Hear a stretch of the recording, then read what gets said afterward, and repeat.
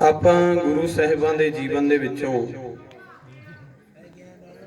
ਤਕਰੀਬਨ 10 ਗੁਰੂ ਸਾਹਿਬਾਨਾਂ ਦਾ ਇਤਿਹਾਸ ਪੜ੍ਹਿਆ ਹੈ, ਸੁਣਿਆ ਹੈ, ਵਿਚਾਰਿਆ ਹੈ, ਸਮਝਿਆ ਹੈ। ਪਰ ਕਦੇ ਗੁਰੂ ਗ੍ਰੰਥ ਸਾਹਿਬ ਮਹਾਰਾਜ ਜੀ ਦੇ ਇਤਿਹਾਸ ਨੂੰ ਸਮਝਣ ਦੀ, ਵਿਚਾਰਨ ਦੀ ਜਾਂ ਗੁਰੂ ਪਾਤਸ਼ਾਹ ਜੀ ਦੇ ਬਾਰੇ ਜਾਣਕਾਰੀ ਲੈਣ ਦੀ ਕਦੇ ਕੋਸ਼ਿਸ਼ ਨਹੀਂ ਕੀਤੀ। ਕਿਉਂਕਿ ਜੇ 10 ਗੁਰੂ ਸਾਹਿਬਾਨ ਸ਼ਰੀਰ ਕਰਕੇ ਇਸ ਸੰਸਾਰ ਦੇ ਵਿੱਚ ਦੀ ਵਿਚਰੇ ਹਨ, ਉਹਨਾਂ ਦਾ ਇਤਿਹਾਸ ਹੈ, ਤਾਂ ਜੋ ਜੁਗੋ ਜੁਗ ਅਟਲ ਆਦਿ ਸ਼੍ਰੀ ਗੁਰੂ ਗ੍ਰੰਥ ਸਾਹਿਬ ਮਹਾਰਾਜ ਜੀ ਹਨ, ਜਿਨ੍ਹਾਂ ਦਾ ਪ੍ਰਕਾਸ਼ ਆਦਿ ਸਮੇਂ ਤੋਂ ਲੈ ਕੇ ਅੰਤ ਸਮੇਂ ਤੱਕ ਰਹਿਣਾ ਹੈ। ਉਹਨਾਂ ਦਾ ਵੀ ਇਤਿਹਾਸ ਹੈ। ਅੱਜ ਆਪਾਂ ਗੁਰੂ ਗ੍ਰੰਥ ਸਾਹਿਬ ਮਹਾਰਾਜ ਜੀ ਦੇ ਇਤਿਹਾਸ ਦੇ ਬਾਰੇ ਦੇ ਵਿੱਚ ਵਿਚਾਰ ਕਰਨੀ ਹੈ ਕਿ ਸਤਿਗੁਰਾਂ ਦਾ ਇਤਿਹਾਸ ਕੀ ਹੈ। ਗੁਰੂ ਨਾਨਕ ਪਾਤਸ਼ਾਹ ਜੀ ਜੇ ਸੰਸਾਰ ਦੇ ਅੰਦਰ ਆਏ, 70 ਸਾਲ ਦੀ ਆਰਜੂ ਗੁਰੂ ਪਾਤਸ਼ਾਹ ਜੀ ਨੇ ਇਸ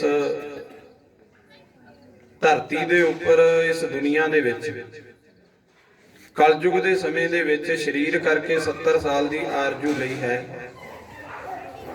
ਉਹਨਾਂ ਦਾ ਵੱਖੋ ਵੱਖਰੇ ਥਾਵਾਂ ਤੇ ਜਾਣਾ, ਬੜੀਆਂ ਥਾਵਾਂ ਤੇ ਚਰਨ ਪਾਏ ਪਾਤਸ਼ਾਹ ਨੇ। ਜਿੱਥੇ ਜਿੱਥੇ ਸਤਿਗੁਰੂ ਜੀ ਗਏ, ਉੱਥੇ ਉੱਥੇ ਉਹਨਾਂ ਦਾ ਇਤਿਹਾਸ ਹੈ। ਇਸੇ ਤਰ੍ਹਾਂ ਦੂਜੇ ਪਾਤਸ਼ਾਹ ਗੁਰੂ ਅੰਗਦ ਦੇਵ ਮਹਾਰਾਜ ਜੀ ਜਿੱਥੇ ਵੀ ਗਏ, ਉੱਥੇ ਹੀ ਪਾਤਸ਼ਾਹ ਜੀ ਦਾ ਇਤਿਹਾਸ ਹੈ। ਇਸੇ ਤਰ੍ਹਾਂ 10 ਗੁਰੂ ਸਾਹਿਬਾਨਾਂ ਜੀ ਦੀ ਜੇ ਗੱਲ ਕਰੀਏ ਤਾਂ 10 ਪਾਤਸ਼ਾਹੀਆਂ ਨੇ ਜਿੱਥੇ ਜਿੱਥੇ ਜਾ ਕੇ ਚਰਨ ਪਾਏ, ਉਹਨਾਂ ਦਾ ਇਤਿਹਾਸ ਹੈ। ਇਸੇ ਤਰ੍ਹਾਂ 11ਵੇਂ ਪਾਤਸ਼ਾਹ ਗੁਰਤਾ ਗੱਦੀ ਤੇ ਸੁਭਾਏ ਮਨ ਸਤਿਗੁਰੂ, ਜਿਨ੍ਹਾਂ ਦੇ ਬਾਰੇ ਬਾਣੀ ਦੇ ਵਿੱਚ ਸ਼ਬਦ ਹੈ ਆਦਿ ਪੂਰਨ, ਮੱਧ ਪੂਰਨ, ਅੰਤ ਪੂਰਨ ਪਰਮੇਸ਼ਰ ਹੈ। ਥੋੜਾ ਜਿਹਾ ਇਸ ਸ਼ਬਦ ਨੂੰ ਮੈਂ ਸੰਗਤ ਦੇ ਨਾਲ ਸਾਂਝਾ ਕਰ ਲਵਾਂ। ਆਦਿ ਦਾ ਮਤਲਬ ਹੈ ਉਸ ਸਮੇਂ ਤੋਂ ਲੈ ਕੇ ਜਦੋਂ ਸ੍ਰਿਸ਼ਟੀ ਦੀ ਸਾਜਨਾ ਨਹੀਂ ਹੋਈ ਸੀ, ਦੁਨੀਆ ਦੇ ਉੱਪਰ, ਧਰਤੀ ਦੇ ਉੱਪਰ ਜਦੋਂ ਕੋਈ ਵੀ ਜੀਵ ਪੈਦਾ ਨਹੀਂ ਹੋਇਆ ਸੀ, ਤੇ ਪਰਮੇਸ਼ਰ ਉਸ ਸਮੇਂ ਤੇ ਵੀ ਸੀ।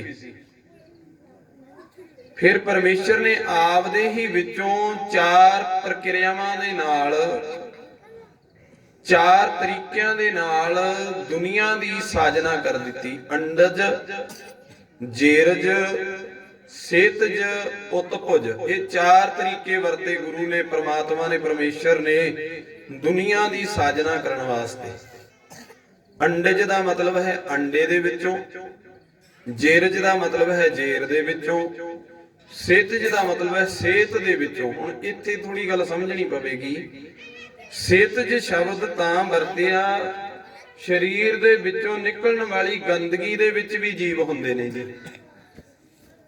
ਜਿਵੇਂ ਸਾਡੇ ਸਰੀਰ ਨੂੰ ਪਸੀਨਾ ਆਉਂਦਾ ਨਾ ਗਰਮੀ ਦੀ ਰੁੱਤ ਦੇ ਵਿੱਚ, ਉਹਦੇ ਅੰਦਰ ਵੀ ਨਿੱਕੇ ਨਿੱਕੇ ਜੀਵ ਹੁੰਦੇ ਹਨ, ਉਹ ਵੀ ਜਨਮ ਲੈਂਦੇ ਆ ਉਸ ਗੰਦਗੀ ਦੇ ਵਿੱਚੋਂ। ਮਹਾਰਾਜ ਜੀ ਨੇ ਦੁਨੀਆ ਨੂੰ ਸਾਜਣ ਦੇ ਲਈ, ਜੀਵਾਂ ਨੂੰ ਸਾਜਣ ਦੇ ਲਈ ਤੀਜਾ ਤਰੀਕਾ ਸੇਤਜ ਵਰਤਿਆ, ਤੇ ਚੌਥਾ ਤਰੀਕਾ ਮਹਾਰਾਜ ਜੀ ਕਹਿੰਦੇ ਉਤਪੁਜ। ਉਤਪੁਜ ਦਾ ਮਤਲਬ ਹੁੰਦਾ ਹੈ ਉੱਗ ਜਾਣਾ ਚੀਜ਼ ਨੇ। ਬੀਜ ਦੇ ਵਿੱਚੋਂ ਜੀਵ ਪੈਦਾ ਕੀਤੇ, ਬੀਜਾਂ ਦੇ ਵਿੱਚੋਂ ਜਿੰਨੀ ਬਨਸਪਤੀ, ਫਲਦਾਰ ਬੂਟੇ, ਫੁੱਲਦਾਰ ਬੂਟੇ, ਇਹ ਸਾਰੀ ਬਨਸਪਤੀ ਨੂੰ ਉਤਪੁਜ ਵਰਤਿਆ ਸ਼ਬਦ। ਮਹਾਰਾਜ ਕਹਿੰਦੇ 4 ਤਰੀਕੇ ਉਸ ਪਰਮਾਤਮਾ ਨੇ ਦੁਨੀਆ ਨੂੰ ਸਾਜਣ ਵਾਸਤੇ, ਜੀਵਾਂ ਦੀ ਉਤਪਤੀ ਵਾਸਤੇ ਵਰਤੇ। ਤੇ ਆਦ ਸਮਾਂ ਜਦੋਂ ਕੋਈ ਵੀ ਜੀਵ ਧਰਤੀ ਤੇ ਨਹੀਂ ਸੀ, ਪਰਮਾਤਮਾ ਉਦੋਂ ਵੀ ਮੌਜੂਦ ਸੀ ਇਸ ਦੁਨੀਆ ਦੇ ਵਿੱਚ, ਇਸ ਬ੍ਰਹਿਮੰਡ ਦੇ ਵਿੱਚ। ਤੇ ਸਤਿਗੁਰੂ ਜੀ ਕਹਿੰਦੇ ਮੱਧ ਪੂਰਨ, ਜਿਹੜਾ ਵਿਚਕਾਰ ਵਾਲਾ ਸਮਾਂ, ਜਿੰਨਾ ਚਿਰ ਸ੍ਰਿਸ਼ਟੀ ਸਜੀ ਰਹਿਣੀ ਹੈ, ਮਹਾਰਾਜ ਕਹਿੰਦੇ ਉਹ ਪਰਮੇਸ਼ਰ ਪਰਮਾਤਮਾ ਨੇ ਉਨੇ ਸਮਾਂ ਇਸ ਸ੍ਰਿਸ਼ਟੀ ਤੇ ਰਹਿਣਾ ਹੈ। मैं थोड़ी जी बेनती करा, बच्चे बड़ी हरकत करते हैं जी, रौला पा रहे हैं। प्रबंधक वीरां नूं बेनती है, बच्चों नूं जरूर रोको, क्योंकि जिन्ना चिर आप जी एकाग्रता नहीं ना बनाओगे, मन की एकाग्रता नाल ही सारी गल है। जिन्ना चिर आप जी दे मन की या मेरे मन की एकाग्रता नहीं बनती, उन्ना चिर गुरु के चरणों चों प्यार नहीं लिया जाना साडे कोल। ते इत्थे बैठे काहदे लई आ? गुरु ग्रंथ साहिब महाराज जी का प्यार मानण वास्ते बैठे आ। ते जे मान के ना गए ना जी, प्यार ना गुरु जी तो लेके गए, जे गुरु ने पुत्तां धीआं वांग प्यार ही ना कीता सानूं ओकल च बटरा, फिर फायदा नहीं इत्थे इकट्ठे होए। इस करके बेनती हुण सतगुरु जी कहंदे जिन्ना चिर मध समा है, विचकार वाला समा सृष्टि का सजना है, जिन्ना चिर सृष्टि ने चलते रहना है, जीवां ने दुनिया दे विच आउंदे जांदे रहना है, परमात्मा उन्ना चिर भी पूरा ही है इत्थे ते अंतपूर्ण परमेश्वर है। पंजवें पातशाह जी कहंदे जदों दुनिया दे विच कुछ भी ना रहा, पहलां दे वांग आद समय दे वांग कल्ला ही परमेश्वर रह गया, सृष्टि ने खत्म हो जाना जिस दिन।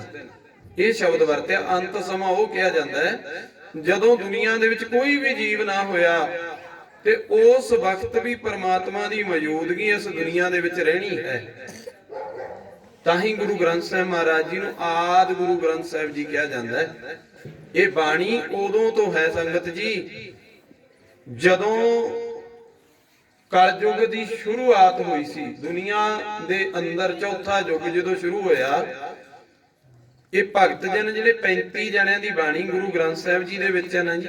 अज मैं बेनती की ना भी नौजवान भैन वीर जिन्ने भी फिरदे आ सारे आके बैठो। जरूरी नहीं है भी अमृत छकण वाली इत्थे कथा दे विच जां कीर्तन दे विच जां गुरु के दरबार विच बैठ सकदे आ। समझ साडे सारिਆਂ ਲਈ ਜ਼ਰੂਰੀ है, क्योंकि ਅਸੀਂ सिख कहाउंदे आ। कल नूं जदों किसे दे विच जाके खड़ांगे, साडे पहरावे नूं देख के कोई भी सानू सवाल कर सकदा, तुसीं सिखां दे घर दे जम्मे हो, धीआं पुत्रों सिखां दे, तुहाडे गुरु दे बारे सानू कुछ दसो। ते जे जानकारी होवेगी तां दसांगे फेर संगत जी। हुण पहले सवाल दा जवाब सुणो। सतगुरु जी दे अंदर 35 जणियां दी बाणी दर्ज है गुरु ग्रंथ साहिब जी दे विच। बच्चों बैठो पुत्रो, आके मैं तुहाडियां ही अगे वास्ते तुहाडे काम आउण वालीआं गल्लां करनीआं। एक भी गल मैं वो नहीं कहंदी, देखो भज दौड़ तां रोज करदे हो, स्कूलां 'च किहड़ा करदे नहीं, पर समझो ये गल्लां नूं तुसीं साडे पंथ नूं साडे धर्म नूं अगे लैके जाना है।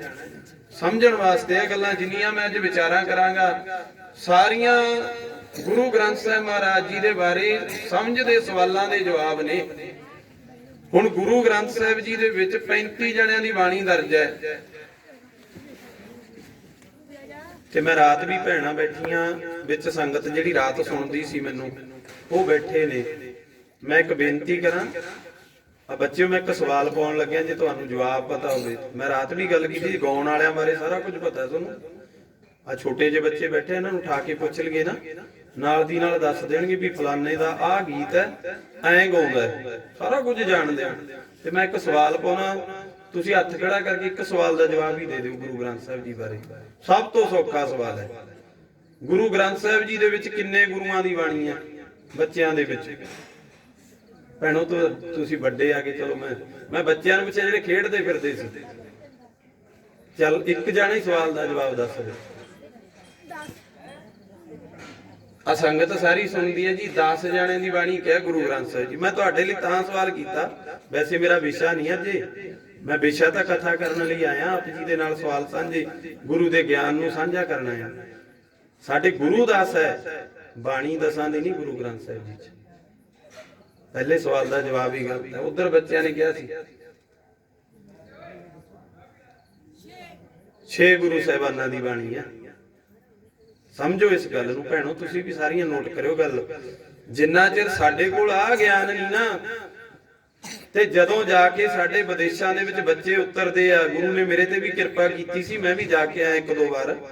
उत्थों दे लोग बड़े इंटैलीजेंट ने, वो साडे पहरावे नूं देख के सवाल कर लैंदे आ, तुहाडे गुरु ग्रंथ साहिब जी दे विच की है ਜਿਹੜਾ ਤੁਸੀਂ ਇਹਦੇ ਅੱਗੇ ਆ ਕੇ ਝੁਕਦੇ ਹੋ। ਦੁਨੀਆ ਦੀ ਕੋਈ ਕਿਤਾਬ ਅੱਗੇ ਲੋਕ ਨਹੀਂ ਝੁਕਦੇ, ਉਹ ਆ ਸਵਾਲ ਕਰਦੇ ਆ।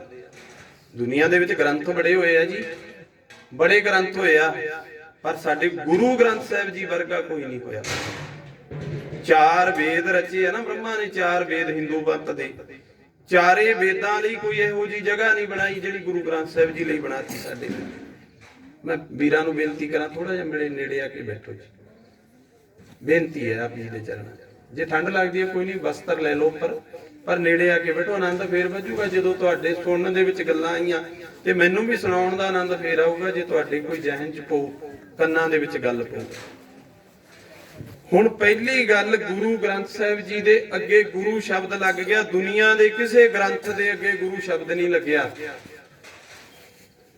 ਤੇ ਮੈਂ 35 ਜਾਣਿਆਂ ਦੀ ਗੱਲ ਕੀਤੀ ਹੈ। ਗੁਰੂ ਗ੍ਰੰਥ ਸਾਹਿਬ ਜੀ ਦੇ ਵਿੱਚ ਸੰਗ੍ਰਹਿ ਕੀਤਾ ਨਾ ਜਿਹੜਾ ਬਾਣੀ ਦਾ ਜਾਂ ਇਤਿਹਾਸ, ਆਪਾਂ ਗੁਰੂ ਗ੍ਰੰਥ ਸਾਹਿਬ ਜੀ ਦਾ ਹੀ ਨੋਟ ਕਰਨਾ ਸਾਰਾ।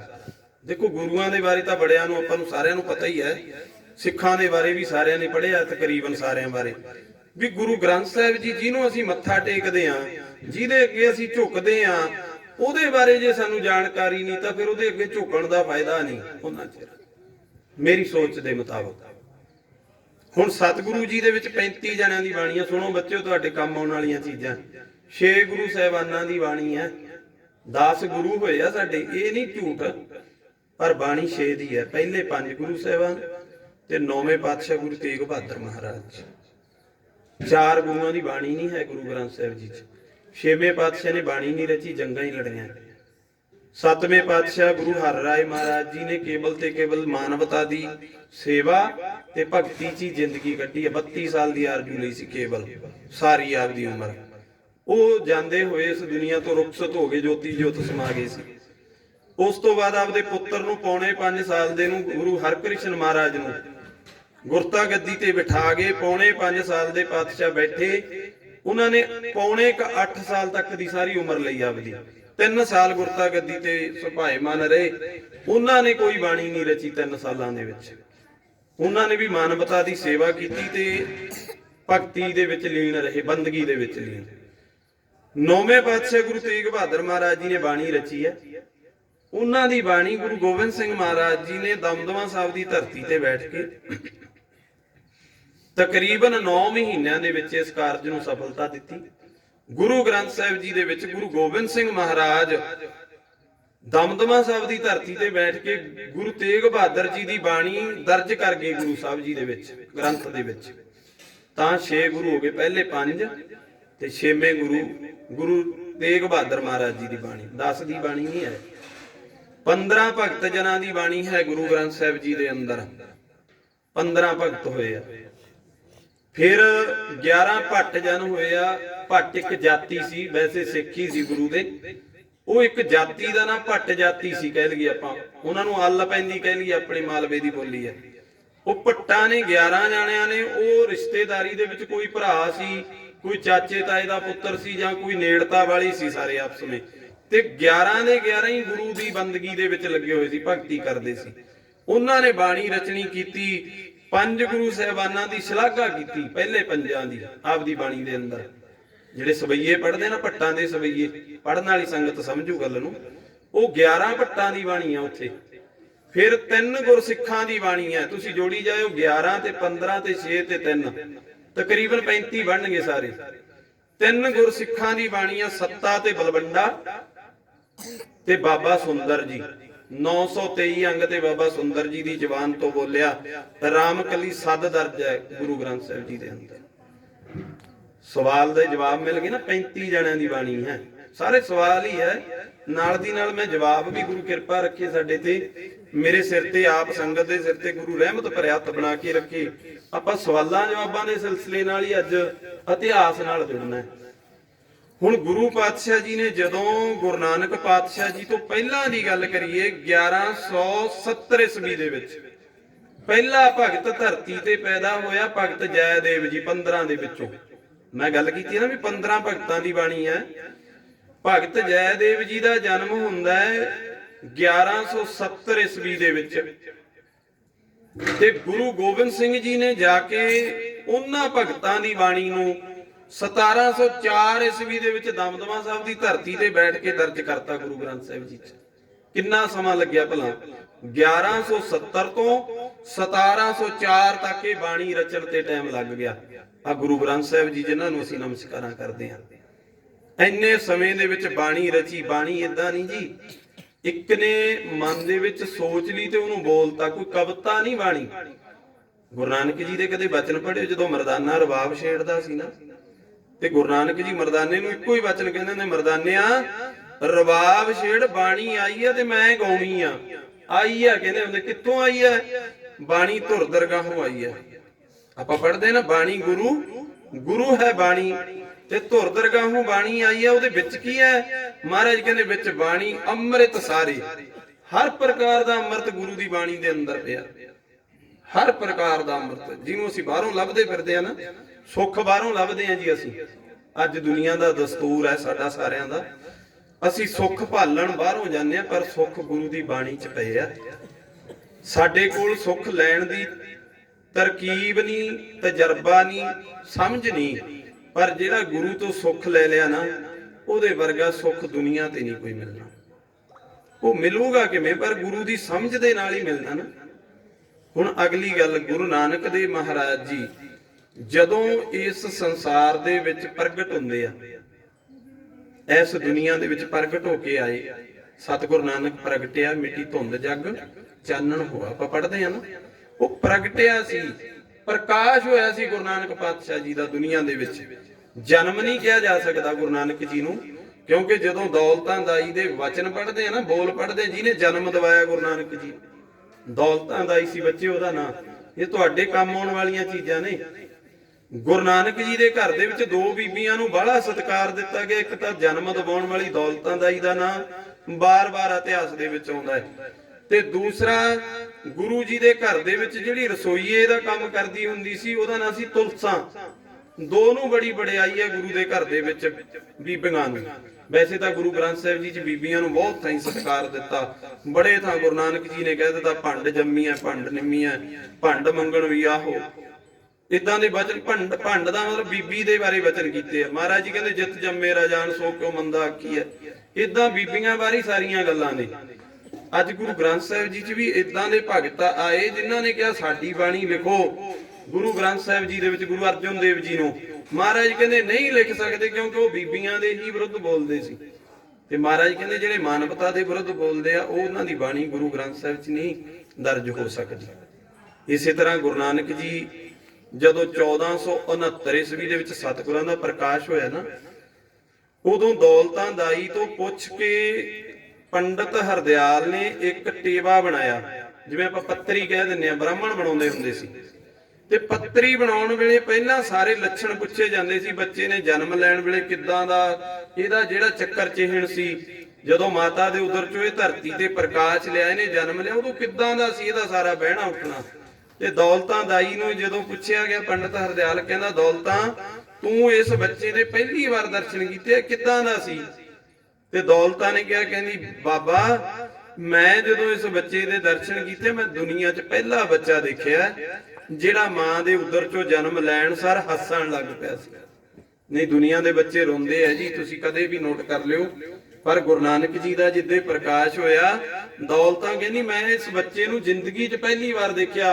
ਹਜ਼ਾਰਾਂ ਬੱਚਿਆਂ ਨੂੰ ਜਨਮ ਦਿਵਾਤਾ, ਪਰ ਇਹ ਜਨਮ ਲੈਣ ਸਾਰੀ ਹੱਸਣ ਲੱਗ ਪਿਆ।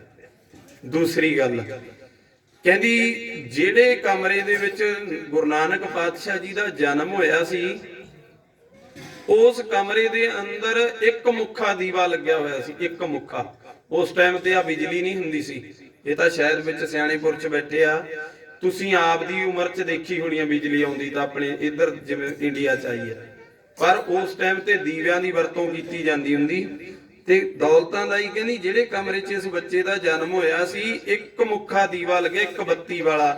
ਪਰ ਕਹਿੰਦੀ ਜਦੋਂ ਇਹਨੇ ਜਨਮ ਲੈ ਲਿਆ, ਕਮਰੇ 'ਚ ਇੰਨਾ ਚਾਨਣ ਹੋ ਗਿਆ ਜਿਵੇਂ ਕਮਰੇ 'ਚ ਚੌਮੁੱਖਾ ਦੀਵਾ ਲੱਗਿਆ ਹੋਵੇ, 4 ਬੱਤੀਆਂ ਵਾਲਾ ਦੀਵਾ ਚੱਲਦਾ ਹੋਵੇ। ਇੰਨਾ ਚਾਨਣ ਕਮਰੇ ਦੇ ਅੰਦਰ ਪ੍ਰਕਾਸ਼ ਲੱਗਿਆ ਮੈਨੂੰ। ਇਦਾਂ ਫਿਰ ਟੇਵਾ ਬਣਾਇਆ ਸੀ ਗੁਰੂ ਨਾਨਕ ਜੀ ਦੇ ਜੀਵਨ ਦਾ, ਪੱਤਰੀ ਬਣਾਈ ਗਈ ਸੀ।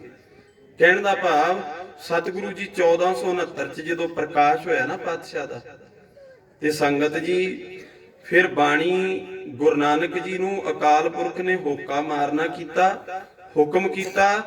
ਗੁਰੂ ਨਾਨਕ ਜੀ ਉਹ ਹੁਕਮ ਨੂੰ ਦੁਨੀਆ ਵਿੱਚ ਵੰਡਣ ਲੱਗੇ, ਅਕਾਲ ਪੁਰਖ ਦੇ ਗੁਰਬਾਣੀ ਰੂਪ ਦੇ ਵਿੱਚ। ਦੇਖੋ ਪਹਿਲਾਂ ਆਪਾਂ ਪੜ੍ਹਦੇ ਹੁੰਦੇ ਨਾ, ਬੇਈ ਨਦੀ ਚ ਅਲੋਪ ਹੋਏ 3 ਦਿਨਾਂ ਵਾਸਤੇ, ਕੋਈ 7 ਦਿਨ ਕਹਿੰਦਾ ਚਲੋ ਵੱਖਰੀ ਵਿਚਾਰ ਹੈ, ਪਰ ਜਦੋਂ ਡੂੰਘਾਈ ਨਾਲ ਦੇਖਦੇ ਆ 3 ਦਿਨਾਂ ਲਈ ਅਲੋਪ ਹੋਏ ਬਈ ਨਦੀ ਦੇ ਅੰਦਰ। ਉੱਥੋਂ ਗੁਰੂ ਜੀ ਤੋਂ 2 ਵਚਨ ਲੈ ਕੇ, ਪ੍ਰਮਾਤਮਾ ਤੋਂ 2 ਵਚਨ ਲੈ ਕੇ, ਪਹਿਲਾ ਵਾਹਿਗੁਰੂ ਗੁਰਮੰਤਰ ਹੈ। ਵਾਹਿਗੁਰੂ ਬੋਲਦੇ ਨਾ ਆਪਾਂ, ਵਾਹਿਗੁਰੂ, ਚਾਰੇ ਯੁੱਗਾਂ ਦਾ ਇੱਕ ਇੱਕ ਅੱਖਰ ਲਿਆ। ਜਿਆਦਾ ਮੈਂ ਨਾ ਸੰਖੇਪ ਦੇ ਵਿੱਚ ਜਾਵਾਂ। ਪਹਿਲਾ ਯੁੱਗ ਸਤਯੁੱਗ, ਦੁਆਪਰ ਤੀਸਰਾ ਯੁੱਗ, ਤ੍ਰੇਤਾ ਦੂਜਾ ਯੁੱਗ। ਪਹਿਲਾ ਸਤਯੁੱਗ, ਦੂਜਾ ਤ੍ਰੇਤਾ, ਤੀਜਾ ਦੁਆਪਰ, ਚੌਥਾ ਕਲਯੁੱਗ। ਗੁਰੂ ਨਾਨਕ ਜੀ ਨੇ ਚਾਰੇ ਯੁੱਗਾਂ ਦਾ ਇੱਕ ਇੱਕ ਅੱਖਰ ਲੈ ਲਿਆ। ਵਾਵੇ ਨੂੰ ਕੰਨਾ, ਹਾਹੇ ਨੂੰ ਸਿਹਾਰੀ ਦੂਜੇ ਯੁੱਗ ਦਾ, ਤੀਜੇ ਦਾ ਗੱਗੇ ਨੂੰ ਔਂਕੜ, ਚੌਥੇ ਦਾ ਰਾਰੇ ਨੂੰ ਦਲੈਂਕੜ। ਚਾਰੇ ਯੁੱਗਾਂ ਦਾ ਇੱਕ ਇੱਕ ਅੱਖਰ ਲੈ ਕੇ ਇੱਕ ਸ਼ਬਦ ਬਣਾਇਆ ਦੁਨੀਆ ਨੂੰ ਤਾਰਨ ਵਾਸਤੇ। ਵਾਹਿਗੁਰੂ ਗੁਰਮੰਤਰ ਹੈ, ਗੁਰੂ ਦਾ ਮੰਤਰ ਹੈ ਤਰਨ ਵਾਸਤੇ। ਵਾਹਿਗੁਰੂ ਨਾਮ ਜਹਾਜ਼ ਹੈ, ਚੜੇ ਸੋਤਰੇ ਪਰ। ਇਹ ਵਚਨ ਲਿਆਂਦਾ ਗੁਰੂ ਨਾਨਕ ਨੇ ਅਕਾਲ ਪੁਰਖ ਦੇ ਘਰ ਚੋਂ। ਫਿਰ ਦੂਸਰਾ ਵਚਨ ਮੂਲ ਮੰਤਰ ਲਿਆਂਦਾ ਗੁਰ ਪ੍ਰਸਾਦ ਤੱਕ। ਅੱਜ ਸਾਡੇ ਚ ਸਮਝ ਦੀ ਆ ਘਾਟ ਹੈ, ਸਾਨੂੰ ਮੂਲ ਮੰਤਰ ਨਹੀਂ ਪਤਾ ਕਿੱਥੋਂ ਤੱਕ ਹੈ ਜੀ। ਕਿਉਂਕਿ ਗੁਰੂ ਗ੍ਰੰਥ ਸਾਹਿਬ ਜੀ ਦਾ ਬਾਰ-ਬਾਰ ਮੂਲ ਮੰਤਰ ਲਿਖਿਆ। ਜਿੱਥੇ ਸ਼ਲੋਕ ਗੁਰੂ ਜੀ ਨੇ ਰਚਨਾ ਕਰ ਦਿੱਤਾ, 31 ਦੇ 31 ਸ਼ਲੋਕ ਕਹਿ ਲਈਏ, ਉਹਨਾਂ ਦੇ ਉੱਪਰ ਗੁਰੂ ਜੀ ਨੇ ਮੂਲ ਮੰਤਰ ਲਿਖਿਆ ਗੁਰ ਪ੍ਰਸਾਦ ਤੱਕ। ਇੱਕ ਓੰਕਾਰ ਤੋਂ ਗੁਰ ਪ੍ਰਸਾਦ। ਠੰਡ ਹੈ ਬੱਚਿਓ, ਮੈਂ ਬੀਬੀਆਂ ਨੂੰ ਬੇਨਤੀ ਕਰਾਂ, ਬੱਚਿਆਂ ਦੇ ਉੱਪਰ ਠੰਡ ਦਾ ਕਰਕੇ ਕੱਪੜੇ ਦੀ ਜ਼ਰੂਰ ਦਿਓ, ਪ੍ਰਬੰਧ ਕਰੋ। ਦੂਸਰੀ ਗੱਲ ਸਮਝਿਓ, ਸੁਣਿਓ ਸਾਰੇ ਬੈਠ ਕੇ, ਸੌਣ ਦੀ ਕੋਸ਼ਿਸ਼ ਨਾ ਕਰਿਓ, ਸੌਂਦੇ ਤਾਂ ਰੋਜ਼ ਹੀ ਆ। ਤੁਹਾਡੇ ਬੜੀ ਕੰਮ ਦੀਆਂ ਗੱਲਾਂ ਕਰਨੀਆਂ ਅੱਜ ਗੁਰੂ ਜੀ ਦੇ ਵਿੱਚੋਂ ਆਪਾਂ। ਫਿਰ ਸਤਿਗੁਰਾਂ ਨੇ ਜਦੋਂ ਬਾਣੀ ਦੀ ਇਦਾਂ ਰਚਨਾ ਕਰ ਦਿੱਤੀ ਤੇ ਦੂਜੇ ਪਾਤਸ਼ਾਹ ਜੀ ਨੇ ਫਿਰ ਇੱਕ ਪੋਥੀ ਬਣਾ ਲਈ ਬਾਣੀ ਦੀ। ਸਾਰੀ ਬਾਣੀ ਲਿਖਦੇ ਰਹੇ ਪਹਿਲੇ ਪਾਤਸ਼ਾਹ ਨੇ। ਉਹ ਪੋਥੀ ਬਣਾ ਕੇ ਦੇ ਨਾਲ ਦੀ ਨਾਲ 4 ਉਦਾਸੀਆਂ ਆਰੰਭ ਦਿੱਤੀਆਂ। ਮਰਦਾਨੇ ਨੂੰ ਨਾਲ ਲੈ ਲਿਆ। ਮਹਾਰਾਜ ਜੀ ਕਹਿੰਦੇ ਦੁਨੀਆ ਨੂੰ ਸਮਝਾਉਣ ਜਾਣਾ ਮਰਦਾਨੇ ਆਪਾਂ। ਕਹਿਣ ਦਾ ਭਾਵ ਦੁਨੀਆ ਵਹਿਮਾਂ ਭਰਮਾਂ ਪਖੰਡਾਂ 'ਚ ਖੁੱਭੀ ਖੜੀ, ਆਪਾਂ ਉਹਨਾਂ ਨੂੰ ਕੱਢਣਾ ਹੈ ਇਹਨਾਂ ਇਸ ਗਾਰ ਦੇ ਵਿੱਚੋਂ। ਆਪਾਂ ਗੁਰੂ ਨਾਨਕ ਜੀ ਨੇ ਕਿਹਾ ਮੈਂ ਅਕਾਲ ਪੁਰਖ ਦਾ ਸ਼ਬਦ ਦਾ ਡੰਕਾ ਪੂਰੀ ਦੁਨੀਆ ਦੇ ਵਿੱਚ ਵਜਾ ਕੇ ਜਾਵਾਂਗਾ। ਤੇ ਫਿਰ 4 ਉਦਾਸੀਆਂ ਦੇ ਦੌਰਾਨ ਗੁਰੂ ਨਾਨਕ ਜੀ ਨੇ ਉਹਨਾਂ ਭਗਤ ਜਨਾਂ ਦੀ ਬਾਣੀ ਨੂੰ ਇਕੱਠੇ ਕੀਤਾ ਜਿਨ੍ਹਾਂ ਦੇ ਅੱਜ ਬਾਣੀ ਦਰਜ ਹੈ ਗੁਰੂ ਗ੍ਰੰਥ ਸਾਹਿਬ ਜੀ ਦੇ ਵਿੱਚ। ਜੇ ਬਨਾਰਸ ਗਏ ਤਾਂ ਬਨਾਰਸ ਦੇ ਵਿੱਚੋਂ ਗੁਰੂ ਜੀ ਨੇ ਭਗਤ ਰਵਿਦਾਸ ਜੀ ਦਾ ਘਰ ਲੱਭਿਆ ਤੇ ਨਾਲ ਦੀ ਨਾਲ ਭਗਤ ਕਬੀਰ ਜੁਲਾਹੇ ਦਾ ਘਰ ਲੱਭਿਆ। ਮੈਂ ਨਾਂ ਜੁਲਾਹਾ ਤਾਂ ਵਰਤਿਆ ਜੀ ਸ਼ਬਦ। ਗੁਰੂ ਨਾਨਕ ਜੀ ਦੇ ਪਿਆਰੇ ਭਗਤ ਜਨਾਂ ਨੇ ਜਾਤ ਪਾਤ ਦਾ ਕੋਈ ਵੀ ਆਪਦੇ ਅੰਦਰ ਫਿਕਰ ਨਹੀਂ ਰੱਖਿਆ। ਗੱਜ ਕੇ ਕਿਹਾ ਵੀ ਜੇ ਮੈਂ ਰਵਿਦਾਸ ਚਮਾਰ ਹਾਂ ਤਾਂ ਮੈਂ ਚਮਾਰ ਹੀ ਹਾਂ। ਉਹਨਾਂ ਨੇ ਖੁੱਲੇ ਤੌਰ ਤੇ ਕਹਿ ਦਿੱਤਾ। ਥਾਂ ਥਾਂ ਤੇ ਉਹਨਾਂ ਦੇ ਸ਼ਬਦ ਪਿੱਛੇ ਆਊਗਾ, ਕਹੇ ਰਵਿਦਾਸ ਚਮਾਰਾ। ਉਹਨਾਂ ਨੇ ਖੁੱਲ ਕੇ ਕਿਹਾ ਅੱਜ ਅਸੀਂ ਜਾਤਾਂ ਪਾਤਾਂ 'ਚ ਫਸ ਗਏ। ਗੁਰੂ ਨਾਨਕ ਨੇ ਨਹੀਂ ਇਹਨਾਂ ਚੀਜ਼ਾਂ 'ਚ ਸਾਨੂੰ ਕੀਤਾ ਸੀ, ਉਹ ਤੇ ਕੱਢ ਕੇ ਗਏ ਇਹਨਾਂ ਚੀਜ਼ਾਂ ਦੇ ਅੰਦਰ। ਫਿਰ ਕਹਿੰਦੇ ਜੇ ਬਨਾਰਸ ਗਏ ਤਾਂ ਵੀ ਭਗਤਾਂ ਦੀ ਬਾਣੀ ਲਿਆਂਦੀ, ਜੇ ਮਹਾਰਾਸ਼ਟਰ 'ਚ ਗਏ ਤਾਂ ਵੀ ਭਗਤ ਨਾਮਦੇਵ ਜੀ ਵਰਗਿਆਂ ਦੀ ਬਾਣੀ ਲਿਆਂਦੀ, ਜੇ ਗਗਨੌਰ ਗਏ ਰਾਜਸਥਾਨ ਵੱਲ ਇੱਧਰ ਵੀ ਭਗਤ ਪੀਪਾ ਜੀ ਵਰਗਿਆਂ ਦੀ ਬਾਣੀ ਲੈ ਕੇ ਆਂਦੀ। ਇਦਾਂ ਸਾਰੇ 15 ਦੇ 15 ਭਗਤਾਂ ਦੀ ਬਾਣੀ ਨੂੰ ਪੋਥੀਆਂ ਲੈਂਦੇ ਰਹੇ, ਘਰਾਂ ਤੋਂ ਜਾ ਕੇ ਉਹਨਾਂ ਦੇ ਪਰਿਵਾਰਾਂ ਤੋਂ ਉਹਨਾਂ ਦੇ ਬੱਚਿਆਂ ਤੋਂ ਬੇਨਤੀਆਂ ਕਰ ਕਰਕੇ ਤੇ ਇੱਕ ਪੋਥੀ ਦੇ ਅੰਦਰ ਉਹ ਬਾਣੀ ਨੂੰ ਦਰਜ ਕਰਦੇ ਗਏ ਗੁਰੂ ਨਾਨਕ ਜੀ। ਸਾਰੇ ਭਗਤਾਂ ਦੀ ਬਾਣੀ ਨੂੰ ਇੱਕ ਥਾਂ ਤੇ ਲਿਖਦੇ ਗਏ ਤੇ ਇੱਕ ਪੋਥੀ ਆਪਦੀ ਬਾਣੀ ਦੀ ਸਪੈਸ਼ਲ ਵੱਖਰੀ ਲਿਖਦੇ ਰਹੇ। ਇਦਾਂ ਫਿਰ ਦੂਜੇ ਪਾਤਸ਼ਾਹ ਜੀ ਨੂੰ ਜਦੋਂ ਗੁਰਤਾ ਗੱਦੀ ਸੌਂਪੀ, ਅੱਜ ਅਸੀਂ 2 ਗੱਲਾਂ ਕਰਦੇ ਆਂ ਜੀ। ਕਹਿੰਦੇ ਜਦੋਂ ਦੂਜੇ ਗੁਰੂ ਨੂੰ ਗੁਰਤਾ ਗੱਦੀ ਦਿੱਤੀ ਨਾ ਗੁਰੂ ਨਾਨਕ ਜੀ ਨੇ, ਉਦੋਂ 5 ਪੈਸੇ ਤੇ ਇੱਕ ਨਾਰੀਅਲ ਰੱਖ ਕੇ ਕਹਿੰਦੇ ਗੁਰਤਾ ਗੱਦੀ ਦਿੱਤੀ। ਇਕੱਲੇ ਨਾਰੀਅਲ ਤੇ 5 ਪੈਸਿਆਂ ਤੱਕ ਸੀਮਤ ਨਹੀਂ ਸੀ, ਉਹ ਤੇ ਇੱਕ ਪ੍ਰਕਿਰਿਆ ਸੀ ਅਗਲੇ ਨੂੰ ਗੁਰੂ ਥਾਪਣ ਦੀ, ਵੀ ਅਗਲਾ ਗੁਰੂ ਕੌਣ ਹੈ। ਪਰ ਜਿਹੜੀ ਅਸਲ ਖਜ਼ਾਨਾ ਦੇ ਕੇ ਗਏ ਉਹ ਤੇ ਪੋਥੀਆਂ ਦੇ ਕੇ ਗਏ ਆ। ਗੁਰੂ ਗ੍ਰੰਥ ਸਾਹਿਬ ਮਹਾਰਾਜ ਜੀ ਦਾ ਸਰੂਪ ਬਾਣੀ ਸਾਨੂੰ ਦੇ ਕੇ ਗਏ ਆ ਜਾਂਦੇ ਗੁਰੂ ਨਾਨਕ। ਅਸਲ ਦੇ ਵਿੱਚ ਜਿਹੜਾ ਦੇ ਕੇ ਗਏ ਆ ਉਹ ਬਾਣੀ ਦੇ ਕੇ ਗਏ ਆ। ਪੋਥੀਆਂ ਸਾਨੂੰ ਵੱਡਾ ਖਜ਼ਾਨਾ, ਪਿਓ ਦਾਦੇ ਕਾ ਖੋਲ ਡਿੱਠਾ ਖਜ਼ਾਨਾ ਤਾਂ ਮੇਰੇ ਮਨ ਭਇਆ ਨਿਧਾਨਾ। ਮਨ ਦੇ ਵਿੱਚ ਸ਼ਾਂਤੀ ਤਾਂ ਪੈਦਾ ਹੁੰਦੀ ਹੈ ਜੇ ਪਿਓ ਦਾਦਿਆਂ ਦਾ ਖਜ਼ਾਨਾ ਖੋਲ ਕੇ ਦੇਖਦੇ ਆ, ਗੁਰਬਾਣੀ ਨੂੰ ਪੜ੍ਹਦੇ ਆ, ਜਦੋਂ ਵਿਚਾਰਦੇ ਆ, ਉਹਦੀ ਵਿਚਾਰਧਾਰਾ ਨਾਲ ਜੁੜਦੇ ਆ। ਫਿਰ ਗੁਰੂ ਅੰਗਦ ਦੇਵ ਮਹਾਰਾਜ ਜੀ ਨੂੰ ਸਤਿਗੁਰਾਂ ਨੇ ਖਜ਼ਾਨਾ ਦਿੱਤਾ ਬਾਣੀ ਦਾ। ਪਹਿਲੀ ਪੋਥੀ ਆਪਦੀ ਗੁਰੂ ਨਾਨਕ ਜੀ ਨੇ ਤੇ ਦੂਜੀ ਪੋਥੀ ਭਗਤ ਜਨਾਂ ਦੀ ਬਾਣੀ 15 ਭਗਤਾਂ ਦੀ ਬਾਣੀ ਇਕੱਠੀ ਕਰਕੇ ਲਿਆ ਕੇ ਧੰਨ ਗੁਰੂ ਅੰਗਦ ਦੇਵ ਮਹਾਰਾਜ ਜੀ ਨੂੰ ਸੌਂਪ ਦਿੱਤੀ ਵੀ ਅੱਗੇ ਤੋਂ ਇਸ ਬਾਣੀ ਦੀ ਸੰਭਾਲ ਤੁਸੀਂ ਕਰਨੀ ਹੈ। ਹੁਣ ਥੋੜੀ ਗੱਲ ਹੋਰ ਨੋਟ ਕਰਦੇ ਜਾਇਓ, ਅਸੀਂ ਕਿੰਨਾ ਕੁ ਸਤਿਕਾਰ ਕਰਦੇ ਹਾਂ ਗੁਰੂ ਗ੍ਰੰਥ ਸਾਹਿਬ ਜੀ ਦਾ। ਤੁਹਾਨੂੰ ਪਤਾ ਲੱਗ ਜੂਗਾ ਜੀ ਜਦੋਂ 5 ਗੁਰੂ ਸਾਹਿਬਾਨਾਂ ਦਾ ਜੀਵਨ ਆਪਾਂ ਬਾਚ ਲਿਆ ਨਾ ਗੁਰੂ ਅਰਜਨ ਦੇਵ ਜੀ ਤੱਕ, ਤੇ ਸਮਝ ਪੈ ਜੂ ਵੀ ਗੁਰੂ ਸਾਹਿਬ ਬਾਣੀ ਦਾ ਇੰਨਾ ਸਤਿਕਾਰ ਕਰਦੇ, ਨਾਲੇ ਆਪ ਬਾਣੀ ਦੇ ਰਸਈਏ, ਆਪ ਰਚਨਹਾਰ ਨੇ, ਆਪ ਗੁਰਤਾ ਗੱਦੀ ਤੇ ਬੈਠੇ, ਫਿਰ ਵੀ ਬਾਣੀ ਨੂੰ ਵੱਡਾ ਦਰਜਾ ਆਪਦੇ ਨਾਲੋਂ। ਤੇ ਅੱਜ ਸਾਡੇ ਮਨਾਂ 'ਚ ਬਾਣੀ ਪ੍ਰਤੀ ਕਿੰਨਾ ਪਿਆਰ ਹੈ, ਉਹ ਆਪਾਂ ਸਾਰਿਆਂ ਨੇ ਸੋਚਣਾ ਆਪਦੇ ਆਪ ਦੇ ਅੰਦਰ। ਦੂਸਰੀ ਗੱਲ, ਫਿਰ ਜਦੋਂ ਤੀਜੇ ਪਾਤਸ਼ਾਹ ਜੀ ਆਏ ਗੁਰੂ ਅਮਰਦਾਸ ਮਹਾਰਾਜ, ਇੱਥੇ ਗੁਰੂ ਅਮਰਦਾਸ ਮਹਾਰਾਜ ਜੀ ਨੇ ਦੂਜੇ ਪਾਤਸ਼ਾਹ ਜੀ ਤੋਂ ਜਦੋਂ ਗੁਰਤਾ ਗੱਦੀ ਲਈ ਕਹਿ ਲਈਏ, ਜਾਂ ਦੂਜੇ ਪਾਤਸ਼ਾਹ ਨੇ ਗੁਰਤਾ ਗੱਦੀ ਸੌਂਪੀ, 5 ਪੈਸੇ ਤੇ ਨਾਰੀਅਲ ਦਾ ਰੱਖ ਕੇ ਮੱਥਾ ਟੇਕੇ ਹੀ ਟੇਕਿਆ, ਨਾਲ ਦੀ ਨਾਲ 2 ਦੀ ਥਾਂ ਤੇ 3 ਪੋਥੀਆਂ ਦੇ ਦਿੱਤੀਆਂ ਉਹਨਾਂ ਨੂੰ। ਹੁਣ ਮੈਂ ਥੋੜੀ ਜੀ ਵਿਚਾਰ ਹੋਰ ਕਰ ਲਵਾਂ। ਗੁਰੂ ਗ੍ਰੰਥ ਸਾਹਿਬ ਮਹਾਰਾਜ ਜੀ ਦੇ ਵਿੱਚ 31 ਰਾਗ ਹੈ ਜੀ, ਬੱਚਿਓ ਸਮਝੋ ਗੱਲ ਨੂੰ, ਇਸ ਨੂੰ 31 ਰਾਗਾਂ ਦੇ ਵਿੱਚ ਬਾਣੀ ਰਚੀ ਗਈ ਹੈ। ਰਾਗ ਬੋਲਦੇ ਆ ਕੱਲਾ ਕੱਲਾ, ਜਿਵੇਂ ਸ਼੍ਰੀ ਰਾਗ, ਮਾਝ ਰਾਗ, ਗੌੜੀ ਰਾਗ, ਆਸਾ ਰਾਗ, ਇਦਾਂ ਰਾਗਾਂ ਦੇ ਨਾਂ ਆਉਂਦੇ ਆ। 31 ਦੇ 31 ਰਾਗਾਂ ਦੇ ਨਾਂ ਨੇ ਗੁਰੂ ਗ੍ਰੰਥ ਸਾਹਿਬ ਜੀ ਦੇ ਵਿੱਚ, ਤੇ 31 ਰਾਗਾਂ ਦੇ ਵਿੱਚੋਂ ਧੰਨ ਗੁਰੂ ਨਾਨਕ ਦੇਵ ਮਹਾਰਾਜ ਜੀ ਨੇ 19 ਰਾਗਾਂ 'ਚ ਬਾਣੀ ਰਚੀ ਹੈ। ਸਾਰੇ ਸਵਾਲਾਂ ਦੇ ਜਵਾਬ ਹੀ ਆਉਣਗੇ, ਤੁਹਾਡੇ ਅੱਗੇ ਆਉਣ ਵਾਲੀਆਂ ਗੱਲਾਂ ਨੇ। ਅੱਜ ਮੇਰੇ ਮਨ ਦੇ ਵਿੱਚ ਵਿਚਾਰ ਬਣੀ ਵੀ ਆਪਾਂ ਰਾਤ ਇਤਿਹਾਸ ਤੇ ਗੱਲ ਕੀਤੀ, ਜਾਂ ਗੁਰਬਾਣੀ ਨੂੰ ਅਸੀਂ ਸਮਝਣ ਦੀ ਕੋਸ਼ਿਸ਼ ਨਹੀਂ ਕਰਦੇ, ਤੇ ਸਮਝਾਂਗੇ ਤਾਂ ਜੇ ਗੁਰੂ ਸਾਹਿਬ ਬਾਰੇ ਜਾਣਕਾਰੀ ਹੋ ਸਾਡੇ ਅੰਦਰ। ਮੇਰੇ ਮਨ 'ਚ ਵਿਚਾਰ ਬਣੀ ਵੀ ਅੱਜ ਆਪਾਂ ਇਸੇ ਵਿਸ਼ੇ ਦੀ ਗੱਲ ਸੰਗਤ ਨਾਲ ਸਾਂਝੀ ਕਰਾਂਗੇ। ਹੁਣ ਮਹਾਰਾਜ ਜੀ ਨੇ ਪਹਿਲੇ ਗੁਰੂ ਨਾਨਕ ਜੀ ਨੇ 19 ਰਾਗਾਂ ਦੇ ਵਿੱਚ ਤੇ 958 ਸ਼ਬਦ ਰਚੇ। 19 ਰਾਗ ਲਏ ਤੇ 19 ਦੇ ਵਿੱਚੋਂ ਗੁਰੂ ਨਾਨਕ ਜੀ ਨੇ 958 ਸ਼ਬਦ ਰਚ ਦਿੱਤੇ 19 ਰਾਗਾਂ 'ਚ। ਬਾਣੀ ਦੇ ਸਾਰੇ ਅੰਕੜੇ ਨਿਕਲਣਗੇ ਕੱਲੀ ਕੱਲੀ ਗੱਲ ਦੇ। ਦੂਸਰੇ, ਸਤਿਗੁਰੂ ਗੁਰੂ ਅੰਗਦ ਦੇਵ ਮਹਾਰਾਜ ਜੀ ਨੇ ਕੇਵਲ ਤੇ ਕੇਵਲ 63 ਸ਼ਲੋਕ ਹੀ ਰਚਿਆ ਜੀ 17 ਰਾਗਾਂ ਦੇ ਅੰਦਰ। 19 ਚੋਂ 17 ਲੈ ਲਏ, 2 ਨਹੀਂ ਲਏ। ਕਿਹੜੇ ਕਿਹੜੇ? ਇੱਕ ਤਾਂ ਗੁਰੂ ਸਾਹਿਬ ਜੀ ਨੇ ਬੈਰਾੜੀ ਰਾਗ ਨਹੀਂ ਲਿਆ, ਜਿਹੜਾ 718 ਅੰਗ ਤੇ ਆ, ਰਾਗ ਬੈਰਾੜੀ, ਉਹ ਚ ਦੂਜੇ ਪਾਤਸ਼ਾਹ ਦੀ ਬਾਣੀ ਨਹੀਂ। ਇੱਕ ਤਲੰਗ ਰਾਗ 721 ਅੰਗ ਤੇ ਸ਼ੁਰੂ ਹੁੰਦਾ ਹੈ, 27 ਤੇ ਜਾ ਕੇ ਸਮਾਪਤੀ ਹੈ। ਉਹ ਰਾਗ ਦੇ ਵਿੱਚ ਗੁਰੂ ਅੰਗਦ ਦੇਵ ਮਹਾਰਾਜ ਜੀ ਨੇ ਆਪਦੀ ਬਾਣੀ ਦਰਜ ਨਹੀਂ ਕੀਤੀ। 17 ਰਾਗ ਲੈ ਲਏ ਉਹਨਾਂ ਚੋਂ, ਜਿਹੜੇ ਗੁਰੂ ਨਾਨਕ ਨੇ 19 ਲਏ ਸੀ। ਉਹਨਾਂ 17 ਰਾਗਾਂ ਦੇ ਵਿੱਚ 63 ਸ਼ਲੋਕ ਹੀ ਰਚ ਦਿੱਤੇ। ਸ਼ਲੋਕ ਕੀ ਰਚੇ? ਉਹ ਸ਼ਲੋਕ ਰਾਗਾਂ ਦੇ ਅੰਦਰ ਵੀ ਨਹੀਂ ਰੱਖੇ, ਥੱਲੇ ਰਾਗਾਂ ਦੇ ਥੱਲੇ ਨਹੀਂ ਬੋਲ ਸਕਦੇ ਉਹਨਾਂ ਨੂੰ। ਗੁਰੂ ਨਾਨਕ ਜੀ ਦੇ ਦੂਜੇ ਸਰੂਪ ਨੇ ਰਾਗ ਖਤਮ ਹੋਣ ਤੋਂ ਬਾਅਦ ਸ਼ਲੋਕ ਰਚੇ। ਤੁਸੀਂ ਕਦੇ ਜਿਹੜੇ ਪੜਨ ਵਾਲੀ ਸੰਗਤ ਆ ਨਾ, ਗੁਰੂ ਸਾਹਿਬ ਦੇ ਜੀ ਨੇ ਦਰਸ਼ਨ ਕੀਤੇ ਆ। ਇੱਕ ਤਾਂ ਮੈਂ ਹੋਰ ਬੇਨਤੀ ਕਰ ਲਵਾਂ, ਜਿਹੜੇ ਸਾਡੇ ਪੁਰਾਣੇ ਗ੍ਰੰਥੀ ਸੀ ਨਾ ਜੀ, ਜਾਂ ਬਾਬੇ ਸੀ ਆਪਣੇ ਸਾਰੇ ਪਿੰਡਾਂ 'ਚ, ਉਹ ਕਹਿੰਦੇ ਹੁੰਦੇ ਗੁਰੂ ਗ੍ਰੰਥ ਸਾਹਿਬ ਨੂੰ ਹੱਥ ਨਾਲ ਲਾ ਲਈ, ਪਤਾ ਨਹੀਂ ਕੀ ਪਾਪ ਹੋ ਜਾਊਗਾ। ਆਪਣੇ ਅੰਦਰ ਡਰ ਹੁੰਦਾ ਸੀ ਨਾ, ਮੈਂ ਵੀ ਬਚਪਨ 'ਚ ਦੇਖਦਾ ਰਿਹਾ। ਉਹ ਕਹਿ ਦਿੰਦੇ ਵੀ ਹੱਥ ਨਾਲ ਲਾਈ ਗੁਰੂ ਗ੍ਰੰਥ ਸਾਹਿਬ ਜੀ ਨੂੰ, ਪਾਪ ਹੋ ਜੂ ਤੇਰੇ ਤੋਂ।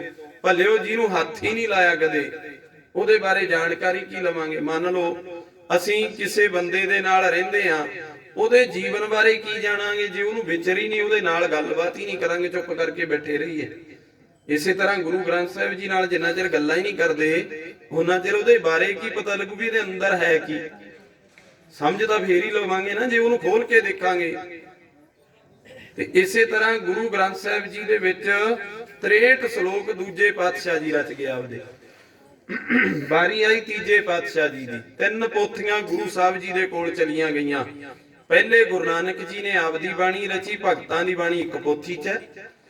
ਗੁਰੂ ਅੰਗਦ ਦੇਵ ਮਹਾਰਾਜ ਜੀ ਨੇ 63 ਸ਼ਲੋਕ ਰਚ ਕੇ ਆਪਦੀ ਪੋਥੀ ਬਣਾ ਕੇ ਤੀਜੇ ਪਾਤਸ਼ਾਹ ਗੁਰੂ ਅਮਰਦਾਸ ਜੀ ਦੀ ਝੋਲੀ 'ਚ 3 ਪੋਥੀਆਂ ਪਾਤੀਆਂ। ਹੁਣ ਤੀਜੇ ਪਾਤਸ਼ਾਹ ਗੁਰੂ ਅਮਰਦਾਸ ਮਹਾਰਾਜ ਜੀ ਨੇ ਫਿਰ ਬਾਣੀ ਰਚਣੀ ਆਰੰਭ ਕਰ ਦਿੱਤੀ।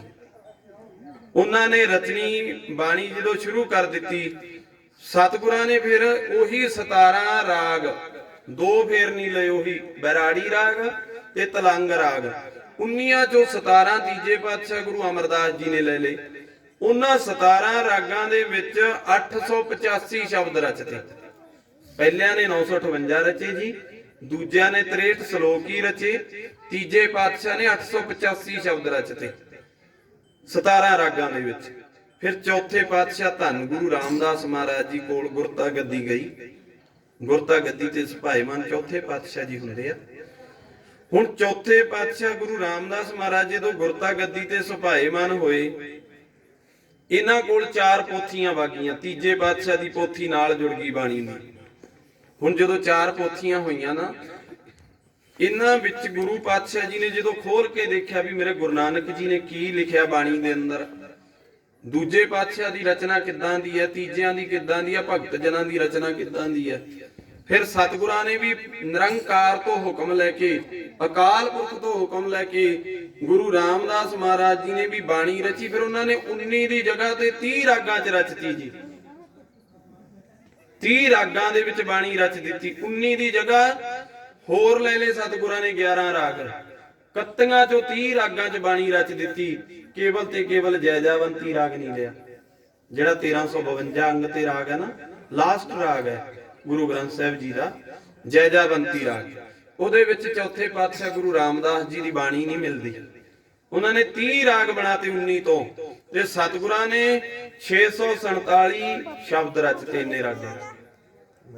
ਫਿਰ ਸੰਗਤ ਜੀ ਪੰਜਵੇਂ ਪਾਤਸ਼ਾਹ ਗੁਰੂ ਅਰਜਨ ਦੇਵ ਮਹਾਰਾਜ ਜੀ ਦੇ ਕੋਲ ਗੁਰਤਾ ਗੱਦੀ ਗਈ।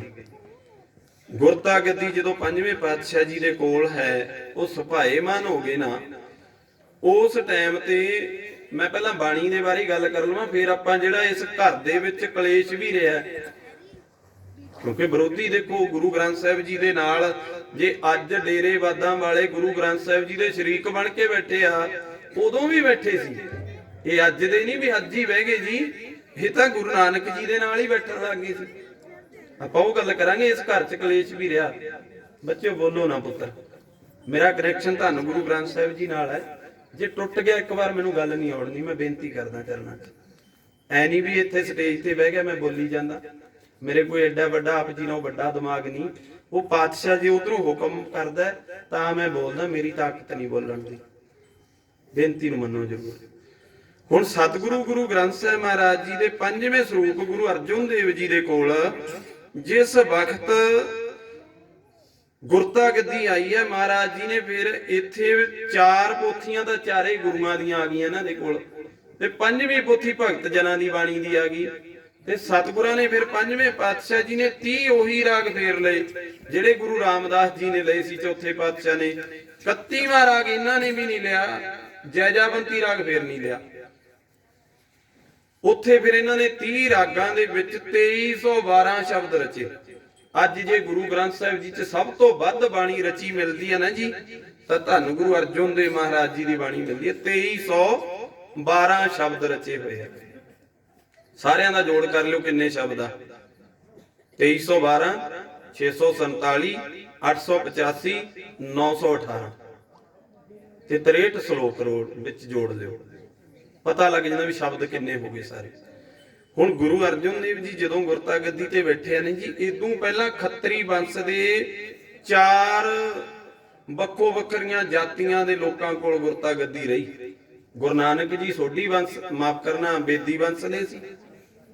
ਦੂਜੇ ਪਾਤਸ਼ਾਹ ਗੁਰੂ ਅੰਗਦ ਦੇਵ ਮਹਾਰਾਜ 63 ਵੰਸ਼ ਦੇ ਸੀ।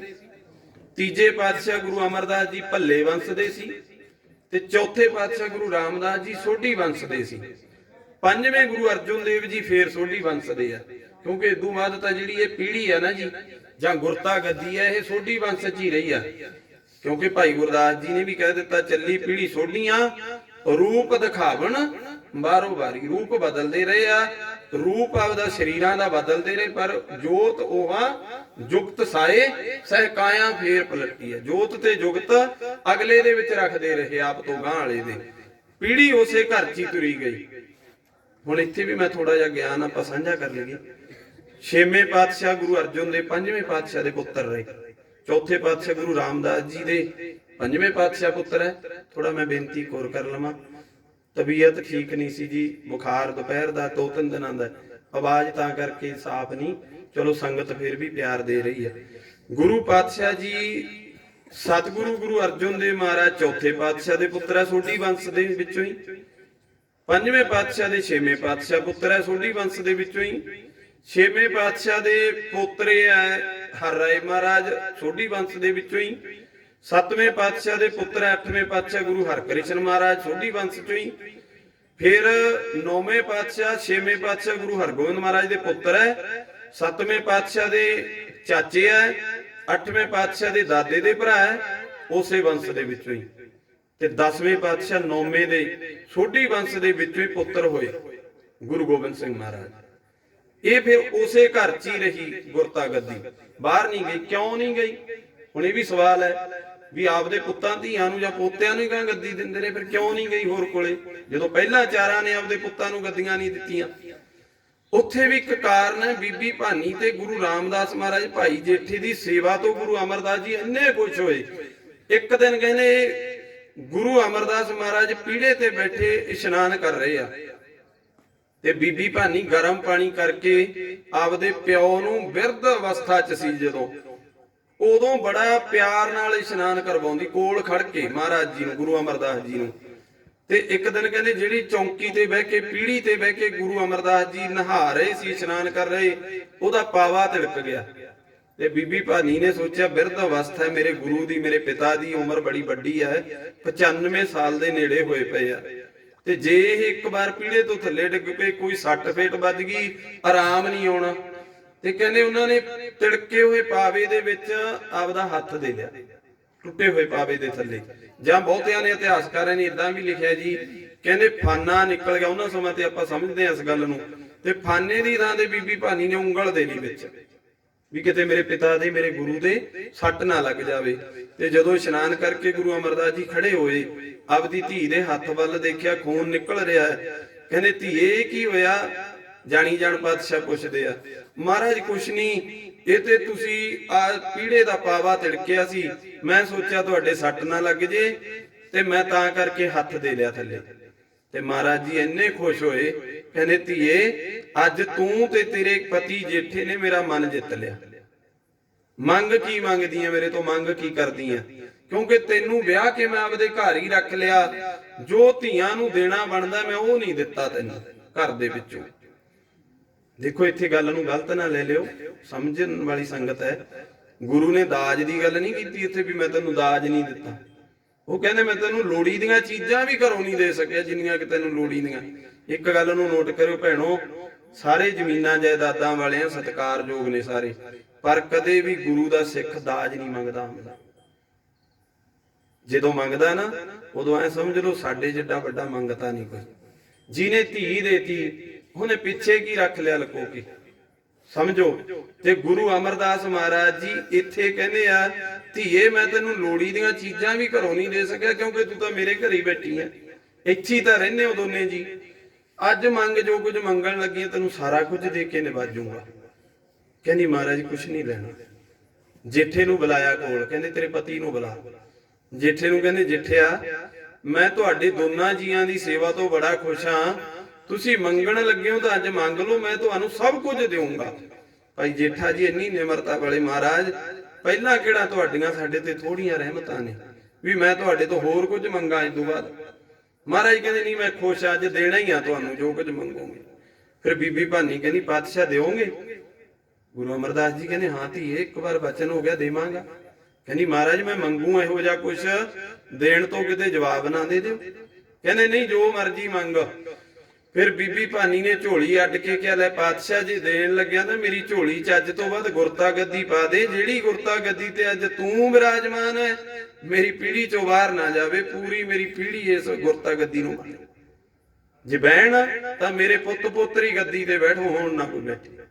ਤੇ ਗੁਰੂ ਅਮਰਦਾਸ ਜੀ ਕਹਿੰਦੇ ਜਾ ਧੀਏ ਤੂੰ ਜੇ ਬਚਨ ਕੀਤਾ ਗੁਰੂ ਬਚਨ ਪੂਰਾ ਕਰਦਾ ਹੈ। ਅੱਜ ਤੋਂ ਬਾਅਦ ਇਹ ਗੱਦੀ ਤੇਰੀ ਝੋਲੀ ਦੇ ਵਿੱਚ ਹੈ, ਤੇਰੇ ਹੀ ਪੁੱਤ ਪੋਤਰੇ ਤੇਰੇ ਪਤੀ ਨੇ ਗੱਦੀ ਤੇ ਬਹਿਣਾ ਹੈ। ਪਰ ਇੱਕ ਗੱਲ ਜ਼ਰੂਰ ਯਾਦ ਰੱਖੀ, ਇਸ ਗੱਦੀ ਤੇ ਬਹਿੰਦਿਆਂ ਸਾਰੀ ਤੇਰੇ ਪੁੱਤ ਪੋਤਿਆਂ ਨੂੰ ਸ਼ਹੀਦੀਆਂ ਬੜੀਆਂ ਦੇਣੀਆਂ ਪੈਣੀਆਂ, ਸ਼ਹਾਦਤਾਂ ਹੋਣਗੀਆਂ, ਉਹਦੇ ਨਾਲ ਡਰਦੀ ਭੱਜ ਜਾਈ ਇਸ ਦਰ ਨੂੰ ਛੱਡ ਕੇ।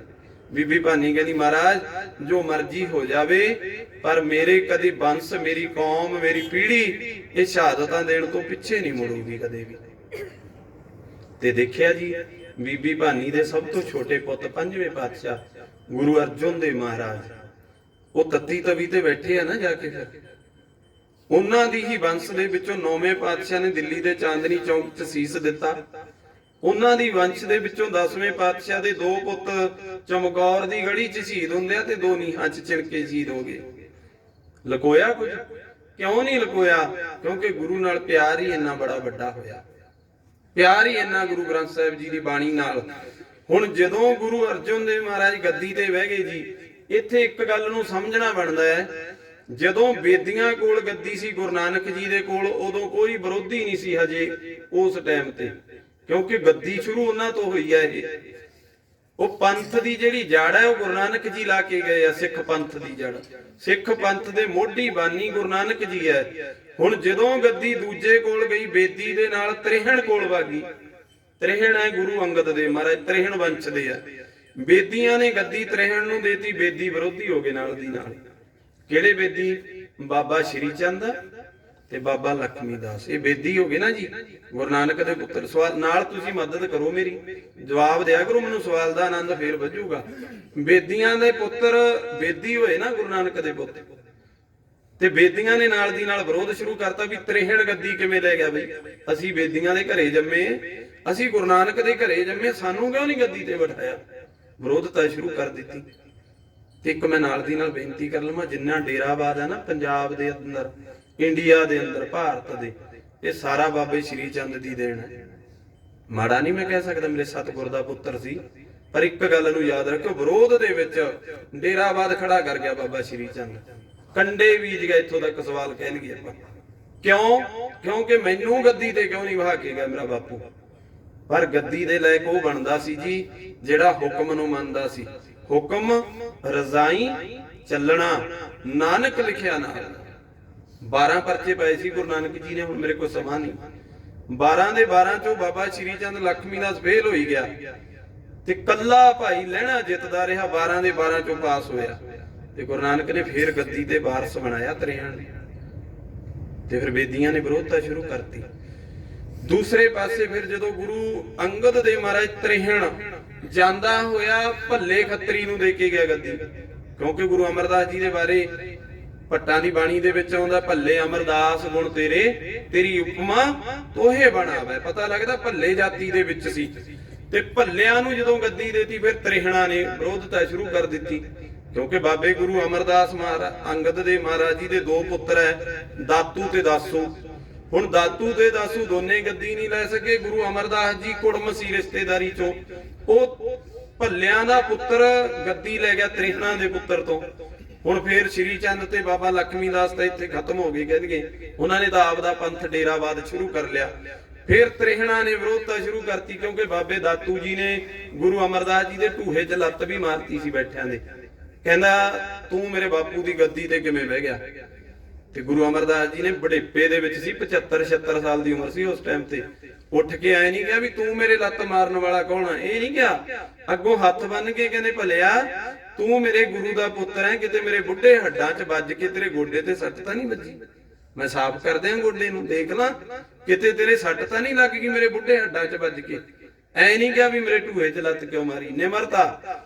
ਬਾਬੇ ਸ਼੍ਰੀ ਚੰਦ ਨੇ ਜਦੋਂ ਗੁਰੂ ਰਾਮਦਾਸ ਜੀ ਦੇ ਕੋਲ ਆਇਆ ਸੀ ਨਾ ਮਿਲਣ ਵਾਸਤੇ, ਬਾਬੇ ਸ਼੍ਰੀ ਚੰਦ ਨੇ 5 ਗੁਰੂਆਂ ਦੇ ਦਰਸ਼ਨ ਕੀਤੇ ਆ ਜੀ।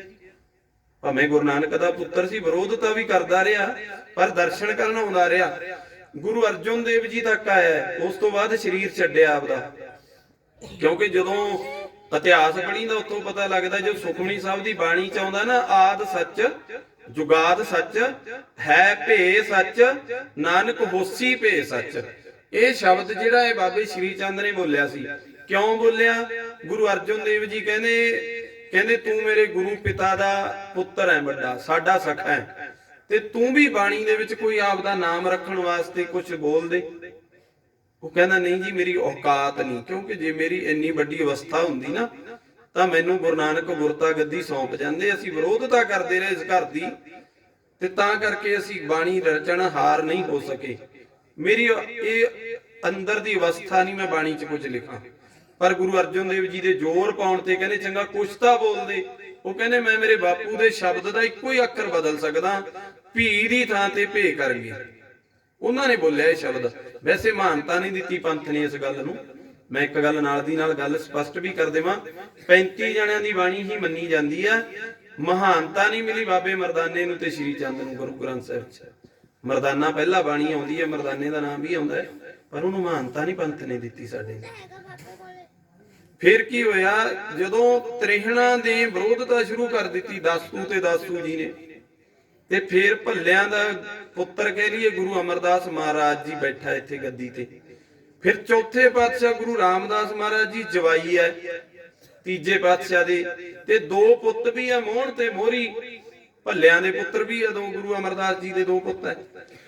ਉਹਨਾਂ ਨੂੰ ਗੱਦੀ ਦੇਣੀ ਨਹੀਂ ਸਹੀ ਸਮਝੀ ਗੁਰੂ ਨੇ, ਕਿਉਂਕਿ ਉਹ ਗੱਲਾਂ ਦੇ ਵਿੱਚ ਪੂਰੇ ਨਹੀਂ ਉਤਰ ਸਕੇ, ਕਿਉਂਕਿ ਹੁਕਮ ਨਹੀਂ ਮੰਨਿਆ ਨਾ। ਮੈਂ ਗੱਲ ਕੀਤੀ ਹੁਕਮ ਰਜ਼ਾਈ ਚੱਲਣਾ, ਜਿਹੜਾ ਗੁਰੂ ਘਰ ਦੇ ਵਿੱਚ ਹੁਕਮ ਤੇ ਰਜਾ 'ਚ ਰਹਿ ਕੇ ਮੰਨ ਲੇ, ਗੁਰੂ ਦੇ ਭਾਣੇ ਨੂੰ ਮੰਨਦਾ ਹੈ, ਉਹ ਗੁਰੂ ਦਾ ਪਿਆਰ ਪਾਉਂਦਾ ਜੀ। ਜਿਹੜਾ ਭਾਣੇ ਤੋਂ ਬਾਹਰ ਹੋ ਕੇ ਗੱਲਾਂ ਕਰਦਾ ਨਾ, ਉੱਚਾ ਹੋ ਕੇ, ਅਸੀਂ ਗੁਰੂ ਤੋਂ ਉੱਚੇ ਨਹੀਂ ਹੋ ਸਕਦੇ, ਕਦੇ ਕਦੇ ਵੀ ਨਹੀਂ ਹੋ ਸਕਦੇ। ਦੁਨੀਆ ਦੇ ਵਿੱਚ ਕੋਈ ਵੀ ਮਨੁੱਖ ਗੁਰੂ ਨਾਲ ਉੱਚਾ ਹੋ ਕੇ ਗੱਲ ਨਹੀਂ ਕਰ ਸਕਦਾ, ਕਿਉਂਕਿ ਗੁਰੂ ਸਭ ਜਾਣਦੇ ਆ। ਘਟ ਘਟ ਕੇ ਅੰਤਰ ਕੀ ਜਾਣਤ, ਭਲੇ ਬੁਰੇ ਕੀ ਪੀਰ ਪਛਾਣਤ। ਇਹ ਤਾਂ ਚੰਗੇ ਮਾੜੇ ਦੀ ਸਭ ਸਮਝ ਰੱਖਦੇ ਆ। ਹੁਣ ਸਤਿਗੁਰਾਂ ਨੇ ਜਦੋਂ ਤੀਜੇ ਪਾਤਸ਼ਾਹ ਨੇ ਚੌਥੇ ਆਪਦੇ ਜਮਾਈ ਨੂੰ ਸੋਢੀ ਵੰਸ਼ ਦੇ ਨੂੰ ਗੱਦੀ ਦੇਤੀ, ਫਿਰ ਮੋਹਣ ਤੇ ਮੋਹਰੀ ਨੇ ਦੋਨਾਂ ਨੇ ਵਿਰੋਧਤਾ ਸ਼ੁਰੂ ਕਰ ਦਿੱਤੀ। ਭੱਲਿਆਂ ਦੇ ਪੁੱਤਰ ਵਿਰੋਧਤਾ ਕਰਨ ਲੱਗੇ। ਹੁਣ ਇੱਥੇ ਥੋੜੀ ਜੀ ਗੱਲ ਸਮਝਣੀ ਪਵੇਗੀ, ਸੋਢੀਆਂ ਨੇ ਅੱਗੇ ਗੱਦੀ ਕਿਹਨੂੰ ਦਿੱਤੀ ਆ? ਫਿਰ ਸੋਢੀਆਂ ਨੇ ਗੱਦੀ ਫਿਰ ਸੋਢੀਆਂ ਨੂੰ ਦੇਤੀ, ਆਪਦੇ ਪੁੱਤ ਨੂੰ ਗੱਦੀ ਦੇਤੀ ਪੰਜਵੇਂ ਪਾਤਸ਼ਾਹ ਨੂੰ।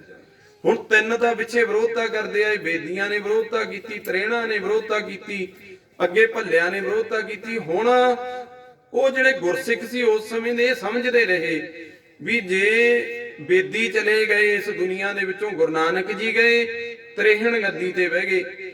ਤੇ ਜਦੋਂ ਸਿੱਖਾਂ ਨੇ ਦਿਮਾਗ ਲਾਉਂਦੇ ਸੀ ਵੀ ਅੱਜ ਗੱਦੀ ਤੇ ਕੌਣ ਬੈਠਾ ਹੈ, ਬੇਦੀ ਤਾਂ ਗਿਆ ਦੁਨੀਆ ਦੇ ਵਿੱਚੋਂ, ਜੋਤੀ ਜੋਤ ਸਮਾ ਗਿਆ, ਤ੍ਰੇਣਾ ਦਾ ਪੁੱਤਰ ਬੈਠਾ। ਹੁਣ ਗੁਰੂ ਤ੍ਰੇਹਣ ਹੀ ਹੈ।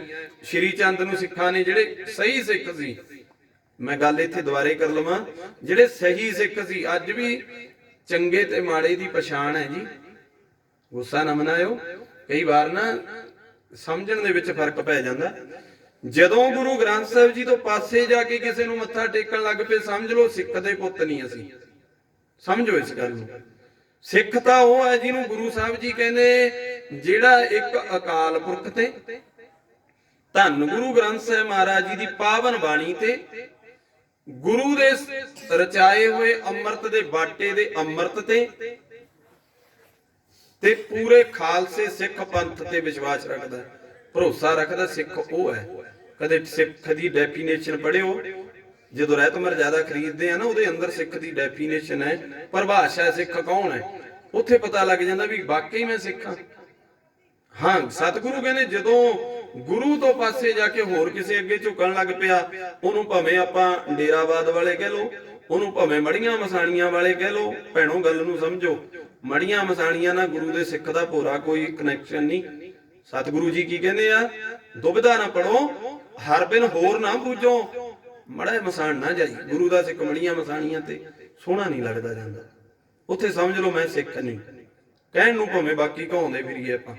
ਹੁਣ ਸਿੱਖਾਂ ਨੇ ਪਛਾਣ ਕਰ ਲਈ, ਜਿਹੜੇ ਅਸਲੀ ਸਿੱਖ ਸੀ ਉਸ ਸਮੇਂ ਤੇ, ਵੀ ਗੱਦੀ ਤੇ ਬੇਦੀ ਨਹੀਂ ਅੱਜ ਰਿਹਾ, ਅੱਜ ਤ੍ਰੇਹਣ ਹੈ। ਜਿਹੜਾ ਬੇਦੀ ਬੈਠਾ ਬਾਬਾ ਸ਼੍ਰੀ ਚੰਦ, ਉਹ ਗੁਰੂ ਨਹੀਂ ਹੋ ਸਕਦਾ। ਸ਼੍ਰੀ ਚੰਦ ਨੂੰ ਅਸਲੀ ਸਿੱਖਾਂ ਨੇ ਮੱਥਾ ਨਹੀਂ ਟੇਕਿਆ, ਤ੍ਰੇਹਣ ਅੱਗੇ ਜਾ ਕੇ ਝੁਕ ਗਏ। ਫਿਰ ਤ੍ਰੇਹਣਾ ਤੋਂ ਬਾਅਦ ਜਦੋਂ ਜਾਂਦੀ ਹੈ ਗੱਦੀ ਭੱਲੇ ਕੋਲ, ਗੁਰੂ ਅਮਰਦਾਸ ਜੀ ਕੋਲ, ਫਿਰ ਦਾਤੂ ਤੇ ਦਾਸੂ ਬਹਿ ਕੇ ਗੱਦੀਆਂ ਲਾ ਕੇ ਗੁਰੂ ਜੀ ਦੇ ਬਰਾਬਰ। ਮੈਂ ਗੱਲ ਕੀਤੀ ਹੈ ਨਾ ਵੀ ਗੱਦੀ ਤਾਂ ਗੁਰੂ ਨਾਨਕ ਵੇਲੇ ਤੋਂ ਬਰਾਬਰ ਲੱਗਣ ਲੱਗ ਗਈ ਸੀ। ਤੇ ਫਿਰ ਭੱਲਿਆਂ ਨੂੰ ਮੱਥਾ ਟੇਕਿਆ ਅਸਲੀ ਸਿੱਖਾਂ ਨੇ ਜਾ ਕੇ, ਤ੍ਰੇਹਣਾ ਨੂੰ ਨਹੀਂ ਪੁੱਛਿਆ ਜਾ ਕੇ, ਕਿਉਂਕਿ ਉਹ ਨਕਲੀ ਸੀ। ਫਿਰ ਭੱਲਿਆਂ ਨੂੰ ਜਦੋਂ ਮੱਥਾ ਟੇਕਦੇ ਰਹੇ, ਭੱਲਿਆਂ ਨੇ ਗੱਦੀ ਸੋਢੀਆਂ 'ਚ ਦੇਤੀ, ਫਿਰ ਭੱਲਿਆਂ ਨੂੰ ਮੱਥਾ ਟੇਕਣੋਂ ਹਟ ਗਿਆ, ਮੋਹਣ ਤੇ ਮੋਹਰੀ ਜੀ ਨੂੰ ਨਹੀਂ ਟੇਕਿਆ, ਕਿਉਂਕਿ ਗੱਦੀ ਤੇ ਤਾਂ ਸੋਢੀ ਬਹਿ ਗਿਆ ਅੱਜ। ਹੁਣ ਗੁਰੂ ਰਾਮਦਾਸ ਜੀ ਵੇਲੇ ਪਛਾਣ ਕਰਨੀ ਔਖੀ ਹੋ ਗਈ। ਉਹ ਜਾਂਦੇ ਗੱਦੀ ਸੋਢੀਆਂ ਦੀ ਝੋਲੀ 'ਚ ਪਾ ਗਏ, ਤੇ ਜਦੋਂ ਸੋਢੀਆਂ ਦੀ ਝੋਲੀ 'ਚ ਗੱਦੀ ਸੋਢੀ ਪਾ ਗਿਆ, ਹੁਣ ਸਿੱਖਾਂ 'ਚ ਪਛਾਣ ਨਹੀਂ ਰਹੀ ਵੀ ਸੋਢੀ ਬੈਠ ਕੇ ਤੇ ਸੋਢੀ ਵਿਰੋਧਤਾ ਵਾਲੇ ਆ। ਕਿਹੜੇ ਸੋਢੀ ਵਿਰੋਧਤਾ ਵਾਲੇ ਆ? ਗੁਰੂ ਅਰਜਨ ਦੇਵ ਜੀ ਦਾ ਵੱਡਾ ਭਰਾ ਪਿਰਥੀ ਆ, ਪਿਰਥੀ ਚੰਦ ਜਿਹਨੂੰ ਕਿਹਾ ਜਾਂਦਾ। ਇਹਨੇ ਹੇਹਰ ਨਗਰ 'ਚ ਜਾ ਕੇ, ਆ ਜਿਹੜਾ ਸਾਡਾ ਦਰਬਾਰ ਸਾਹਿਬ ਹਰਿਮੰਦਰ ਸਾਹਿਬ ਆ ਨਾ ਜੀ, ਲਾਹੌਰ ਦੇ ਨੇੜੇ ਇੱਕ ਪਿੰਡ ਪੈਂਦਾ ਸੀ ਹੇਹਰ, ਉੱਥੇ ਬਾਬਾ ਪਿਰਥੀ ਚੰਦ ਵਿਆਹਿਆ ਹੋਇਆ ਸੀ, ਸਹੁਰਾ ਘਰ ਸੀ ਉਹਦਾ। ਉਹਨੇ ਸਹੁਰੇ ਘਰ 'ਚ ਜਾ ਕੇ ਆਪਦੇ ਇੱਕ ਇਹੋ ਜਿਹਾ ਹੀ ਦਰਬਾਰ ਬਣਾ ਲਿਆ ਵਿਰੋਧਤਾ 'ਚ ਜਾ ਕੇ। ਜਦੋਂ ਗੁਰੂ ਰਾਮਦਾਸ ਜੀ ਨੇ ਗੱਦੀ ਨਾ ਦਿੱਤੀ, ਆਪਦੇ ਛੋਟੇ ਪੁੱਤ ਨੂੰ ਗੱਦੀ ਦੇ ਗਏ, ਕਿਉਂਕਿ ਪਿਰਥੀ ਚੰਦ ਦੀ ਕਰਤੂਤ ਹੀ ਇਦਾਂ ਦੀ ਸੀ, ਉਹਦਾ ਇਕੱਲੇ ਪੈਸਿਆਂ ਵੱਲ ਹੀ ਧਿਆਨ ਰੱਖਦਾ ਸੀ ਵੀ ਮੈਂ ਤਾਂ ਗੁਰੂ ਦੀ ਗੋਲਕੀ ਸਾਹਮਣੀ ਆ, ਹੋਰ ਉਹਦੇ 'ਚ ਕੱਢਣ ਪਾਉਣ ਨੂੰ ਰਿਹਾ ਨਹੀਂ ਕੁਝ। ਤੇ ਗੁਰੂ ਰਾਮਦਾਸ ਜੀ ਦੇਖੀ ਗਏ ਤਾਂ ਇਕੱਲੇ ਪੈਸੇ ਸਾਂਭਣ ਵਾਲਾ ਹੀ ਆ। ਜੇ ਮਹਾਦੇਵ ਵੱਲ ਤੱਕਿਆ, ਮਹਾਦੇਵ ਕਹਿੰਦਾ ਮਹਾਰਾਜ ਮੈਂ ਤਾਂ ਭਗਤੀ ਕਰਨ ਲਈ ਦੁਨੀਆ ਤੇ ਆਇਆ, ਮੈਥੋਂ ਆ ਜਿਹੜਾ ਤੇਰਾ ਪੂਰਾ ਕਾਰੋਬਾਰ ਹੈ ਸਿੱਖ ਪੰਥ, ਕਿਉਂਕਿ ਸਿੱਖੀ ਬੜੀ ਵੱਧ ਗਈ ਸੀ ਉਦੋਂ, ਤੇ ਇਹ ਮੇਰੇ ਤੋਂ ਨਹੀਂ ਚੱਲਣਾ ਮਹਾਰਾਜ, ਮੈਂ ਇਸ ਕੰਮ ਦੇ ਵਿੱਚ ਨਹੀਂ ਪੈਣਾ। ਉਹਨੇ ਪਹਿਲਾਂ ਹੀ ਮੱਥਾ ਟੇਕਦਾ ਸੀ ਗੁਰੂ ਰਾਮਦਾਸ ਜੀ ਨੂੰ। ਫਿਰ ਤੀਜੇ ਗੁਰੂ ਅਰਜਨ ਦੇਵ ਜੀ ਨਾ, ਤੀਜੇ ਪੁੱਤ ਗੁਰੂ ਸਾਹਿਬ ਦੇ, ਉਹਨਾਂ ਨੂੰ ਗੁਰਤਾ ਗੱਦੀ ਸੌਂਪਤੀ ਤੇ ਪਿਰਥੀ ਚੰਦ ਨੇ ਵਿਰੋਧਤਾ ਸ਼ੁਰੂ ਕਰਤੀ। ਪਿਰਥੀ ਚੰਦ ਨੇ ਉਹੇ ਜਿਹਾ ਦਰਬਾਰ ਬਣਾ ਲਿਆ ਜੀ, ਜਿਹੋ ਜਿਹੇ ਦਰਬਾਰ 'ਚ ਅੱਜ ਗੁਰੂ ਅਰਜਨ ਦੇਵ ਜੀ ਬਹਿੰਦੇ ਆ। ਹਰਿਮੰਦਰ ਸਾਹਿਬ ਗੁਰੂ ਸਾਹਿਬ ਜੀ ਨੇ ਜਦੋਂ ਬਣਵਾਇਆ 1587 ਈਸਵੀ ਦੇ ਵਿੱਚ, ਆ ਵੀ ਗੱਲ ਸਮਝਣ ਵਾਲੀ ਆ ਬੱਚਿਓ, ਸਾਰੀ ਭੈਣਾਂ ਬੈਠੀਆਂ ਵੀਰ, 1587 ਚ ਹਰਿਮੰਦਰ ਸਾਹਿਬ ਜੀ ਦੀ ਨੀਂਹ ਰਖਾਈ ਆ ਸਾਈਂ ਮੀਆਂ ਮੀਰ ਜੀ ਦੇ ਕੋਲੋਂ ਗੁਰੂ ਪਾਤਸ਼ਾਹ ਨੇ। ਤੇ ਕੇਵਲ ਇਸ ਕਾਰਜ ਤੇ 14 ਸਾਲ ਲੱਗੇ, ਹਰਿਮੰਦਰ ਸਾਹਿਬ ਬਣਨ ਵਾਸਤੇ 14 ਸਾਲ ਲੱਗ ਗਏ। 14 ਸਾਲ ਗੁਰੂ ਅਰਜਨ ਦੇਵ ਮਹਾਰਾਜ ਜੀ ਦੇ ਸਮੇਂ ਗੱਲ ਕਰ ਲਈਏ, ਉਦੋਂ ਇਸ ਕਾਰਜ ਦੀ ਸੇਵਾ ਚੱਲਦੀ ਰਹੀ ਤੇ 1601 ਦੇ ਵਿੱਚ ਜਾ ਕੇ ਸੰਪੂਰਨਤਾ ਹੋਈ। ਹਰਿਮੰਦਰ ਸਾਹਿਬ ਤਿਆਰ ਹੋ ਗਿਆ ਪੂਰੇ ਦਾ ਪੂਰਾ ਬਣ ਕੇ। ਤੇ ਜਿਹੜਾ ਹਰਿਮੰਦਰ ਸਾਹਿਬ ਅੱਜ ਦੇਖਦੇ ਆ, ਇਹ ਉਹ ਹਰਿਮੰਦਰ ਸਾਹਿਬ ਨਹੀਂ ਹੈਗਾ, ਇਹ ਵੀ ਨਾ ਭੁਲੇਖੇ 'ਚ ਰਹਿ ਜਿਓ ਜੀ। ਇਹ ਕੁੰਬੇ ਲਾ ਕੇ ਅਹਿਮਦ ਸ਼ਾਹ ਅਬਦਾਲੀ ਵੇਲੇ ਉਡਾਤਾ ਸੀ ਸਾਰਾ। ਕੁੰਬੇ ਸਮਝਦੇ ਹੋ, ਬੰਬ ਜਿਵੇਂ ਆਪਾਂ ਕਹਿ ਦਿੰਦੇ ਆ, ਚਾਰੇ ਖੂੰਜਿਆਂ ਤੇ ਕੁੰਬੇ ਲਾਤੇ ਸੀ, ਬੰਬ ਲਾਤੇ ਸੀ ਅਹਿਮਦ ਸ਼ਾਹ ਅਬਦਾਲੀ ਨੇ। ਤੇ ਅਬਦਾਲੀ ਨੇ ਅੰਦਰ ਕੁੰਬੇ ਲਾ ਕੇ ਤੇ ਇਹਨੂੰ ਸਾਰੇ ਨੂੰ ਉਡਾਤਾ ਸੀ। ਤੇ ਫਿਰ ਦੇਸ ਰਾਜ ਮਿਸਤਰੀ ਜੀ ਨੇ ਦੁਬਾਰੇ, ਕਿਉਂਕਿ ਉਹਨਾਂ ਨੇ ਅੱਖਾਂ ਨਾਲ ਤੱਕਿਆ ਸੀ ਹਰਿਮੰਦਰ ਸਾਹਿਬ ਪਹਿਲਾਂ ਵਾਲਾ ਵੀ ਇਦਾਂ ਦਾ ਬਣਿਆ, ਤੇ ਮਿਸਤਰੀ ਦੇਸ ਰਾਜ ਨੇ ਫਿਰ ਪੂਰੇ ਦਾ ਪੂਰਾ, ਜਦੋਂ ਸਿੱਖ ਪੰਥ ਨੇ ਮਿਸਲਾਂ ਹੋਈਆਂ ਸਾਡੀਆਂ ਸਿੱਖ ਪੰਥ ਦੇ ਵਿੱਚ, ਬੜਾ ਵੱਡਾ ਇਤਿਹਾਸ ਹੈ ਬੱਚਿਓ, ਜਿੰਨਾ ਚਿਰ ਪੜ੍ਹਦੇ ਨਹੀਂ ਨਾ ਉਹਨਾਂ ਚਿਰ ਨਹੀਂ ਸਮਝ ਪੈਣੀ। ਮਿਸਲਾਂ ਸੀ ਸਾਡੇ ਇਸ ਪੰਜਾਬ ਦੇ ਵਿੱਚ ਚੱਲਦੀਆਂ। ਮਿਸਲਾਂ ਦੇ ਮੋਢੀ ਕੌਣ ਸੀ? ਜੱਸਾ ਸਿੰਘ ਜੀ ਆਹਲੂਵਾਲੀਆ, ਜੱਸਾ ਸਿੰਘ ਜੀ ਰਾਮਗੜੀਆ, ਇਦਾਂ ਦੇ ਗੁਰਸਿੱਖ ਮਿਸਲਾਂ ਦੇ ਆਗੂ ਰਹੇ ਆ। ਤੇ ਜੱਸਾ ਸਿੰਘ ਆਹਲੂਵਾਲੀਏ ਦੀ ਸਾਰੇ ਮਿਸਲਾਂ ਦੇ ਉੱਤੇ ਅਗਵਾਈ ਹੁੰਦੀ ਸੀ ਉਸ ਟਾਈਮ ਤੇ, ਜਦੋਂ ਅਹਿਮਦ ਸ਼ਾਹ ਅਬਦਾਲੀ ਨੇ ਕੁੰਬੇ ਲਾ ਕੇ ਹਰਿਮੰਦਰ ਸਾਹਿਬ ਢਾਤਾ, ਸਾਰਾ ਖਤਮ ਕਰਤਾ, ਢਹਿ ਢੇਰੀ ਕਰਤਾ। ਫਿਰ ਜੱਸਾ ਸਿੰਘ ਆਹਲੂਵਾਲੀਆ ਨੇ ਮਿਸਤਰੀ ਦੇਸ ਰਾਜ ਨੂੰ ਬੁਲਾਇਆ ਉੱਤੇ ਭਰੋਸਾ ਕਰਕੇ, ਤੇ ਦੇਸ ਰਾਜ ਨੂੰ ਕੀ ਕਿਹਾ? ਕਹਿੰਦਾ ਦੇਸ ਰਾਜਾ ਤੇਰੀਆਂ ਨਜ਼ਰਾਂ ਦੇ ਵਿੱਚ, ਤੇਰੀ ਨਿਗਾਹ ਦੇ ਵਿੱਚ ਉਹ ਹਰਿਮੰਦਰ ਸਾਹਿਬ ਹੈਗਾ ਨਾ ਪਹਿਲਾਂ ਵਾਲਾ? ਉਹ ਕਹਿੰਦਾ ਜੀ ਬਿਲਕੁਲ ਹੈ। ਕਹਿੰਦੇ ਉਦਾਂ ਦਾ ਹੀ ਨਕਸ਼ਾ ਦੁਬਾਰੇ ਬਣਾਉਣਾ, ਗੁਰੂ ਸਾਹਿਬ ਦਾ ਬਣਾਇਆ ਸੀ ਜੀ। ਤੇ ਇੱਕ ਗੱਲ ਨੂੰ ਸਮਝਿਓ, ਉਹ ਕਹਿੰਦਾ ਜੀ ਫਿਰ ਮੈਂ ਰੋਜ਼-ਰੋਜ਼ ਪੈਸੇ ਤੁਹਾਡੇ ਤੋਂ ਕਿਵੇਂ ਮੰਗਵਾਵਾਂਗਾ? ਕਿਉਂਕਿ ਮਿਸਲਾਂ ਵਾਲੇ ਜਿਹੜੇ ਜਥੇਦਾਰ ਸੀ ਉਹ ਤਾਂ ਜੰਗਲਾਂ 'ਚ ਰਹਿੰਦੇ ਸੀ ਉਦੋਂ। ਸਿੱਖਾਂ ਦੇ ਮੁਸਲਮਾਨ ਬੜੇ, ਮੁਗਲ ਜਿਹੜੇ ਮਾੜੇ ਹੋਏ ਆ ਵਿੱਚ, ਸਾਰੇ ਮੁਸਲਮਾਨ ਮਾੜੇ ਨਹੀਂ ਸੀ, ਜਿਹੜੇ ਮਾੜੇ ਸੀ ਉਹਨਾਂ ਨੇ ਵਿਰੋਧਤਾ ਕੀਤੀ ਸੀ ਤੇ ਉਹ ਖੜਨ ਨਹੀਂ ਦਿੰਦੇ ਸਿੱਖਾਂ ਨੂੰ ਘਰਾਂ 'ਚ। ਉਹ ਤਾਂ ਵਿਚਾਰੇ ਜੰਗਲਾਂ 'ਚ ਘੋੜਿਆਂ ਦੀਆਂ ਕਾਠੀਆਂ ਤੇ ਤਾਂ ਰਾਤਾਂ ਗੁਜ਼ਾਰਦੇ ਸੀ। ਭਾਈ ਜੱਸਾ ਸਿੰਘ ਜੀ ਆਹਲੂਵਾਲੀਆ, ਜੱਸਾ ਸਿੰਘ ਜੀ ਰਾਮਗੜੀਆ ਵਰਗੇ। ਤੇ ਉਹ ਕਹਿੰਦਾ ਜੀ ਮੈਂ ਰੋਜ਼ ਪੈਸੇ ਕਿੱਥੋਂ ਮੰਗਾਇਆ ਕਰੂ ਤੁਹਾਡੇ ਤੋਂ? ਉਹਨੂੰ ਮੋਹਰ ਫੜਾ ਦਿੱਤੀ ਆਪਦੀ, ਮਿਸਲਾਂ ਦੀ ਮੋਹਰ। ਅੱਜ ਮੈਨੂੰ ਇੱਕ ਗੱਲ ਦੱਸਿਓ, ਸਾਡੇ ਅੰਦਰ ਐਡੀ ਧੀਰਜਤਾ ਹੈਗੀ ਹੈ ਵੀ ਜੇ ਮੋਹਰ ਕੋਈ ਸਾਨੂੰ ਫੜਾ ਦੇ ਵੀ ਇੱਥੇ ਠੱਪਾ ਲਾ ਕੇ ਜਿੰਨੇ ਮਰਜ਼ੀ ਪੈਸੇ ਕਢਾ ਲਈ ਬੈਂਕ 'ਚੋਂ, ਸਬਰ ਕਰਾਂਗੇ ਜੀ? ਸਾਰੇ ਆਪਾਂ ਭੈਣ ਭਾਈ ਰੂਪ 'ਚ ਬੈਠੇ ਆ, ਇਹੋ ਜਿਹੇ ਬੈਠੇ ਆ ਜਿਨ੍ਹਾਂ ਦੇ ਘਰਾਂ ਦੇ ਵਿੱਚ ਕਰੋੜਾਂ ਅਰਬਾਂ ਰੁਪਏ ਪਏ ਆ, ਹਜੇ ਵੀ ਗੁਰੂ ਦੀ ਗੋਲਕ ਤੇ ਡਾਕਾ ਨਹੀਂ ਛੱਡਦੇ। ਇਹੋ ਜਿਹੇ ਅੱਜ ਦੀ ਦੁਨੀਆ ਦੇ ਵਿੱਚ ਪਏ ਆ ਲੋਕ। ਪਰ ਦੇਸ ਰਾਜ ਮਿਸਤਰੀ ਜੀ ਨੂੰ ਫੜਾ ਦਿੱਤੀ ਮੋਹਰ ਜੱਸਾ ਸਿੰਘ ਜੀ ਆਹਲੂਵਾਲੀਆ ਨੇ। ਕਹਿੰਦੇ ਆਹਲੂਵਾਲੀਆ ਜੀ ਕਹਿੰਦੇ ਲੈ ਦੇਸ ਰਾਜਾ, ਜਿੰਨੇ ਪੈਸਿਆਂ ਤੈਨੂੰ ਲੋੜ ਹੋਊ ਮੋਹਰ ਲਾ ਕੇ ਸਾਨੂੰ ਇੱਕ ਵਾਰ ਸੁਨੇਹਾ ਘੱਲ ਦੀ, ਉਹਨੇ ਪੈਸੇ ਤੇਰੇ ਕੋਲ ਹਾਜ਼ਰ ਹੋ ਜਾ ਕਰਨਗੇ। ਬਿਲਕੁਲ ਹੀ ਨਹੀਂ ਪੁੱਛਿਆ ਵੀ ਕਿਹੋ ਜਿਹਾ ਚੂਨਾ ਲਾਇਆ, ਕਿਹੋ ਜੀ ਇੱਟ ਲਾਈ, ਕਿੰਨੇ ਦਾ ਚੂਨਾ ਆਇਆ। ਤੇ ਪਤਾ ਦੇਸ ਰਾਜ ਦਾ ਜੀਵਨ ਕਿਹੋ ਜਿਹਾ ਸੀ ਜੀ? ਆਪਦੀ ਧੀ ਨੂੰ ਤੇ ਆਪਦੀ ਘਰ ਵਾਲੀ ਨੂੰ ਨਾਲ ਦਿਹਾੜੀ ਕਰਨ ਲਾ ਲਿਆ। ਇੱਕੋ ਹੀ ਧੀ ਸੀ ਘਰ ਦੇ ਵਿੱਚ, ਤੇ ਧੀ ਨੂੰ ਤੇ ਆਪਦੇ ਘਰ ਵਾਲੀ ਨੂੰ ਉੱਥੇ ਹਰਿਮੰਦਰ ਸਾਹਿਬ ਦੀ ਉਸਾਰੀ ਕਰਨ ਵੇਲੇ ਦਿਹਾੜੀ ਕਰਨ ਲਾ ਲਿਆ ਨਾਲ। ਤੇ ਨਾਲ ਦੀ ਨਾਲ ਕਹਿੰਦਾ ਮੈਂ ਆਪਦੀ ਦਿਹਾੜੀ ਨਹੀਂ ਲਵਾਂਗਾ, ਮੈਂ ਮੁਫਤ 'ਚ ਸੇਵਾ ਕਰਾਂਗਾ, ਤੁਹਾਡੀ ਦਿਹਾੜੀ ਦੇ ਨਾਲ ਢਿੱਡ ਭਰਿਆ ਕਰਾਂਗੇ ਤਿੰਨੋਂ ਜੀ, ਮੈਂ ਆਪਦੀ ਦਿਹਾੜੀ ਕੋਈ ਨਹੀਂ ਲੈਣੀ। ਬਿਲਕੁਲ ਮੁਫਤ ਦੇ ਵਿੱਚ ਸੇਵਾ ਕੀਤੀ ਕਈ ਸਾਲਾਂ 'ਚ। ਇਹ ਉਹ ਹਰਿਮੰਦਰ ਸਾਹਿਬ ਫੇਰ ਤਿਆਰ ਹੋਇਆ। ਚਲੋ ਬਾਅਦ ਦੇ ਵਿੱਚ ਮਹਾਰਾਜਾ ਰਣਜੀਤ ਸਿੰਘ ਨੇ ਸੇਵਾ ਕਰਾਤੀ, ਉਹਨਾਂ ਨੇ ਸੋਨਾ ਚੜਵਾ ਦਿੱਤਾ, ਉਹ ਵੱਖਰੀ ਗੱਲ ਹੈ।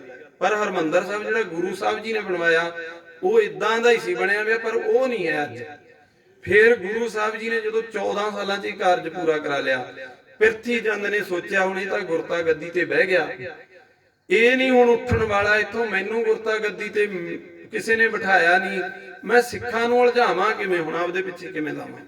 ਉਹਨੇ ਕਹਿੰਦੇ ਹੇਹਰ ਨਗਰ ਗਿਆ, ਆਪਦੇ ਸਹੁਰੇ ਘਰ ਲਾਹੌਰ ਦੇ ਨੇੜੇ, ਉੱਥੇ ਜਾ ਕੇ ਸੇਮ ਟੂ ਸੇਮ ਇਹੋ ਜਿਹਾ ਗੁਰਦੁਆਰਾ ਬਣਾ ਲਿਆ ਹਰਮੰਦਰ ਸਾਹਿਬ ਵਰਗਾ, ਤੇ ਵਿੱਚ ਬੈਠ ਗਿਆ ਆਪ। ਇੱਕ ਗੱਲ ਨੂੰ ਨੋਟ ਕਰਿਓ ਜੀ, ਗੁਰੂ ਅਰਜਨ ਦੇਵ ਜੀ ਨੇ ਜਾਂ ਗੁਰੂ ਰਾਮਦਾਸ ਮਹਾਰਾਜ ਜੀ ਨੇ ਗੱਲ ਕਰ ਲਈ, ਕਿਉਂਕਿ ਦੋਨਾਂ ਦਾ ਹੀ ਕਾਰਜ ਆਰੰਭਿਆ ਸੀ। ਪਹਿਲਾਂ ਗੁਰੂ ਰਾਮਦਾਸ ਜੀ ਆਰੰਭਤਾ ਕਰ ਗਏ ਸੀ, ਸਰੋਵਰ ਵਗੈਰਾ ਦੀ ਮਿੱਟੀ ਕਢਾ ਗਏ ਸੀ ਪੁੱਟ ਕੇ, ਫਿਰ ਗੁਰੂ ਅਰਜਨ ਦੇਵ ਜੀ ਨੇ ਕਾਰਜ ਕਰਵਾ ਲਿਆ 14 ਸਾਲਾਂ ਦੇ ਵਿੱਚ। ਪਰ ਦੋਨੋਂ ਜਾਣੀ ਗੁਰਤਾ ਗੱਦੀ ਤੇ ਇੱਥੇ ਨਹੀਂ ਬੈਠੇ, ਹਰਮੰਦਰ ਦੇ ਵਿੱਚ ਥੜੇ ਤੇ ਨਹੀਂ ਬੈਠੇ ਗੁਰੂ ਸਾਹਿਬ, ਤੁਸੀਂ ਨੋਟ ਕਰ ਲਿਓ। ਗੁਰੂ ਸਾਹਿਬ ਆਪ ਨਹੀਂ ਬੈਠੇ ਇੱਥੇ ਥੜੇ ਤੇ, ਵਿਚਾਲੇ ਜਿਹੜਾ ਥੜਾ ਬਣਿਆ ਚਾਰੇ ਦਰਵਾਜ਼ਿਆਂ ਦੇ ਅੰਦਰ, ਆਪ ਨਹੀਂ ਬੈਠੇ ਕਦੇ ਵੀ ਜਾ ਕੇ। ਫਿਰ ਉਹ ਆਪ ਥੜੇ ਤੇ ਬੈਠਾ ਹੇਹਰ ਨਗਰ ਤੇ ਜਾ ਕੇ, ਤੇ ਬਹੁਤੇ ਸਿੱਖ ਆਪਦੇ ਮੰਗਰ ਲਾ ਲਏ, ਮੱਥਾ ਟੇਕਣ ਲਾ ਲਏ। ਹੁਣ ਜਿਹੜੇ ਨਕਲੀ ਸੀ ਜੀ ਸਾਰੇ ਲੱਗ ਗਏ, ਮੈਂ ਪਹਿਲਾਂ ਤੋਂ ਹੀ ਗੱਲ ਕੀਤੀ ਆ, ਚੰਗੇ ਸਿੱਖ ਜਿਹੜੇ ਗੁਰੂ ਤੇ ਭਰੋਸਾ ਕਰਦੇ ਉਹ ਨਹੀਂ ਗਏ। ਤੇ ਜਦੋਂ ਜਾ ਕੇ ਮੱਥਾ ਟੇਕਣ ਲੱਗੇ, ਹੌਲੀ ਹੌਲੀ ਲੋਕਾਂ ਨੂੰ ਪਛਾਣ ਹੋਣ ਲੱਗੀ ਵੀ ਇਹ ਨਕਲੀ ਹੈ, ਅਸਲੀ ਤਾਂ ਉਹ ਪੰਜਵੇਂ ਪਾਤਸ਼ਾਹ ਉਹ ਨਹੀਂ। ਉਹ ਸਾਰੇ ਟੁੱਟ ਕੇ ਉਧਰੋਂ ਇੱਧਰ ਆਉਣ ਲੱਗ ਗਏ। ਫਿਰ ਇਹਨੇ ਜਿਉਂਦੇ ਜੀ ਆਪਦੀ ਗੱਦੀ ਛੱਡਤੀ ਪ੍ਰਿਥੀ ਚੰਦ ਨੇ। ਦੇਖੋ ਜਿਉਂਦੇ ਦਾ ਕੋਈ ਗੁਰੂ ਨਹੀਂ ਨਾ ਛੱਡ ਕੇ ਗਏ, ਜਦੋਂ ਸਰੀਰ ਤੇ ਅੱਗਣਾ ਸੀ ਉਦੋਂ ਜਾਂਦੇ ਅਗਲੇ ਦੀ ਝੋਲੀ 'ਚ ਗੱਦੀ ਪਾ ਕੇ ਗਏ ਆ, ਉਹਨਾਂ ਚਿਰ ਨਹੀਂ। ਪਰ ਇਹਨੇ ਜਿਉਂਦੇ ਜੀ ਆਪਦੀ ਗੱਦੀ ਛੱਡਤੀ ਤੇ ਆਪਦਾ ਪੁੱਤ ਬਹਾਤਾ ਮਿਹਰਬਾਨ, ਉਹ ਪੜਿਆ ਲਿਖਿਆ ਸੀ। ਹੁਣ ਇਹਨੇ ਗੱਲ ਕੀਤੀ, ਇਹ ਕਹਿੰਦਾ ਜਿਹੜਾ ਗੁਰੂ ਅਰਜਨ ਦੇਵ ਆ ਉਹਨੇ ਤਾਂ ਹੋਰ ਨਵਾਂ ਕੰਮ ਸ਼ੁਰੂ ਕਰਤਾ, ਆਪਦੇ ਪੁੱਤ ਨੂੰ ਕਹਿੰਦਾ ਮਿਹਰਬਾਨ ਨੂੰ ਪ੍ਰਿਥੀ ਚੰਦ ਕਹਿੰਦਾ ਵੀ ਗੱਦੀ ਤੇ ਤਾਂ ਬੈਠਾ ਸੀ, ਮੈਂ ਵੀ ਬਹਿ ਗਿਆ ਬਰਾਬਰ, ਲੋਕਾਂ ਨੂੰ ਉਲਝਾ ਲਿਆ ਆਪਾਂ। ਹੁਣ ਇਹਨੇ ਤਾਂ ਬਾਣੀ ਇਕੱਠੀ ਕਰਨ ਲੱਗ ਪਿਆ, ਤਾਂ ਗ੍ਰੰਥ ਬਣਾਉਣ ਲੱਗ ਪਿਆ, ਕਿਉਂਕਿ ਸਾਰੀਆਂ ਪੋਥੀਆਂ ਨੂੰ ਇੱਕ ਥਾਂ ਗੁਰੂ ਸਾਹਿਬ ਜੀ ਨੇ ਸਾਰੇ ਸਿੱਖਾਂ ਨੂੰ ਇਕੱਠੇ ਕਰ ਲਿਆ, ਭਾਈ ਗੁਰਦਾਸ ਜੀ ਵਰਗਿਆਂ ਨੂੰ, ਭਾਈ ਬਾਬਾ ਬੁੱਢਾ ਜੀ ਵਰਗਿਆਂ ਨੂੰ, ਇਦਾਂ ਸਤਿਕਾਰਯੋਗ ਸਿੱਖਾਂ ਨੂੰ ਲਿਆ ਕੇ ਗੁਰੂ ਸਾਹਿਬ ਜੀ ਤਾਂ ਉਹਨਾਂ ਨਾਲ ਵਿਚਾਰ ਕਰਕੇ ਕਹਿੰਦੇ ਵੀ ਇਹ ਜਿਹੜੀ ਬਾਣੀ ਆ ਨਾ, ਇਹ ਪੋਥੀਆਂ 'ਚ ਨਹੀਂ ਠੀਕ ਹੋਣੀ, ਅੱਜ ਤੋਂ ਬਾਅਦ ਇਹਨੂੰ ਆਪਾਂ ਇੱਕ ਸੰਗ੍ਰਹਿ ਕਰ ਲਈਏ, ਇੱਕ ਇਕੱਠਾ ਕਰ ਲਈਏ, ਇੱਕ ਗ੍ਰੰਥ ਬਣਾ ਲਈਏ ਤੇ ਸਿੱਖਾਂ ਨੂੰ ਦੱਸਾਂਗੇ ਵੀ ਅਸਲੀ ਬਾਣੀ ਆ ਹੈ। ਕਿਉਂਕਿ ਪ੍ਰਿਥੀ ਚੰਦ ਵਿਰੋਧਤਾ ਕਰਦਾ ਸੀ। ਤੇ ਜਦੋਂ ਇਹ ਕਾਰਜ ਆਰੰਭ ਦਿੱਤਾ ਨਾ ਜੀ, ਸਮਾਂ ਜ਼ਿਆਦਾ ਲੱਗੂਗਾ ਸੰਗਤ ਜੀ, ਸਾਰਾ ਸੁਣਿਓ ਬੈਠ ਕੇ। ਤੇ ਜਦੋਂ ਕਹਿੰਦੇ ਇਹ ਕਾਰਜ ਗੁਰੂ ਸਾਹਿਬ ਨੇ ਆਰੰਭਣਾ ਚਾਹਿਆ ਨਾ, ਉਸ ਵਕਤ ਪ੍ਰਿਥੀ ਚੰਦ ਨੇ ਆਪਦੇ ਪੁੱਤਰ ਮਿਹਰਬਾਨ ਨਾਲ ਰਾਏ ਕੀਤੀ ਵੀ ਗੁਰੂ ਅਰਜਨ ਦੇਵ ਤੇਰਾ ਚਾਚਾ, ਮਿਹਰਬਾਨ ਦਾ ਤਾਂ ਚਾਚਾ ਹੀ ਹੋਇਆ ਨਾ, ਕਹਿੰਦਾ ਵੀ ਇਹ ਨਵਾਂ ਕੰਮ ਸ਼ੁਰੂ ਕਰਤਾ, ਇਹ ਤਾਂ ਗ੍ਰੰਥ ਲਿਖਣ ਲੱਗ ਗਿਆ ਸਾਰੀ ਬਾਣੀ ਦਾ ਇਕੱਠਾ ਕਰਕੇ, ਇੱਕ ਥਾਂ ਬਾਣੀ ਇਕੱਠੀ ਕਰੀ ਜਾਂਦਾ। ਹੁਣ ਆਪਾਂ ਕੀ ਕਰੀਏ ਵੀ ਲੋਕਾਂ ਨੂੰ ਕਿ ਮਿਲ ਜਾਵਾਂਗੇ। ਕਹਿੰਦੇ ਫਿਰ ਉਹਨੇ ਕੀ ਕੀਤਾ, ਮਿਹਰਬਾਨ ਨੂੰ ਗੱਦੀ ਦੇਤੀ ਜਿਉਂਦੇ ਜੀ, ਕਹਿੰਦਾ ਤੂੰ ਬੈਠ ਗੁਰੂ ਬਣ ਕੇ ਹੁਣ ਇੱਥੇ ਹੇਹਰ ਨਗਰ ਦੇ ਵਿੱਚ। ਜਦੋਂ ਬਿਠਾਇਆ ਕਹਿੰਦਾ ਵੀ ਤੂੰ ਬਾਣੀ ਲਿਖ ਲੇਗਾ, ਮੈਨੂੰ ਤਾਂ ਕਵਿਤਾ ਨਹੀਂ ਬੋਲਣੀ ਆਉਂਦੀ, ਮੈਂ ਕਿੱਥੋਂ ਲਿਖੂੰਗਾ। ਤੇ ਮਿਹਰਬਾਨ ਕਹਿੰਦਾ ਬਾਪੂ ਤੈਨੂੰ ਘਬਰਾਉਣ ਦੀ ਲੋੜ ਨਹੀਂ, ਮੈਂ ਲਿਖ ਲੂੰ ਸਾਰਾ ਕੁਝ, ਮੈਨੂੰ ਲਿਖਣਾ ਆਉਂਦਾ। ਤੇ ਇੱਕ ਗੱਲ ਨੂੰ ਸਮਝੋ ਸਿੱਖੋ, ਮਿਹਰਬਾਨ ਦੀ ਬਾਣੀ ਅੱਜ ਵੀ ਸਿੱਖ ਬੋਲਣੋਂ ਨਹੀਂ ਹਟਦੇ। ਮਿਹਰਬਾਨ ਦੀ ਨਾ ਬਾਣੀ ਕੋਨੇ ਗ੍ਰੰਥ ਲਿਖਿਆ ਬਾਅਦ ਦੇ ਵਿੱਚ, ਗੁਰੂ ਸਾਹਿਬ ਦੀ ਨਕਲ ਕੀਤੀ ਸਾਰੀ ਪੂਰੀ ਦੀ ਪੂਰੀ, ਉਹ ਗ੍ਰੰਥ ਦੇ ਵਿੱਚ ਆਪ ਦੀ ਬਾਣੀ ਲਿਖਤੀ ਤੇ ਹੋਰ ਭੁਲੇਖਾ ਪਾਤਾ। ਫਿਰ ਗੁਰੂ ਅਰਜਨ ਦੇਵ ਜੀ ਨੇ ਨਾਲ ਦੀ ਨਾਲ ਵੱਡੇ ਸਿੱਖ ਜਿਹੜੇ ਮਹਾਨ ਸਿੱਖ ਕੌਮ ਦੇ ਬ੍ਰਹਮ ਗਿਆਨੀ ਬਾਬਾ ਬੁੱਢਾ ਜੀ ਵਰਗੇ, ਭਾਈ ਗੁਰਦਾਸ ਜੀ ਵਰਗੇ, ਉਹਨਾਂ ਨਾਲ ਇੱਕ ਵਿਚਾਰ ਕੀਤੀ ਵੀ ਹੁਣ ਇਹ ਬਾਣੀ ਨੂੰ ਜਿੰਦਰਾ ਕਿਵੇਂ ਮਾਰੀਏ, ਇਹ ਬਾਣੀ ਦੇ ਵਿੱਚ ਰਲਾਵਟ ਵੀ ਹੋ ਸਕਦੀ ਹੈ, ਇਹਨੂੰ ਜਿੰਦਾ ਕਿਵੇਂ ਲਾਈਏ। ਫਿਰ ਗੁਰੂ ਸਾਹਿਬ ਜੀ ਕਹਿੰਦੇ ਕੋਈ ਗੱਲ ਨਹੀਂ, ਜਿੰਦਾ ਵੀ ਲਾਵਾਂਗੇ ਸਾਰਾ। ਜਿੰਦਾ ਕੀ ਲਾਇਆ ਜੀ, 1604 ਈਸਵੀ ਦੇ ਵਿੱਚ ਪੂਰੀ ਸੰਪੂਰਨਤਾ ਹੋ ਗਈ ਸੀ ਗੁਰੂ ਗ੍ਰੰਥ ਸਾਹਿਬ ਜੀ ਦੀ। 1601 ਚ ਸ਼ੁਰੂ ਕੀਤਾ, ਪਹਿਲਾਂ ਹਰਮੰਦਰ ਸਾਹਿਬ ਬਣਿਆ 14 ਸਾਲਾਂ ਚ, 87 ਤੋਂ 1601 ਤਾਈਂ। 1601 ਤੋਂ 4 ਤੱਕ ਬਾਣੀ ਲਿਖਤੀ ਇੱਕ ਗ੍ਰੰਥ ਚ, ਸਾਰੀ ਦੀ ਸਾਰੀ ਜਿੰਨੀਆਂ ਪੋਥੀਆਂ ਸੀ ਤੇ ਆਪ ਦੀ ਬਾਣੀ ਗੁਰੂ ਅਰਜਨ ਦੇਵ ਜੀ ਨੇ ਇੱਕ ਥਾਂ ਦੇ ਲਿਖ ਕੇ। ਫਿਰ ਕਹਿੰਦੇ ਇਹਨੂੰ ਜਿੰਦਾ ਲਾਈਏ ਹੁਣ ਬਾਣੀ ਨੂੰ।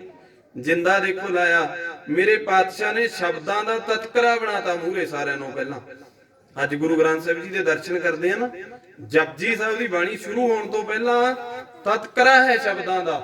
ਉੱਥੇ ਲਿਖਿਆ ਵੀ ਇੰਨੇ ਅੰਗ ਤੇ ਇੰਨੀ ਪੰਗਤੀ ਦੇ ਵਿੱਚ ਸ਼ਲੋਕ ਮਹੱਲਾ ਪਹਿਲਾ ਸ਼ੁਰੂ ਹੁੰਦਾ ਹੈ। ਉਹ ਬਾਣੀ ਪਹਿਲਾ ਏਕਾ ਲਿਖ ਕੇ ਲਿਖ ਦਿੱਤੀ ਹੈ, ਨਾਨਕ ਜੀ ਦੀ ਬਾਣੀ ਹੈ। ਪਤਾ ਲੱਗਦਾ ਨਾ, ਸ਼ਲੋਕ ਮਹੱਲਾ ਪਹਿਲਾ। ਫਿਰ ਦੂਜਾ ਦੂਜੇ ਗੁਰੂ ਦੀ ਬਾਣੀ ਹੈ, ਤੀਜਾ ਤੀਜੇ ਗੁਰੂ ਦੀ ਬਾਣੀ ਹੈ, ਚੌਥਾ ਚੌਥੇ ਗੁਰੂ ਦੀ, ਪੰਜਵਾਂ ਆਪ ਦੀ ਬਾਣੀ ਗੁਰੂ ਅਰਜਨ ਦੇਵ ਜੀ ਦੀ। ਹੁਣ ਉਹਦੇ ਨਾਲ ਛੇੜਖਾਨੀ ਕਿਵੇਂ ਕਰੇ ਕੋਈ?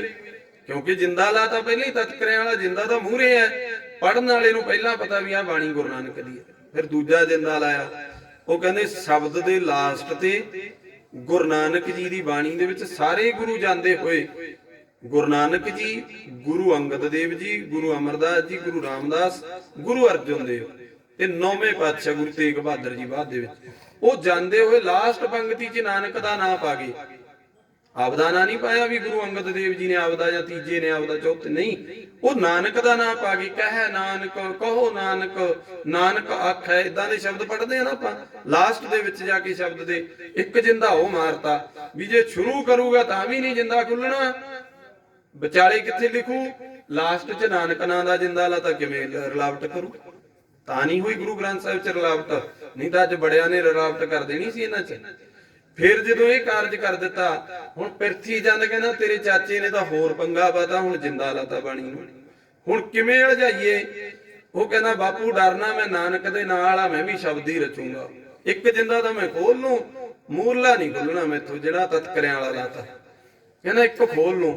ਤੇ ਮਾਫ ਕਰੋ ਸਿੱਖੋ, ਅੱਜ ਉਹ ਜਿੰਦਾ ਬਹੁਤੇ ਜਿੰਨਾ ਚਿਰ ਗੁਰੂ ਗ੍ਰੰਥ ਸਾਹਿਬ ਦੀ ਬਾਣੀ ਨਹੀਂ ਨਾ ਪੜ੍ਹਦੇ, ਅਸੀਂ ਉਹ ਜਿੰਦਾ ਜਿਹੜਾ ਪਿਰਥੀ ਚੰਦ ਨੇ ਮਿਹਰਬਾਨ ਨੇ ਖੋਲਿਆ, ਉਹ ਬਾਣੀ ਵਿੱਚ ਹੀ ਬੋਲੀ ਜਾਂਦੇ। ਮੈਂ ਬੋਲਾਂ ਦੋ ਕੁ ਪੰਕਤੀਆਂ। ਇੱਕ ਤਾਂ ਕਾਰਡ ਤੇ ਲਿਖਿਆ ਹੁੰਦਾ ਨਾ ਜੀ, ਸਤਿਗੁਰ ਦਾਤੇ ਕਾਜ ਰਚਾਇਆ ਆਪਣੀ ਮਿਹਰ ਕਰਾਈ, ਪੜ੍ਹਦੇ ਹੁੰਦੇ ਆ ਨਾ। ਤੇ ਕਦੇ ਗੁਰੂ ਗ੍ਰੰਥ ਸਾਹਿਬ ਜੀ ਚ ਪੜ੍ਹੋ, ਜੇ ਇੱਕ ਵਾਰ ਵੀ ਲਿਖਿਆ ਜੀ ਤਾਂ ਕਹਿ ਦਿਓ ਉਹ ਮਿਹਰਬਾਨ ਨੇ ਲਿਖੀ ਹੋਈ ਬਾਣੀ ਹੈ। ਮੈਂ ਇੱਕ ਦਿਨ ਬੈਠਾ, ਕੋਈ ਵੀਰ ਇਨਵੀਟੇਸ਼ਨ ਕਾਰਡ ਚਲੋ ਆਪਾਂ ਦਿੰਦੇ ਹੀ ਆ, ਮੈਨੂੰ ਦਿੱਤਾ, ਮੈਂ ਪੜ੍ਹ ਕੇ, ਮੇਰੇ ਕੋਲ 4-5 ਗੁਰਸਿੱਖ ਮੁੰਡੇ ਬੈਠੇ, ਮੈਂ ਪੜ੍ਹ ਕੇ ਕਾਰਡ ਐ ਸਿੱਟਤਾ, ਮੈਨੂੰ ਕਹਿੰਦੇ ਬਾਬਾ ਬੜੀ ਬਾਣੀ ਦੀ ਸੰਭਾਲ ਕਰਦਾ। ਮੈਂ ਕਿਹਾ ਵੀ ਕਿਉਂ? ਕਹਿੰਦੇ ਆ ਤਾਂ ਗੁਰੂ ਨਾਨਕ ਜੀ ਦੀ ਬਾਣੀ ਆ, ਤੂੰ ਚਲਾ ਕੇ ਮਾਰੀ। ਮੈਂ ਕਿਹਾ ਵੀ ਚੱਲੀਏ ਗੁਰੂ ਸਾਹਿਬ ਦੇ ਅੰਦਰ ਦਰਸ਼ਨ ਕਰਨ, ਭਾਵੇਂ 2 ਦਿਨ ਲੱਗ ਜਾਣਾ, ਸਾਰੇ ਨੂੰ ਫਰੋਲ ਲਾਂਗੇ, ਜੇ ਆ ਪੰਗਤੀ ਆ ਜੇ ਤਾਂ ਮੈਨੂੰ ਨੀਵੇਂ ਥਾਂ ਪਾ ਲਿਓ। ਕਹਿੰਦੇ ਫਿਰ ਬਾਬਾ ਇਹ ਕੀ ਹੈ? ਇਹ ਹੈ ਮਿਹਰਬਾਨ ਦੀ ਰਚੀ ਹੋਈ ਬਾਣੀ। ਦੂਸਰੀ ਗੱਲ ਆਪਾਂ ਪੜ੍ਹਦੇ ਹੁੰਦੇ ਆ ਨਾ, ਨਾਮ ਖੁਮਾਰੀ ਨਾਨਕਾ ਚੜੀ ਰਹੇ ਦਿਨ ਰਾਤ, ਪੜ੍ਹਦੇ ਹੁੰਦੇ ਨਾ ਬਹੁਤੇ ਸਿੱਖ ਕਹਿੰਦੇ ਆ। ਤੇ ਤੁਸੀਂ ਗੁਰੂ ਗ੍ਰੰਥ ਸਾਹਿਬ ਜੀ ਦੇ ਕਦੇ ਦਰਸ਼ਨ ਕਰਿਓ ਚੰਗੀ ਤਰ੍ਹਾਂ ਧਿਆਨ ਨਾਲ, ਜੇ ਆ ਪੰਗਤੀ ਮਿਲ ਜੇ ਨਾਮ ਖੁਮਾਰੀ ਨਾਨਕਾ ਚੜੀ ਰਹੇ ਦਿਨ ਰਾਤ, ਤਾਂ ਮੈਂ ਆਪ ਜੀ ਦੇ ਥਾਂ ਨੀਵਾਂ ਬੈਠ ਕੇ ਆਪ ਜੀ ਦਾ ਹੁਕਮ ਮੰਨੂਗਾ। ਤੀਜੀ ਗੱਲ, ਬੱਸਾਂ ਗੱਡੀਆਂ ਤੇ ਲਿਖਿਆ ਹੁੰਦਾ ਨਾ, ਰਾਮ ਵਧਾਵੈ ਸੋ ਵਧੈ ਬਲ ਕਰ ਵਧੇ ਨਾ ਕੋਏ। ਕਿੱਥੇ ਲਿਖਿਆ ਜੀ? ਗੁਰੂ ਗ੍ਰੰਥ ਸਾਹਿਬ ਜੀ ਦੇ ਵਿੱਚ ਨਹੀਂ ਲਿਖਿਆ ਨਾ। ਹੁਣ ਫਰਕ ਤਾਂ ਇੱਥੇ ਹੀ ਪਾ ਦਿੱਤਾ। ਏਦਾਂ ਦੀ ਬਾਣੀ ਰਚ ਕੇ ਮਿਹਰਬਾਨ ਨੇ ਸਾਡੇ ਸਿੱਖਾਂ 'ਚ ਥੋਪ ਦਿੱਤੀ। ਤੇ ਜਿਹੜੇ ਵਿਚਾਰੇ ਗਿਆਨਵਾਨ ਨਹੀਂ ਸਨ, ਘੱਟ ਗਿਆਨ ਵਾਲੇ, ਮੈਂ ਤਾਂ ਗੱਲ ਕਰਦਾ, ਮੈਂ ਰਾਤ ਵੀ ਕਹਿੰਦਾ ਰਿਹਾ ਵੀ ਗੁਰੂ ਗ੍ਰੰਥ ਸਾਹਿਬ ਜੀ ਦੀ ਬਾਣੀ ਦਾ ਗਿਆਨ ਲਓ, ਸਮਝਣ ਦੀ ਲੋੜ ਹੈ। ਜਿੱਦੇ ਆ ਗੱਲਾਂ ਸਮਝ ਕੇ ਕੱਚਿਆਂ ਪਿੱਲਿਆਂ ਵੱਲ ਨਹੀਂ ਭੱਜਦੇ, ਜਮਾ ਬਿਲਕੁਲ ਨਹੀਂ ਜਾਂਦੇ, ਪਲਾਂਗ ਵੀ ਨਹੀਂ ਪੱਟਣੀ, ਗੁਰੂ ਸਾਹਿਬ ਦੇ ਹੋ ਕੇ ਮਰਾਂਗੇ ਸਾਰੀ ਉਮਰ। ਫਿਰ ਕੀ ਹੋਇਆ? ਜਦੋਂ ਤੀਜੇ ਪਾਤਸ਼ਾਹ ਦੇ ਹੁਣ ਸਿੱਖਾਂ 'ਚ ਪਛਾਣ ਨਾ ਰਹੀ ਜੀ, ਵੀ ਬੇਦੀ ਉਧਰ ਬੈਠ, ਮਾਫ ਕਰੋ ਸੋਢੀ ਉਧਰ ਬੈਠਾ ਗੁਰੂ ਅਰਜਨ ਦੇਵ, ਤੇ ਸੋਢੀ ਇੱਧਰ ਬੈਠਾ ਪਿਰਥੀ ਚੰਦ ਦਾ ਮੁੰਡਾ ਮਿਹਰਬਾਨ। ਹੁਣ ਅਸਲੀ ਤੇ ਨਕਲੀ ਦੀ ਪਛਾਣ ਕਿਵੇਂ ਕਰੀਏ? ਇੱਥੇ ਫਿਰ ਆਪਸ ਵਿੱਚ ਲੜਾਈ ਚੱਲੀ ਸੀ, ਤੇ ਇੱਕ ਸਿੱਖ ਨੇ ਆਹ ਕੰਮ ਕਰਨ ਤੋਂ ਪਹਿਲਾਂ ਹੀ ਗੁਰੂ ਸਾਹਿਬ ਕੋਲੇ ਆ ਕੇ ਦੱਸਤਾ ਸੀ ਵੀ ਜਿਹੜਾ ਗ੍ਰੰਥ ਰਚਣ ਵਾਲਾ ਕੰਮ, ਜਿਹੜਾ ਨਾਨਕ ਦਾ ਨਾਮ ਪਾਉਣ ਵਾਲਾ ਕਰਨ ਲੱਗਿਆ ਸੀ ਮਿਹਰਬਾਨ, ਉਹ ਸਿੱਖ ਗੁਰੂ ਸਾਹਿਬ ਜੀ ਦੇ ਕੋਲ ਆਇਆ। ਕਹਿੰਦੇ ਇੱਕ ਸਿੱਖ ਬੋਲਾ ਜੋਰ ਕਰ ਸਤਿਗੁਰ ਜੀ ਸੁਣ ਲੀਜੈ। ਗੁਰੂ ਅਰਜਨ ਦੇਵ ਜੀ ਨੂੰ ਕਹਿੰਦੇ, ਇੱਕ ਸਿੱਖ ਆ ਕੇ ਹੱਥ ਬੰਨ ਕੇ ਜੋੜ ਕੇ ਕਹਿੰਦਾ ਮਹਾਰਾਜ ਇੱਕ ਮੇਰੀ ਬੇਨਤੀ ਨੂੰ ਸੁਣੋ। ਇੱਕ ਸਿੱਖ ਬੋਲੇ ਜੋਰ ਕਰ ਸਤਿਗੁਰ ਜੀ ਸੁਣ ਲੀਜੈ, ਪਿਰਥੀਆ ਆਦਿਕ ਅਪਰ ਬਹੁ। ਅਪਰ ਬਹੁ ਦਾ ਮਤਲਬ ਹੈ ਉਹਦਾ ਪੁੱਤ ਨਾਲ ਰਲ ਕੇ, ਪਿਰਥੀਆ ਤੇ ਉਹਦਾ ਪਰਿਵਾਰ ਸਾਰਾ, ਉਹਦੇ ਪੁੱਤ ਰਲ ਕੇ। ਪਿਰਥੀਆ ਆਦਿਕ ਅਪਰ ਬਹੁ ਸੇ ਕਰਮਣ ਕੀਜੈ, ਇੱਕ ਕਰਮ ਕਰਨ ਲੱਗਿਆ, ਇੱਕ ਕੰਮ ਸ਼ੁਰੂ ਕਰਨ ਲੱਗਿਆ। ਕਿਹੜਾ? ਕਹਿੰਦੇ ਆਪ ਬਣਾਵਤ ਸ਼ਬਦ ਬਹੁ ਨਿਜ ਮਤ ਅਨੁਸਾਰੀ, ਆਪ ਦੀ ਮਤ ਦੇ ਅਨੁਸਾਰ ਬਹੁਤੇ ਸ਼ਬਦ ਰਚਣ ਲੱਗੇ ਆ। ਗੁਰੂ ਨਾਨਕ ਕੋ ਨਾਮ ਸ਼ੁਭ ਕਰ ਦੇਤ ਮੰਜਾਰੀ, ਨਾਨਕ ਦਾ ਨਾਮ ਪਾ ਕੇ ਸ਼ਬਦ ਲਿਖਣ ਲੱਗੇ ਆ, ਤੇ ਅਲਝਾਈਆਂ ਪਾਉਣਗੇ ਸਾਡੇ ਅੰਦਰ। ਗੁਰੂ ਅਰਜਨ ਦੇਵ ਕਹਿੰਦੇ ਕੋਈ ਗੱਲ ਨਹੀਂ, ਡਰਨ ਦੀ ਲੋੜ ਨਹੀਂ, ਗੁਰੂ ਨਾਨਕ ਦੀ ਕਿਰਪਾ ਹੈ, ਪਰਮੇਸ਼ਰ ਦੀ ਕਿਰਪਾ ਹੈ, ਉਹਦੀ ਕਿਰਪਾ ਦੇ ਨਾਲ ਆਪਾਂ ਬਾਣੀ ਰਚਣ ਲੱਗੇ ਆ। ਫਿਰ ਕਹਿੰਦੇ ਗੁਰੂ ਸਾਹਿਬ ਜੀ ਨੇ ਇਦਾਂ ਬਾਣੀ ਰਚਦੇ ਰਹੇ ਜੀ, ਤੇ ਬਾਣੀ ਰਚਦਿਆਂ ਇੱਕ ਮੈਂ ਹੋਰ ਗੱਲ ਕਰ ਲਵਾਂ, ਥੋੜੀ ਜਿਹੀ ਮੇਰੇ ਜ਼ਿਹਨ ਦੇ ਵਿੱਚ ਦਿਮਾਗ ਦੇ ਵਿੱਚ ਆਈ ਹੈ। ਇਹ ਵਿਰੋਧਤਾ ਨਾ ਗੁਰੂ ਸਾਹਿਬ ਦੀ ਜਿਹੜੀਆਂ ਅੱਜ ਬੇਅਦਬੀਆਂ ਹੁੰਦੀਆਂ ਨੇ ਜੀ, ਅੱਜ ਗੁਰੂ ਗ੍ਰੰਥ ਸਾਹਿਬ ਜੀ ਦੀਆਂ 2015 ਤੋਂ ਕਿੰਨੀਆਂ ਬੇਅਦਬੀਆਂ ਹੋਣ ਲੱਗੀਆਂ ਨੇ। 21 ਆ ਗਿਆ, 6 ਸਾਲ ਹੋ ਗਿਆ, ਪਹਿਲਾਂ ਵਾਲੀ ਸਰਕਾਰ ਵੀ ਵਾਗੀ, ਹੋਣ ਵਾਲੀ ਵੀ ਜਾਣ ਵਾਲੀ ਹੈ, ਤੀਜੀ ਪਤਾ ਨਹੀਂ ਕਿਹੜੀ ਆਉਣ ਵਾਲੀ ਹੈ। ਕਿਸੇ ਨੇ ਹੱਲ ਨਹੀਂ ਨਾ ਕੱਢਿਆ ਇਹ ਚੀਜ਼ਾਂ ਦਾ। ਇਹ ਬੇਅਦਬੀਆਂ ਅੱਜ ਤੋਂ ਨਹੀਂ, ਇਹ ਤਾਂ ਗੁਰੂ ਅਮਰਦਾਸ ਵੇਲੇ ਜੀ ਦੀਆਂ ਹੁੰਦੀਆਂ ਆਈਆਂ। ਇੱਕ ਕਦੇ ਗੁਰੂ ਅਮਰਦਾਸ ਜੀ ਦਾ ਨਾ ਇਤਿਹਾਸ ਡੂੰਘਾਈ ਦੇ ਨਾਲ ਪੜ੍ਹ ਕੇ ਦੇਖੋ। ਗੁਰੂ ਜੀ ਦਾ ਇੱਕ ਪਿਆਰ ਵਾਲਾ ਸਿੱਖ ਸੀ ਭਾਈ ਹਿੰਦਾਲ, ਹਿੰਦਾਲ ਸੀ ਉਹਦਾ ਨਾਂ। ਤੇ ਹਿੰਦਾਲ ਗੁਰੂ ਅਮਰਦਾਸ ਜੀ ਦਾ ਜਦੋਂ ਪਿਆਰ ਵਾਲਾ ਸਿੱਖ ਸੀ, ਉਹਦੇ 2 ਪੁੱਤ ਹੋਏ ਆ, ਬਾਲ ਚੰਦ ਤੇ ਵਿਧੀ ਚੰਦ। ਇਹ ਵਿਧੀ ਚੰਦ ਉਹ ਨਹੀਂ ਜੀ ਜਿਹੜਾ 6ਵੇਂ ਪਾਤਸ਼ਾਹ ਜੀ ਵੇਲੇ ਘੋੜੇ ਲੈ ਕੇ ਆਇਆ, ਉਹ ਵਿਧੀ ਚੰਦ ਨਹੀਂ। ਇਹ ਪਹਿਲਾਂ ਹੋਇਆ ਗੁਰੂ ਅਮਰਦਾਸ ਜੀ ਵੇਲੇ। ਬਾਲ ਚੰਦ ਤੇ ਵਿਧੀ ਚੰਦ 2 ਪੁੱਤਰ ਹੈ ਹਿੰਦਾਲ ਦੇ। ਹਿੰਦਾਲ ਦੀ ਗੁਰੂ ਜੀ ਦੇ ਨਾਲ ਇੰਨਾ ਪਿਆਰ ਹੈ, ਮਹਾਰਾਜ ਉਹਨੂੰ ਹਰ ਗੱਲ ਪੁੱਛ ਕੇ ਕਰਦੇ ਆ ਗੁਰੂ ਅਮਰਦਾਸ ਜੀ। ਤੇ ਜਿਹੜੇ ਵਿਧੀ ਚੰਦ ਤੇ ਬਾਲ ਚੰਦ ਦੋਨੇ ਭਰਾ, ਇਹ ਵਿਸ਼ਿਆਂ ਦੇ ਵਿੱਚ ਉਲਝ ਗਏ ਜੀ। ਵਿਸ਼ਿਆਂ ਨੂੰ ਸਮਝਦੇ ਹੋ, ਮਾੜੇ ਕੋ ਕਰਮ ਕਰਨ ਵਾਲੀਆਂ ਬੀਬੀਆਂ ਦੇ ਚੱਕਰਾਂ ਦੇ ਵਿੱਚ ਆ ਗਏ, ਕਹਿ ਲਈਏ ਵਿਸ਼ੇ ਕਰਨ ਲੱਗ ਪਏ, ਸ਼ਰਾਬਾਂ ਕਬਾਬਾਂ ਦੇ ਦੌਰ ਚਲਾਉਣ ਲੱਗ ਪਏ। ਤੇ ਸਿੱਖਾਂ ਨੇ ਜਾ ਕੇ ਫਿਰ ਉਹਨਾਂ ਨੂੰ ਟੋਕਣਾ ਕੀਤਾ। ਉਹ ਕਹਿੰਦੇ ਤੁਸੀਂ ਭਾਈ ਹਿੰਦਾਲ ਦੇ ਪੁੱਤੋਂ, ਜੇ ਅੱਜ ਹਿੰਦਾਲ ਨਹੀਂ ਰਿਹਾ ਪਰ ਗੁਰੂ ਅਮਰਦਾਸ ਜੀ ਦੇ ਨਾਲ ਪਿਆਰ ਇੰਨਾ ਸੀ ਉਹਦਾ, ਤੇ ਤੁਸੀਂ ਇਹ ਕੀ ਕਰਦੇ ਪਏ ਹੋ? ਉਹਨਾਂ ਨੇ ਕਹਿੰਦੇ ਸਿੱਖਾਂ ਦੀ ਇਸ ਵਿਰੋਧਤਾ ਦੇ ਵਿਰੋਧ ਦੇ ਵਿੱਚ ਹੀ ਵੀ ਸਾਨੂੰ ਕਹਿ ਕਿਵੇਂ ਦਿੱਤਾ ਆ ਕੇ, ਬਹੁਤੇ ਉਤਾਰੇ ਪੋਥੀਆਂ ਦੇ ਕਰਾ ਲਏ। ਜਿਹੜੀਆਂ ਪੋਥੀਆਂ ਗੁਰੂ ਅਮਰਦਾਸ ਜੀ ਦੇ ਕੋਲ ਸੀ ਉਹਨਾਂ ਦੇ ਉਤਾਰੇ ਕਰਵਾ ਲਏ, ਤੇ ਉਤਾਰੇ ਕਰਾ ਕੇ ਉਹਨਾਂ ਨੂੰ ਅੱਗ ਲਾ ਕੇ ਸਾੜਿਆ ਜੀ, ਵਿਰੋਧਤਾ ਦੇ ਵਿੱਚ। ਦੇਖੋ ਗੁਰੂ ਅਮਰਦਾਸ ਜੀ ਦੇ ਵੇਲੇ ਹੀ ਇਹ ਕੰਮ ਤਾਂ ਚੱਲ ਪਿਆ ਸੀ। ਆ ਜਿਹੜਾ ਗੁਰਬਾਣੀ ਦੀ ਬੇਅਦਬੀ ਅੱਜ ਕਰਦੇ ਆ, ਪਰ ਮਾਫ ਕਰਿਓ, ਮਾੜੇ ਕਰਮ ਵਾਲਿਆਂ ਦਾ ਮਾੜਾ ਨਤੀਜਾ ਹੀ ਹੁੰਦਾ ਹੈ। ਮੈਂ ਰਾਤ ਵੀ ਸ਼ਬਦ ਬੋਲਿਆ ਸੀ ਨਾ ਵੀ ਜੇ ਮਾੜੇ ਕਰਮ ਦਾ ਜਾ ਕੇ ਹਿਸਾਬ ਕਿਤਾਬ ਪੁੱਛਣਾ ਤਾਂ ਸਰਹੰਦ ਦੇ ਸੂਬੇਦਾਰਾਂ ਤੋਂ ਪੁੱਛ, ਉਹਨਾਂ ਨਾਲ ਕੀ ਹੋਈ ਸੀ। ਇਸੇ ਤਰ੍ਹਾਂ ਮਾੜੇ ਕਰਮ ਦਾ ਮਾੜਾ ਨਤੀਜਾ ਹੋਇਆ। ਉਹ ਬਾਲ ਚੰਦ ਤੇ ਵਿਧੀ ਚੰਦ ਸਿੱਖਾਂ ਦੇ ਹੱਥੋਂ ਹੀ ਮਾਰੇ ਗਏ। ਫਿਰ ਬਾਅਦ ਦੇ ਵਿੱਚ ਹਿੰਦਾਲ ਦੇ ਨਾਮ ਤੇ ਪੂਰੀ ਪੀੜ੍ਹੀ ਚੱਲ ਸਕਦੀ ਸੀ। ਜਿਵੇਂ ਰਾਤ ਆਪਾਂ ਗੱਲ ਕੀਤੀ ਸੀ, ਸੋਮੇ ਦੀ ਪੀੜ੍ਹੀ ਚੱਲਦੀ ਹੈ ਦਿੱਲੀ 'ਚ, ਹਿੰਦਾਲ ਦੀ ਪੀੜ੍ਹੀ ਵੀ ਚੱਲ ਸਕਦੀ ਸੀ, ਪਰ ਪੂਰੀ ਪੀੜ੍ਹੀ ਖਤਮ ਕਰਾ ਕੇ ਮਾੜਾ ਕਰਮ ਕਰਕੇ। ਇਸੇ ਤਰ੍ਹਾਂ ਜਦੋਂ ਚੌਥੇ ਪਾਤਸ਼ਾਹ ਜੀ ਨੇ ਵੀ ਇਹ ਗੱਲਾਂ ਸੁਣੀਆਂ ਸਮਝੀਆਂ, ਉਹਨਾਂ ਨੇ ਚਲੋ ਇੱਕ ਬਾਣੀ ਦੀ ਪੋਥੀ ਰਚੀ। 5ਵੇਂ ਨੇ ਜਦੋਂ ਸਾਰੀਆਂ ਗੱਲਾਂ ਇਹ ਸੁਣੀਆਂ ਨਾ ਵੀ ਬਾਣੀ ਦਾ ਤਾਂ ਇਹ ਬੇਅਦਬੀ ਹੋਣ ਲੱਗ ਜੂ ਥਾਂ ਥਾਂ ਤੇ, ਪੋਥੀਆਂ ਚੁੱਕ ਕੇ ਕਦੇ ਕੋਈ ਪਾੜ ਦਿਆ ਕਰੂ ਕਦੇ ਕੋਈ, ਫੇਰ ਗ੍ਰੰਥ ਦੀ ਰਚਨਾ ਕਰਨੀ ਪਈ। ਇੱਕ ਥਾਂ ਤੇ ਗੁਰੂ ਜੀ ਨੇ ਬਾਣੀ ਰਚੀ। ਫਿਰ ਨਾਲ ਦੀ ਨਾਲ ਪਿਰਥੀ ਚੰਦ ਨੇ ਵਿਰੋਧਤਾ ਕੀਤੀ ਇਸ ਘਰ ਦੀ। ਵਿਰੋਧਤਾ ਕਰਦਿਆਂ ਕਰਦਿਆਂ ਗੁਰੂ ਅਰਜੁਨ ਦੇਵ ਮਹਾਰਾਜ ਜੀ ਦੀ ਧਰਮ ਪਤਨੀ ਕਹਿ ਲਈਏ ਮਾਤਾ ਗੰਗਾ ਜੀ, ਉਹਨਾਂ ਨੂੰ ਪਿਰਥੀ ਚੰਦ ਦੇ ਘਰ ਵਾਲੀ ਨੇ ਇੱਥੋਂ ਤੱਕ ਬੋਲੇ ਸੀ ਜੀ, ਕਹਿੰਦੀ ਤੁਹਾਡੇ ਘਰ ਦੇ ਵਿੱਚ ਤਾਂ ਔਲਾਦ ਨਹੀਂ, ਕਿਉਂਕਿ ਬੱਚਾ ਨਹੀਂ ਛੇਤੀ ਹੋਇਆ ਸੀ। ਜਦੋਂ ਬੱਚਾ ਛੇਤੀ ਨਹੀਂ ਹੋਇਆ ਸਤਿਗੁਰਾਂ ਦੇ ਘਰ ਦੇ ਵਿੱਚ, ਤੇ ਗੁਰੂ ਪਾਤਸ਼ਾਹ ਜੀ ਦੇ ਘਰ ਵਾਲੀ ਮਾਤਾ ਗੰਗਾ ਨੂੰ ਇਹ ਵਚਨ ਬੋਲੇ ਸੀ, ਤੁਸੀਂ ਤਾਂ ਦੋਨੇ ਔਤ ਜਾਓਗੇ ਦੁਨੀਆ ਤੋਂ, ਤੇ ਗੱਦੀ ਤਾਂ ਮੇਰੇ ਪੁੱਤ ਮਿਹਰਬਾਨ ਨਹੀਂ ਸਾਂਭਣੀ ਹੈ, ਜਿੱਦੇ ਮਰਜੀ ਸਾਂਭ ਲੇ, ਕਿੰਨਾ ਕੁ ਚਿਰ ਅਰਜਨ ਦੇਵ ਗੱਦੀ ਤੇ ਜਿਉਂਦਾ ਰਹਿ ਜੂ। ਆਹ ਵਚਨ ਵੀ ਬੋਲੇ, ਪਰ ਨਹੀਂ, ਭਰੋਸਾ ਸੀ ਗੁਰੂ ਨਾਨਕ ਜੀ ਦੇ ਘਰ ਤੇ। ਮੈਂ ਰਾਤ ਇੱਕ ਇੱਥੋਂ ਜਾ ਕੇ ਇੱਕ ਪ੍ਰਚਾਰਕ ਸੁਣਿਆ, ਉਹ ਬੜਾ ਮੰਦਾ ਬੋਲ ਰਿਹਾ ਇਸ ਸ਼ਬਦ ਤੇ, ਕਹਿੰਦਾ ਵੀ ਬਾਬਾ ਬੁੱਢਾ ਨੇ ਵਚਨ ਕੀਤੇ ਵੀ ਪੁੱਤ ਹੋ ਜੂ ਤੁਹਾਡੇ ਘਰ ਦੇ ਵਿੱਚ। ਮੈਂ ਨਾਂ ਲੈਣੋਂ ਵੀ ਨਹੀਂ ਡਰਦਾ, ਸਰਬਜੀਤ ਸਿੰਘ ਧੁੰਦਾ, ਤੁਸੀਂ ਸੁਣਿਆ ਹੋਵੇ, ਇੱਥੇ ਆਪਣੇ ਪਿੰਡ ਵੀ ਲਿਆਏ ਸੀ। ਉਹ ਮੈਂ ਰਾਤ ਸੁਣਿਆ, ਜਾਂਦੇ ਜਾ ਕੇ ਸੁਣਿਆ। ਉਹ ਪਤਾ ਕੀ ਕਹਿ ਰਿਹਾ ਜੀ, ਉਹ ਕਹਿੰਦਾ ਵੀ ਬਾਬਾ ਬੁੱਢਾ ਜੀ ਤੁਸੀਂ ਕਹਿੰਦੇ ਹੋ ਵੀ ਉਹਨੇ ਵਰ ਦੇਤਾ ਮਾਤਾ ਗੰਗਾ ਨੂੰ ਤੇ ਪੁੱਤ ਹੋ ਗਿਆ, ਇਹ ਧੀਆਂ ਕਿਹਦੇ ਵਰ ਨਾਲ ਹੋਈਆਂ? ਕਹਿੰਦਾ ਫਿਰ ਐ ਤਾਂ ਗੁਰੂ ਨਾਨਕ ਦੀ ਭੈਣ ਦੇ ਕੋਈ ਜਵਾਕ ਹੀ ਨਹੀਂ ਸੀ, ਬੇਬੇ ਨਾਨਕੀ ਦੇ, ਤੇ ਬਾਬਾ ਬੁੱਢਾ ਤਾਂ ਉਦੋਂ ਵੀ ਸੀ। ਵੈਸੇ ਇੱਥੋਂ ਤੱਕ ਉਹਦੀ ਗੱਲ ਸਹੀ ਹੈ, ਜੇ ਇੱਕ ਸਾਈਡ ਤੇ ਹੋ ਕੇ ਦੇਖੀਏ ਵੀ ਬੇਬੇ ਨਾਨਕੀ ਦੇ ਕੋਈ ਜਵਾਕ ਨਹੀਂ ਸੀ, ਗੁਰੂ ਨਾਨਕ ਜੀ ਨੂੰ ਪੁੱਤਾਂ ਵਾਲਾ ਪਿਆਰ ਦਿੱਤਾ ਉਹਨੇ। ਫਿਰ ਉਹ ਜੇ ਬਾਬਾ ਬੁੱਢਾ ਵਰ ਦੇ ਸਕਦਾ ਸੀ ਤਾਂ ਫਿਰ ਬੇਬੇ ਨਾਨਕੀ ਨੂੰ ਵੀ ਦੇ ਸਕਦਾ ਸੀ, ਮਾਤਾ ਗੰਗਾ ਨੂੰ ਜਾ ਕੇ ਵਰ ਦਿੱਤਾ। ਪਰ ਇੱਕ ਗੱਲ ਨੂੰ ਇੱਥੇ ਸਮਝਣਾ ਪਊ, ਉਦੋਂ ਬਾਬਾ ਬੁੱਢਾ 14 ਸਾਲ ਦਾ ਗੁਰੂ ਨਾਨਕ ਨਾਲ ਜੁੜਿਆ। ਵੈਸੇ 12 ਸਾਲ ਦਾ ਵੀ ਕਹਿ ਦਿੰਦੇ ਆ, 14 ਸਾਲ ਦਾ ਵੀ, ਕਿਉਂਕਿ 125 ਸਾਲ ਦੀ ਆਰਜੂ ਲਈ ਸੀ। 6ਵੇਂ ਪਾਤਸ਼ਾਹ ਤੱਕ ਦਰਸ਼ਨ ਕੀਤੇ 6 ਪਾਤਸ਼ਾਹੀਆਂ ਦੇ। 98 ਸਾਲ ਦੇ ਗੁਰੂ ਗ੍ਰੰਥ ਸਾਹਿਬ ਜੀ ਦੀ ਬੀੜ ਨੂੰ ਸਿਰ ਤੇ ਚੁੱਕਦੇ ਆ ਜਦੋਂ ਪੂਰਨ ਹੋ ਗਏ ਨਾ ਗੁਰੂ ਸਾਹਿਬ। ਉਦੋਂ ਬਾਅਦ ਹੁਣ ਕਹਿੰਦੇ ਬਾਬੇ ਬੁੱਢੇ ਦੀ ਜਿਹੜੀ ਭਗਤੀ ਸੀ ਨਾ ਜੀ, ਉਹ 12 ਸਾਲ ਦੀ ਉਹ ਨਹੀਂ ਸੀ ਜਿਹੜੀ ਜਾ ਕੇ 98 ਸਾਲ ਦੇ ਨੇ ਭਗਤੀ ਕਰ ਲਈ ਸੀ। ਗੱਲ ਭਗਤੀ ਦੀ ਹੈ ਨਾ। ਬ੍ਰਹਮ ਗਿਆਨੀ ਸ਼ਬਦ ਬਾਬੇ ਬੁੱਢੇ ਦੇ ਨਾਂ ਦੇ ਮੂਹਰੇ 70 ਸਾਲ ਤੋਂ ਬਾਅਦ ਜਾ ਕੇ ਲੱਗਣ ਲੱਗਿਆ। ਗੁਰੂ ਅਰਜਨ ਦੇਵ ਜੀ ਨੇ ਲਾਇਆ ਬ੍ਰਹਮ ਗਿਆਨੀ ਬਾਬਾ ਬੁੱਢਾ ਜੀ, ਉਹਨਾਂ ਨੇ ਨਾਂ ਦੇ ਮੂਹਰੇ ਲਾਇਆ। 14-12 ਸਾਲ ਦੇ ਨਾਂ ਮੂਹਰੇ ਤਾਂ ਨਹੀਂ ਬੁੱਢਾ ਬ੍ਰਹਮ ਗਿਆਨੀ ਲਿਖਿਆ। ਤੇ ਬੇਬੇ ਨਾਨਕੀ ਤਾਂ 12-14 ਸਾਲ ਦੇ ਵੇਲੇ ਸੀ। ਉਦੋਂ ਕਿਉਂ ਨਹੀਂ ਜਵਾਨ ਪੂਰੀ ਹੋਈ, ਬਚਨ ਪੂਰਾ ਹੋਇਆ? ਕਿਉਂਕਿ ਉਦੋਂ ਅੰਦਰੋਂ ਪੂਰੇ ਨਹੀਂ ਸੀ। ਬਾਬਾ ਬੁੱਢਾ ਜੀ ਕਹਿ ਲਗੇ ਜਦੋਂ ਬ੍ਰਹਮ ਗਿਆਨੀ ਬਣ ਗਏ, ਅੰਦਰੋਂ ਜਾਗ ਪਿਆ ਹਿਰਦਾ, ਮਨ ਗੁਰੂ ਦੇ ਚਰਨਾਂ 'ਚ ਪੱਕਾ ਹੋ ਗਿਆ, ਉਦੋਂ ਬਚਨ ਪੂਰਾ ਹੋ ਗਿਆ। ਗੁਰੂ ਅਰਜਨ ਦੇਵ ਜੀ ਦੇ ਕਹਿਣ ਦੇ ਅਨੁਸਾਰ ਉਹ ਕਹਿੰਦੇ ਸਾਡਾ ਪਿਆਰਾ ਜੇ ਬਚਨ ਕਰੂ ਗੰਗਾ, ਫਿਰ ਆਪਣੇ ਘਰ 'ਚ ਪੁੱਤਰ ਵੀ ਪੈਦਾ ਹੋ ਸਕਦਾ। ਵਡਿਆਈ ਦਿੱਤੀ ਸਿੱਖ ਨੂੰ।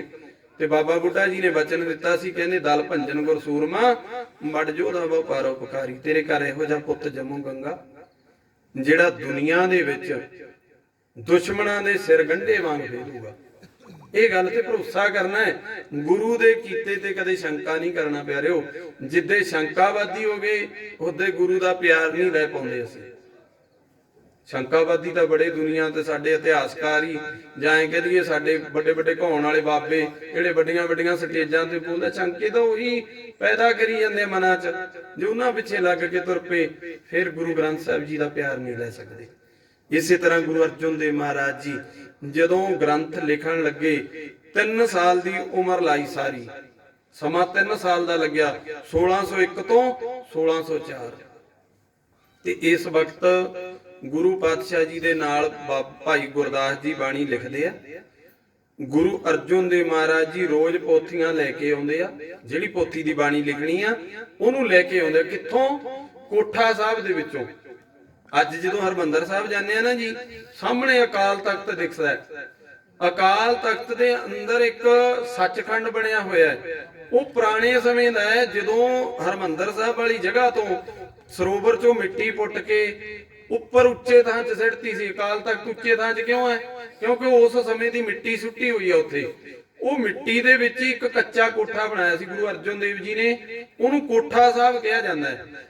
ਅੱਜ ਵੀ ਜਿੱਥੇ ਗੁਰੂ ਸਾਹਿਬ ਜੀ ਦੇ ਜਾ ਕੇ ਸੁਖਾਸਣ ਹੁੰਦੇ ਆ ਨਾ, ਸਰੂਪ ਰਾਤ ਨੂੰ 9-10 ਵਜੇ ਹਰਮੰਦਰ ਸਾਹਿਬ ਤੋਂ ਸਰੂਪ ਜਾਂਦੇ ਆ, ਉਹ ਕੋਠਾ ਸਾਹਿਬ 'ਚ ਹੀ ਜਾ ਕੇ ਵਿਰਾਜਮਾਨ ਹੁੰਦੇ ਆ। ਹੋਰ ਕਿਤੇ ਸੱਚਖੰਡ 'ਚ ਨਹੀਂ ਜਾਂਦੇ। ਉਹੀ ਚਲੋ ਅੱਜ ਕਮਰੇ ਨੂੰ ਪੱਕਾ ਕਰ ਲਿਆ, ਜਾਂ ਕਹਿ ਲਈਏ ਉਹ ਕੋਠਾ ਸਾਹਿਬ ਉਦੋਂ ਦਾ ਹੈ। ਤੇ ਗੁਰੂ ਅਰਜਨ ਦੇਵ ਜੀ ਨੇ ਐਡੀ ਵੱਡੀ ਸੇਵਾ ਨਿਭਾਈ। 3 ਸਾਲ ਘਰੇ ਨਹੀਂ ਗਏ ਜੀ, ਆਪਦੇ ਬੱਚਿਆਂ ਕੋਲ ਨਹੀਂ ਗਏ 3 ਸਾਲ। ਕਿਉਂ ਨਹੀਂ ਗਏ? ਵੀ ਜੇ ਮੈਂ ਪੋਥੀਆਂ ਕੋਠਾ ਸਾਹਿਬ 'ਚ ਛੱਡ ਕੇ ਰਾਤ ਨੂੰ ਘਰੇ ਚਲਿਆ ਗਿਆ, ਵਿਰੋਧੀਆਂ ਦਾ ਨਹੀਂ ਪਤਾ ਇਹਦੇ ਵਿੱਚ ਕੋਈ ਮਿਲਾਵਟ ਕਰ ਜਾਣ ਜਾਂਦੇ ਹੋਏ। ਰਾਤ ਨੂੰ ਕੀ ਪਤਾ ਕੀ ਹੋ ਸਕਦਾ, ਚੋਰੀ ਚੱਪਾ। ਉਹ ਪੋਥੀਆਂ ਦੇ ਵਿੱਚ ਕੋਈ 4 ਗੱਲਾਂ ਲਿਖ ਗਏ, ਉਹ ਬਾਣੀ 'ਚ ਦਰਜ ਕਰਨੀਆਂ ਪੈਣੀਆਂ। ਆਪਾਂ ਤਾਂ ਉਹ ਕਹਿੰਦੇ ਅਸੀਂ ਤਾਂ ਇਹ ਸਮਝਣਾ ਨਾ ਵੀ ਗੁਰੂ ਨਾਨਕ ਜੀ ਨੇ ਲਿਖਿਆ, ਜਾਂ ਗੁਰੂ ਅੰਗਦ ਜੀ ਨੇ ਲਿਖਿਆ, ਜਾਂ ਤੀਜਿਆਂ ਨੇ, ਜਾਂ ਚੌਥਿਆਂ ਨੇ। ਉਹ ਗਏ ਨਹੀਂ ਘਰੇ 3 ਸਾਲ। ਕਹਿੰਦੇ ਪੋਥੀ ਸਵੇਰੇ ਲਿਆਇਆ ਕਰਨ। ਤੇ ਰਾਮਸਰ, ਜਿੱਥੇ ਬਾਬਾ ਦੀਪ ਸਿੰਘ ਜੀ ਦਾ ਸ਼ਹੀਦੀ ਹੋਈ ਆ ਨਾ, ਉਹ ਸੀਸ ਰੱਖਿਆ, ਉਹਦੇ ਨਾਲ ਇੱਕ ਰਾਮਸਰ ਬਣਿਆ ਹੋਇਆ ਜਗ੍ਹਾ, ਰਾਮਸਰ ਬੋਲੀ ਜਾਂਦੀ ਆ। ਉੱਥੇ ਬਹਿ ਕੇ ਦਰਖਤਾਂ ਦਾ ਝੁੰਡ ਸੀ, ਛਾਂ ਦੇ ਵਿੱਚ ਬਹਿ ਕੇ, ਜਿੱਥੇ ਗੁਰੂ ਸਾਹਿਬ ਕਹਿੰਦੇ ਨਾ ਗਰਮੀ ਲੱਗੇ ਨਾ ਸਰਦੀ ਲੱਗੇ, ਕਿਉਂਕਿ ਦਰਖਤ ਥੱਲੇ ਠੰਡ ਵੀ ਨਹੀਂ ਜ਼ਿਆਦਾ ਲੱਗਦੀ ਹੁੰਦੀ। ਤੰਬੂ ਲਾਇਆ ਮਹਾਰਾਜ ਜੀ ਨੇ। ਪਤਾ ਸੀ ਵੀ ਕਾਰਜ ਕਰਨ ਤੇ ਸਮਾਂ ਬੜਾ ਲੱਗ ਜਾਣਾ, ਤੇ 3 ਸਾਲਾਂ ਦਾ ਸਮਾਂ ਉਹ ਤੰਬੂ ਦੇ ਵਿੱਚ ਹੀ ਕੱਢਿਆ। ਉੱਥੇ ਬਹਿ ਕੇ ਬਾਣੀ ਲਿਖਦੇ ਰਹੇ। ਸਵੇਰੇ ਪੋਥੀਆਂ ਲੈ ਕੇ ਆਉਂਦੇ ਆ, ਸ਼ਾਮ ਨੂੰ ਨਾਲ ਜਾਂਦੇ, ਲੈ ਜਾਂਦੇ ਆ ਮੋੜ ਕੇ ਕੋਠਾ ਸਾਹਿਬ 'ਚ ਵਿਰਾਜਮਾਨ ਕਰਦੇ ਆ। ਉੱਥੇ ਹੀ ਪ੍ਰਸ਼ਾਦਾ ਪਾਣੀ ਛਕ ਕੇ ਉੱਚੀ ਜਗ੍ਹਾ ਤੇ ਪੋਥੀਆਂ ਰੱਖਦੇ ਆ, ਅਲਮਾਰੀ ਦੇ ਵਿੱਚ ਕਹਿ ਲਈਏ, ਆਪ ਥੱਲੇ ਪੈਂਦੇ ਆ। ਮੈਂ ਗੱਲ ਕੀਤੀ ਸੀ ਨਾ, ਪਤਾ ਲੱਗ ਜੂ ਗੁਰੂ ਕਿੱਦਾਂ ਸਤਿਕਾਰ ਕਰਦਾ ਬਾਣੀ ਦਾ। ਅੱਜ ਅਸੀਂ ਕਿੰਨਾ ਕੁ ਕਰਦੇ ਆ। ਗੁਰੂ ਅਰਜਨ ਦੇਵ ਆਪ ਗੱਦੀ ਤੇ ਵਿਰਾਜਮਾਨ ਹੈ, ਪਰ ਪੋਥੀਆਂ ਨੂੰ ਉੱਚੇ ਰੱਖਦੇ, ਆਪ ਥੱਲੇ ਪੈ ਜਾਂਦੇ ਆ ਆਰਾਮ ਕਰਨ ਦੇ ਲਈ। ਤੇ ਫਿਰ ਗੁਰੂ ਅਰਜਨ ਦੇਵ ਮਹਾਰਾਜ ਜੀ ਨੇ ਜਦੋਂ ਇਹ ਕਾਰਜ ਕੀਤਾ ਜੀ, ਹਜੇ 1.5 ਸਾਲ ਹੀ ਹੋਇਆ ਸੀ ਕਾਰਜ ਕਰਦਿਆਂ। ਐ ਕਹਿ ਲਈਏ ਅੱਧੀ ਕ ਬਾਣੀ ਲਿਖੀ ਸੀ, ਅੱਧੀ ਹਜੇ ਰਹਿੰਦੀ ਹੈ ਲਿਖਣ ਵਾਲੀ। ਤੇ ਫਿਰ ਇਹਨਾਂ ਦੇ ਕੋਲ 4 ਭਗਤ ਹੋਰ ਚੱਲ ਕੇ ਆ ਗਏ ਆਪਦੀ ਬਾਣੀ ਲਿਖਾਉਣ ਵਾਸਤੇ। ਕਹਿੰਦੇ ਵੀ ਅਸੀਂ ਸੁਣਿਆ ਤੁਸੀਂ ਬਨਾਰਸ ਚੋਂ ਵੀ ਜਾ ਕੇ ਏਡੀ ਦੂਰੋਂ ਗੁਰੂ ਨਾਨਕ ਬਾਣੀ ਲੈ ਆਏ ਲੋਕਾਂ ਦੀ, ਭਗਤਾਂ ਦੀ। ਤੁਸੀਂ ਮਹਾਰਾਸ਼ਟਰ ਚੋਂ ਜਾ ਕੇ ਭਗਤ ਨਾਮਦੇਵ ਵਰਗਿਆਂ ਦੀ ਬਾਣੀ ਲੈ ਆਏ। ਤੁਸੀਂ ਗਗਨੌਰ ਵਰਗਿਆਂ ਤੋਂ ਜਾ ਕੇ ਪੀਪੇ ਦੀ ਬਾਣੀ ਲੈ ਆਏ, ਭਗਤ ਪੀਪਾ ਜੀ ਦੀ। ਹੋਰ ਬੜੇ ਅਨੇਕਾਂ ਭਗਤਾਂ ਦੀ ਬਾਣੀ ਲੈ, ਪਰ ਅਸੀਂ ਤਾਂ ਲਾਹੌਰ ਦੇ ਰਹਿਣ ਵਾਲੇ ਆ। ਲਾਹੌਰ ਤੁਹਾਡਾ ਜਾਣਾ ਆਉਣਾ ਬਣਿਆ ਰਹਿੰਦਾ। ਗੁਰੂ ਰਾਮਦਾਸ ਜੀ ਵੀ ਗਏ ਆ, ਗੁਰੂ ਅਰਜਨ ਦੇਵ ਜੀ ਨੂੰ ਕਹਿਣ ਲੱਗੇ ਅਸੀਂ ਤਾਂ ਤੁਹਾਡੀ ਪੀੜ੍ਹੀ ਚੋਂ ਹੀ ਆ, ਸੋਢੀਆਂ ਦੀ ਸੀ ਵੀ। ਇਹਨਾਂ ਚਾਰਾਂ ਦੇ ਮੈਂ ਨਾਮ ਦੱਸ ਦੇਵਾਂ। ਪਹਿਲਾ ਸੀ ਕਾਨਾ, ਦੂਜੇ ਦਾ ਨਾਮ ਆਉਂਦਾ ਪੀਲੂ, ਤੀਜੇ ਦਾ ਨਾਮ ਆਉਂਦਾ ਛੱਜੂ, ਚੌਥੇ ਦਾ ਨਾਮ ਸ਼ਾਹ ਹੁਸੈਨ। ਇਹ ਚਾਰ ਭਗਤ ਖੱਤਰੀ ਵੰਸ਼ ਦੇ ਵਿੱਚੋਂ, ਸੋਢੀਆਂ ਦੇ ਵਿੱਚੋਂ ਹੀ ਆ, ਤੇ ਚਾਰੇ ਆ ਗਏ ਗੁਰੂ ਜੀ ਦੇ ਕੋਲ। ਕਹਿੰਦੇ ਅਸੀਂ ਤਾਂ ਤੁਹਾਡੇ ਦਾਦੇ ਪੋਤਿਆਂ ਦੇ ਵਿੱਚੋਂ ਤਾਂ ਹੈਗੇ ਆ। ਕੋਈ ਕਹੇ ਮੇਰੇ ਦਾਦੇ ਦਾ ਨਾਂ ਫਲਾਨਾ ਸਿਓ ਆ, ਕੋਈ ਕਹੇ ਵੀ ਤੁਹਾਡੇ ਨੇੜੇ ਵਾਲੇ ਆ, ਤੇ ਸਾਨੂੰ ਪੁੱਛੇ ਹੀ ਨਹੀਂ ਤੁਸੀਂ ਵੀ ਸਾਡੀ ਬਾਣੀ ਵੀ ਲਿਖੋ। ਗੁਰੂ ਅਰਜਨ ਦੇਵ ਜੀ ਕਹਿੰਦੇ ਆ ਜਾਓ ਭਾਈ, ਸਤਿਕਾਰ ਨਾਲ ਬੈਠੋ। ਇਹ ਨਹੀਂ ਕਿਹਾ ਵੀ ਮੈਂ ਕਿਵੇਂ ਲਿਖਦਾ ਤੁਹਾਡੀ ਬਾਣੀ। ਉਹ ਕਹਿੰਦੇ ਸਤਿਕਾਰ ਨਾਲ ਬੈਠੋ, ਜੇ ਤੁਹਾਡੀ ਬਾਣੀ ਤੂੰ ਦੀ ਗੱਲ ਕਰਦੀ ਹੋਈ ਤਾਂ ਲਿਖ ਦਿਆਂਗੇ, ਜੇ ਮੈਂ ਕਰਦੀ ਹੋਈ ਅੰਦਰੋਂ ਫੇਰ ਨਹੀਂ ਲਿਖਣਾ। ਸ਼ਰਤ ਰੱਖੀ ਸੀ ਗੁਰੂ ਅਰਜਨ ਦੇਵ ਜੀ ਨੇ, ਕਹਿੰਦੇ ਮੇਰੀ ਸ਼ਰਤ ਹੈ ਜੇ ਦੁਨੀਆ ਨੂੰ ਸਮਝਾਉਣ ਵਾਸਤੇ ਕੋਈ ਗਿਆਨ ਵੰਡਦੀ ਹੋਈ ਤੁਹਾਡੀ ਬਾਣੀ ਤਾਂ ਮੈਂ ਗ੍ਰੰਥ 'ਚ ਦਰਜ ਕਰੂੰਗਾ, ਨਹੀਂ ਕਰਨੀ। ਉਹ ਕਹਿੰਦੇ ਠੀਕ ਹੈ, ਬੈਠ ਗਏ। ਮਹਾਰਾਜ ਜੀ ਨੇ ਕਹਿੰਦੇ ਪਹਿਲਾਂ ਸਭ ਤੋਂ ਪਹਿਲਾਂ ਕਾਨਾ ਜੀ ਸਾਰਿਆਂ ਨੂੰ ਵੱਡੀ ਉਮਰ ਦੇ ਸੀ, ਚਾਰਾਂ ਚੋਂ ਬਜ਼ੁਰਗ ਸੀ। ਉਹਨੂੰ ਕਹਿੰਦੇ ਕਾਨਿਆ ਤੂੰ ਆਪ ਦੀ ਬਾਣੀ ਸਾਨੂੰ ਸੁਣਾ, ਬੋਲ ਕੀ ਬੋਲਦਾ ਸੀ ਉਹ ਸੁਣੀਏ। ਜੇ ਉਹ ਗਿਆਨ ਵੰਡਦੀ ਹੋਈ ਦੁਨੀਆ ਨੂੰ, ਜਿਵੇਂ ਕਬੀਰ ਸਾਹਿਬ ਦੀ ਬਾਣੀ ਕਹਿੰਦੀ ਹੈ ਨਾ, ਕਬੀਰ ਮੋਹੇ ਮਰਨੇ ਕਾ ਚਾਓ ਹੈ, ਮਰੋ ਤਾਂ ਹਰ ਕੈ ਦਵਾਰ, ਮਤ ਹਰ ਪੁੱਛੇ ਕੌਣ ਹੈ ਪਰ ਹਮਾਰੇ ਬਾਰ। ਜਾਂ ਭਗਤ ਸਾਧਨਾ ਜੀ ਕਹਿੰਦੇ ਆ ਨਾ, ਮੈਂ ਨਾਹੀ ਕਛ ਹੋ ਨਹੀਂ, ਕਛ ਆਹੇ ਨਾ ਮੋਰਾ, ਔਸਰ ਲੱਜਾ ਰਾਖ ਲਿਓ ਸਦਨਾ ਜਨ ਤੋਰਾ। ਤੂੰ ਦੀ ਗੱਲ ਹੋ ਗਈ ਨਾ, ਵੀ ਤੂੰ ਹੈ, ਮੈਂ ਨਹੀਂ ਹੈਗਾ ਕੁਝ। ਜਿਵੇਂ ਭਗਤ ਰਵਿਦਾਸ ਜੀ ਕਹਿੰਦੇ ਨਾ, ਜਬ ਹਮ ਹੋਤੇ ਤਬ ਤੂੰ ਨਹੀਂ, ਅਬ ਤੂੰ ਹੀ ਮੈਂ ਨਹੀਂ। ਕਹਿੰਦੇ ਜਿੰਨਾ ਚਿਰ ਤਾਂ ਅੰਦਰ ਮੈਂ ਬੈਠਾ ਸੀ, ਮੈਂ ਮੇਰੀ ਚੱਲਦੀ ਸੀ ਹਿਰਦੇ 'ਚ, ਉਹਨਾਂ ਚਿਰ ਤਾਂ ਤੂੰ ਨਹੀਂ ਅੰਦਰ ਆਇਆ। ਤੇ ਹੁਣ ਜੇ ਤੂੰ ਅੰਦਰ ਆ ਗਿਆ, ਤੂੰ ਅੰਦਰੋਂ ਬੋਲ ਪਿਆ, ਅੰਦਰੋਂ ਪ੍ਰਗਟ ਹੋ ਗਿਆ, ਹੁਣ ਮੈਂ ਮੇਰੀ ਮਿਟ ਗਈ ਅੰਦਰੋਂ। ਅਬ ਤੂੰ ਹੀ ਮੈਂ ਨਹੀਂ। ਗੱਲ ਤੂੰ ਦੀ ਹੈ ਨਾ ਜੀ। ਗੁਰੂ ਨਾਨਕ ਨੇ ਜਿੰਨੀ ਗੱਲ ਕੀਤੀ ਹੈ ਤੂੰ ਦੇ ਆਧਾਰ ਤੇ ਕੀਤੀ ਹੈ, ਮੈਂ ਨਹੀਂ ਕਿਹਾ। ਨਾਨਕ ਜੀ ਨੇ ਕਿਹਾ ਨਾਨਕ ਨੀਚ ਕਹਿ ਵਿਚਾਰ, ਨੀਵਾਂ ਹੋ ਕੇ ਵਿਚਾਰ ਕਰਦਾ, ਕਦੇ ਨਹੀਂ ਕਿਹਾ ਨਾਨਕ ਉੱਚਾ ਉੱਤਮ ਹੈ। ਆਪਦੇ ਆਪ ਨੂੰ ਉੱਚਾ ਨਹੀਂ ਗਿਆ, ਨੀਵਾਂ ਹੋ ਕੇ ਗੱਲ ਕੀਤੀ। ਪਰ ਜਿਹੜੀ ਕਾਨੇ ਨੇ ਗੱਲ ਕੀਤੀ, ਕਾਨਾ ਪਹਿਲਾਂ ਹੀ ਕਹਿੰਦਾ ਮੈਂ ਉਹੀ ਰੇ, ਮੈਂ ਉਹੀ ਰੇ। ਅੱਗੇ ਕਹਿੰਦਾ ਜਾਂ ਕੋ ਸੇਵੈ ਦੇਵੀ ਦੇਵਾ, ਦੇਵੀ ਦੇਵਾ ਦੇਵੀ ਰੇ, ਮੈਂ ਉਹੀ ਰੇ, ਮੈਂ ਉਹੀ ਰੇ। ਕਹਿੰਦਾ ਮੈਂ ਉਹੀ ਆ ਜਿਹਨੂੰ ਦੇਵੀ ਦੇਵਤੇ ਵੀ ਪੂਜਦੇ ਆ, ਮੈਂ ਉਹੀ ਰੇ, ਮੈਂ ਉਹੀ ਰੇ। ਜਾਂ ਕੋ ਸੇਵੈ, ਸੇਵੈ ਦਾ ਮਤਲਬ ਸੇਵਨਾ, ਯਾਦ ਕਰਨਾ। ਜੋ ਸ਼ਰਧਾ ਕਰ ਸੇਵ ਦੇ ਗੁਰ ਪਾਰ ਉਤਾਰਨਾ। ਜਿਹੜੇ ਸ਼ਰਧਾ ਨਾਲ ਗੁਰੂ ਨੂੰ ਯਾਦ ਕਰਦੇ ਆ, ਸੇਵ ਦਾ ਮਤਲਬ ਹੈ ਯਾਦ ਕਰਨਾ। ਉਹ ਕਹਿੰਦਾ ਮੈਂ ਉਹੀ ਆ ਜਿਹਨੂੰ ਦੇਵੀ ਦੇਵਤੇ ਵੀ ਯਾਦ ਕਰਦੇ ਆ। ਗੁਰੂ ਨਾਨਕ ਜੀ ਕਹਿੰਦੇ ਕਾਨਿਆ ਬਹਿ ਜਾ, ਪੰਜਵੇਂ ਸਰੂਪ। ਗੁਰੂ ਅਰਜਨ ਦੇਵ ਜੀ ਕਹਿੰਦੇ ਤੇਰੀ ਬਾਣੀ ਨਹੀਂ ਲਿਖ ਸਕਦਾ ਮੈਂ। ਕਿਉਂ? ਕਿਉਂਕਿ ਤੂੰ ਤਾਂ ਆਪਦੇ ਆਪ ਨੂੰ ਵੱਡਾ ਕਹਿੰਦਾ, ਮੈਂ ਉਹੀ ਆ ਜਿਹਨੂੰ ਦੇਵੀ ਦੇਵਤੇ ਵੀ ਯਾਦ ਕਰਦੇ ਆ, ਉਹ ਵੀ ਉੱਠ ਕੇ ਮੇਰਾ ਨਾਂ ਲੈਂਦੇ ਆ। ਫਿਰ ਦੂਜੇ ਦੀ ਵਾਰੀ ਆਈ। ਮਹਾਰਾਜ ਜੀ ਕਹਿੰਦੇ ਪੀਲੂ ਤੂੰ ਚੱਲ ਭਾਈ, ਹੁਣ ਤੂੰ ਸੁਣਾ ਆਪਦੀ ਬਾਣੀ। ਜੇ ਤੇਰੀ ਪੋਥੀ ਸਹੀ ਹੋਈ ਨਾ ਤਾਂ ਤੇਰੀ ਬਾਣੀ ਲਿਖ ਦਿਆਂਗੇ। ਉਹ ਕਹਿੰਦਾ ਜੀ ਅਸਾਂ ਨਾਲੋਂ ਸੇ ਭਲੇ ਜੋ ਜੀਵੰਦੇ ਹੀ ਮਰ ਜਾਣ। ਕਹਿੰਦਾ ਸਾਡੇ ਨਾਲ ਤਾਂ ਉਹੀ ਚੰਗਿਆ ਜੀ ਜਿਹੜੇ ਜੰਮਦੇ ਹੀ ਮਰ ਜਾਣ। ਤੇ ਗੁਰੂ ਅਰਜਨ ਦੇਵ ਜੀ ਕਹਿੰਦੇ ਅੱਗੇ, ਕਹਿੰਦਾ ਚਿੱਕੜ ਪੈਰ ਨਾ ਡੋਬਿਓ ਨਾ ਅਲੋਕ ਪਏ। ਕਹਿੰਦੇ ਉਹ ਤਾਂ ਚੰਗੇ ਆ ਸਾਡੇ ਨਾਲੋਂ, ਆ ਦੁਨੀਆਦਾਰੀ ਦੇ ਚਿੱਕੜ 'ਚ ਉਹਨਾਂ ਨੇ ਪੈਰ ਹੀ ਨਹੀਂ ਧਰਨਾ, ਤੇ ਫਿਰ ਸਾਡੇ ਨਾਲੋਂ ਤਾਂ ਚੰਗੇ ਹੋਏ, ਅਸੀਂ ਦੁਨੀਆਦਾਰੀ 'ਚ ਲਿਬੜੇ ਪਏ ਆ। ਗੁਰੂ ਅਰਜਨ ਦੇਵ ਜੀ ਕਹਿੰਦੇ ਉਹ ਭਲਿਆ ਜੇ ਤੂੰ ਜੰਮਦਾ ਹੀ ਮਰ ਜਾਂਦਾ ਜਾਂ ਤੇਰੇ ਮਾਂ-ਬਾਪ ਜੰਮਦੇ ਮਰ ਜਾਂਦੇ ਤਾਂ ਸ੍ਰਿਸ਼ਟੀ ਨੂੰ ਤਾਂ ਸਾਜਣ ਵਾਲਾ ਫਿਰ ਝੂਠਾ ਪੈ ਜਾਂਦਾ। ਜੇ ਮਾਂ-ਬਾਪ ਜਿਉਂਦੇ ਐ ਜੀ, ਮਾਂ-ਬਾਪ ਦੇ ਜਿਉਂਦਿਆਂ ਨਾਲ ਹੀ ਧੀ ਪੁੱਤ ਦਾ ਜਨਮ ਹੋਇਆ, ਤੇ ਜੇ ਸਾਡਾ ਜਨਮ ਹੈ ਸਾਡੇ ਨਾਲੋਂ ਸਾਡੇ ਬੱਚਿਆਂ ਦਾ ਜਨਮ ਹੋਇਆ। ਸ੍ਰਿਸ਼ਟੀ ਇਦਾਂ ਹੀ ਪ੍ਰਮਾਤਮਾ ਨੇ ਚਲਾਈ ਹੈ। ਅੰਡਜ ਜੇਰਜ ਸਿਹਤ ਚ ਉਤਪਜ, ਚਾਰ ਤਰੀਕੇ ਹੈ। ਤੇ ਮਹਾਰਾਜ ਕਹਿੰਦੇ ਜੇ ਤੂੰ ਜੰਮਦਾ ਹੀ ਮਰ ਜਾਂਦਾ ਤੇਰੇ ਵੰਸ਼ ਕਿੱਥੇ ਹੁੰਦੀ, ਤੇਰਾ ਪਰਿਵਾਰ ਕਿਵੇਂ ਵਧਣਾ ਸੀ। ਮਹਾਰਾਜ ਕਹਿੰਦੇ ਇਹ ਵੀ ਝੂਠ ਹੈ, ਇਹ ਨਹੀਂ ਲਿਖ ਸਕਦੇ, ਕਿਉਂਕਿ ਇਹ ਦੁਨੀਆ ਦੇ ਵਿੱਚ ਰਹਿ ਕੇ ਪਰਮਾਤਮਾ ਦਾ ਪਿਆਰ ਤਾਂ ਮੰਨਿਆ ਜਾਂਦਾ ਜੇ ਪਰਿਵਾਰਾਂ ਵਿੱਚ ਦੀ ਹੋ ਕੇ ਜਾਓਗੇ। ਅੱਜ ਜਿਹੜੇ ਬਾਬੇ ਕਹਿੰਦੇ ਨੇ ਜੀ ਅਸੀਂ ਤਾਂ ਵਿਆਹ ਨਹੀਂ ਕਰਾਉਂਦੇ ਜੀ, ਅਸੀਂ ਤਾਂ ਜਤੀ ਸਤੀ ਆ, ਉਹਨੂੰ ਪੁੱਛਣ ਵਾਲਾ ਹੋਵੇ ਤੈਨੂੰ ਵੀ ਜਨਮ ਦੇਣ ਵਾਲੀ ਤੇਰੀ ਮਾਂ ਹੀ ਆ। ਦੁਨੀਆ ਦੇ ਵਿੱਚ ਸ੍ਰਿਸ਼ਟੀ ਨੇ, ਜੇ ਪਰਮਾਤਮਾ ਨੇ ਪ੍ਰਕਿਰਿਆ ਬਣਾਈ ਹੈ, ਸ੍ਰਿਸ਼ਟੀ ਸਾਜੀ ਹੈ, ਤਾਂ ਤੂੰ ਦੁਨੀਆ ਦੇਖੀ ਹੈ। ਜੇ ਇੱਥੇ ਦੁਨੀਆ ਢਲਤੀ ਫਿਰ ਦੁਨੀਆ ਦੇ ਵਿੱਚ ਕਿਵੇਂ ਉਤਪਤੀ ਹੋ। ਮਹਾਰਾਜ ਕਹਿੰਦੇ ਇਹ ਵੀ ਨਹੀਂ ਲਿਖ ਸਕਦੇ, ਦੂਜੇ ਨੂੰ ਵੀ ਬਿਠਾਤਾ। ਮਹਾਰਾਜ ਤੀਜੇ ਨੂੰ ਕਹਿੰਦੇ ਛੱਜੂ ਤੂੰ ਚੱਲ ਭਾਈ। ਛੱਜੂ ਕਹਿੰਦਾ ਜੀ ਮੇਰੀ ਬਾਣੀ ਤਾਂ ਇਹ ਕਹਿੰਦੀ, ਉਹਨੇ ਸੋਚਿਆ ਨਾ ਵੀ ਇਹ ਦੋ ਤਾਂ ਗਏ ਕੰਮੋਂ, ਹੁਣ ਮੈਂ ਇਹੋ ਜੀ ਵੇੜ ਪਾਵਾਂ ਗੁਰੂ ਸਾਹਿਬ ਜੀ ਦੇ ਮਨ 'ਚ, ਇਹੋ ਜੀ ਗੱਲ ਰੱਸੀ ਇਹੋ ਜੀ ਬੰਨਾ ਇਹਨਾਂ ਦੇ ਮਨ ਤੇ ਜਿਹੜੀ ਇਹ ਕਿਸੇ ਪਾਸੇ ਭੱਜ ਹੀ ਨਾ ਸਕਣ। ਫਿਰ ਮਹਾਰਾਜ ਜੀ ਨੂੰ ਕਹਿਣ ਲੱਗਿਆ, ਕਹਿੰਦਾ ਜੀ ਕਾਗਦ ਸੰਧੀ ਪੁੱਤਰੀ ਤੋ ਨਾ ਤ੍ਰਿਆ ਨਿਰਾਰ। ਤ੍ਰਿਆ ਵੈਸੇ ਇਸਤਰੀ ਦਾ ਨਾਮ ਹੈ ਜੀ ਬਾਣੀ ਦੇ ਅੰਦਰ। ਤੇ ਸਤਿਗੁਰੂ ਜੀ ਨੂੰ ਕਹਿੰਦਾ ਜੀ ਕਾਗਦ ਦੀ ਜੇ ਇਸਤਰੀ ਕਾਗਜ਼ ਤੇ ਵੀ ਫੋਟੋ ਛਪੀ ਹੋਵੇ ਨਾ, ਉਹਨੂੰ ਵੀ ਮੱਥੇ ਨਹੀਂ ਲਾਉਣਾ ਚਾਹੀਦਾ। ਅਸਲੀ ਇਸਤਰੀ ਨੂੰ ਤਾਂ ਲਾਉਣਾ ਹੀ ਕੀ ਆ, ਸਰੀਰਕ ਤੌਰ ਤੇ ਪੂਰਨ ਸਰੀਰ ਨੂੰ ਤਾਂ ਮੱਥੇ ਲਾਉਣਾ ਹੀ ਕੀ ਆ, ਕਾਗਜ਼ ਦੀ ਨੂੰ ਵੀ ਨਹੀਂ ਲਾਉਣਾ ਚਾਹੀਦਾ। ਮਹਾਰਾਜ ਜੀ ਕਹਿੰਦੇ ਕਿਉਂ? ਤੇ ਮਹਾਰਾਜ ਜੀ ਨੇ ਫਿਰ ਅਗਲਾ ਵਚਨ ਕਹਿੰਦਾ, ਤਿਉਂ ਹੀ ਮਾਰ ਲੈ ਜਾਏਗੀ ਜਿਉਂ ਬਲੋਚਾਂ ਦੀ ਧਾੜ। ਕਹਿੰਦਾ ਉਹਨਾਂ ਨੇ ਉਹ ਕਾਗਜ਼ ਦੀ ਨੇ ਵੀ ਮਨ ਨੂੰ ਉਧਰ ਖਿੱਚਣਾ। ਜਦੋਂ ਗੁਰੂ ਨਾਨਕ ਜੀ ਦੇ ਸਾਹਮਣੇ ਗੁਰੂ ਅਰਜਨ ਜੀ ਦੇ ਇਹ ਬੋਲਿਆ ਨਾ, ਤੇ ਮਹਾਰਾਜ ਕਹਿੰਦੇ ਮੇਰੇ ਬਾਪੂ ਦਾ ਕਦੇ ਸ਼ਬਦ ਸੁਣਿਆ? ਸੋ ਕਿਉ ਮੰਦਾ ਆਖੀਐ ਜਿਤ ਜੰਮੇ ਰਾਜਾਨ। ਕਹਿੰਦਾ ਗੁਰੂ ਨਾਨਕ ਜੀ ਦਾ ਸ਼ਬਦ ਸੁਣਿਆ, ਉਹਨੂੰ ਮੰਦਾ ਕਿਵੇਂ ਕਹਿ ਸਕਦਾ ਇਸਤਰੀ ਨੂੰ, ਜਿਹਨੇ ਰਾਜੇ ਰਾਣੀਆਂ ਨੂੰ ਜਨਮ ਦੇਣਾ, ਜਿਹਨੇ ਦੁਨੀਆ ਨੂੰ ਵਧਾਉਣਾ। ਹੁਣ ਇੱਕ ਗੱਲ ਨੂੰ ਸਮਝਿਓ ਭੈਣੋ, ਜਿਹੜੀਆਂ ਭੈਣਾਂ ਧੀਆਂ ਦੀ ਬੇਅਦਬੀ ਕਰਦੀਆਂ ਨਾ, ਸੁਣਿਓ ਥੋੜਾ ਜਿਹਾ। ਧੀਆਂ ਦੀ ਬੇਅਦਬੀ ਕਿਵੇਂ ਕਿਹਾ ਮੈਂ? ਜਦੋਂ ਇੱਕ ਪੁੱਤ ਹੋ ਗਿਆ ਦੂਜੇ ਨੂੰ ਜੀ ਨਹੀਂ ਜੀ, ਸ੍ਰਿਸ਼ਟੀ ਵੱਧਦੀ ਹੈ ਜੀ, ਆਬਾਦੀ ਵੱਧਦੀ ਹੈ। ਦੂਜੀ ਗੱਲ, ਸਾਡੀ ਤਾਂ 2% ਆਬਾਦੀ ਹੈ ਪੂਰੇ ਹਿੰਦੁਸਤਾਨ ਦੇ ਅੰਦਰ। ਸਿੱਖਾਂ ਦੀ ਆਬਾਦੀ ਕਿੰਨੀ ਹੈ? 2%। ਤੇ ਅਸੀਂ ਕਾਹਦੀ ਆਬਾਦੀ ਵਧਾਈ ਹੈ ਜੀ? ਜਿਹੜਿਆਂ ਦੀ ਆਬਾਦੀ ਵਧਾਈ ਹੈ ਉਹ ਕੰਟਰੋਲ ਕਰਨ। ਦੂਸਰੀ ਗੱਲ, ਧੀ ਨੂੰ ਘਰੇ ਜੰਮਣ ਤੋਂ ਪਹਿਲਾਂ ਹੀ ਮਾਰ ਦਿੱਤਾ ਜਾਂਦਾ ਹੈ। ਤੇ ਜਿਹੜੀ ਮਾਂ ਤੇ ਜਿਹੜੀ ਸੱਸ ਮਰਵਾਉਂਦੀ ਹੁੰਦੀ ਆ ਨਾ, ਉਹਨੂੰ ਵੀ ਕਦੇ ਪੁੱਛਣ ਵਾਲਾ ਹੋਵੇ ਵੀ ਜੇ ਇਹਦੀ ਜਾਨ ਤੂੰ ਲੈ ਰਹੀ ਆ ਤੇ ਤੇਰੀ ਜਾਨ ਫਿਰ ਸਲਾਮਤ ਕਿਉਂ ਰੱਖੀ ਹੈ ਬਈ? ਤੂੰ ਕਿਹਦੇ ਲਈ ਜਿਉਣ ਲੱਗੀ ਆ? ਤੂੰ ਵੀ ਕਿਸੇ ਦੀ ਧੀ ਸੀ, ਜੇ ਤੂੰ ਆਈ ਤਾਂ ਤੇਰੀ ਨੂੰਹ ਆਈ, ਤੇ ਅੱਜ ਇਹ ਆਊਗੀ ਤੇ ਇਹ ਵੀ ਅੱਗੇ ਆਪਦਾ ਪਰਿਵਾਰ ਵਧਾਊਗੀ। ਕਦੇ ਮਹਾਰਾਜਾ ਰਣਜੀਤ ਸਿੰਘ ਜੀ ਦਾ ਰਾਜ ਪੜ੍ਹਿਓ, ਉਹਨਾਂ ਦਾ ਇਤਿਹਾਸ ਪੜ੍ਹ ਕੇ ਦੇਖੋ। ਮਾਤਾ ਰਾਜ ਕੌਰ ਉਹਨਾਂ ਦੀ ਮਾਂ ਸੀ, ਬਡਰੁੱਖਾ ਨਗਰ ਦੀ ਰਹਿਣ ਵਾਲੀ।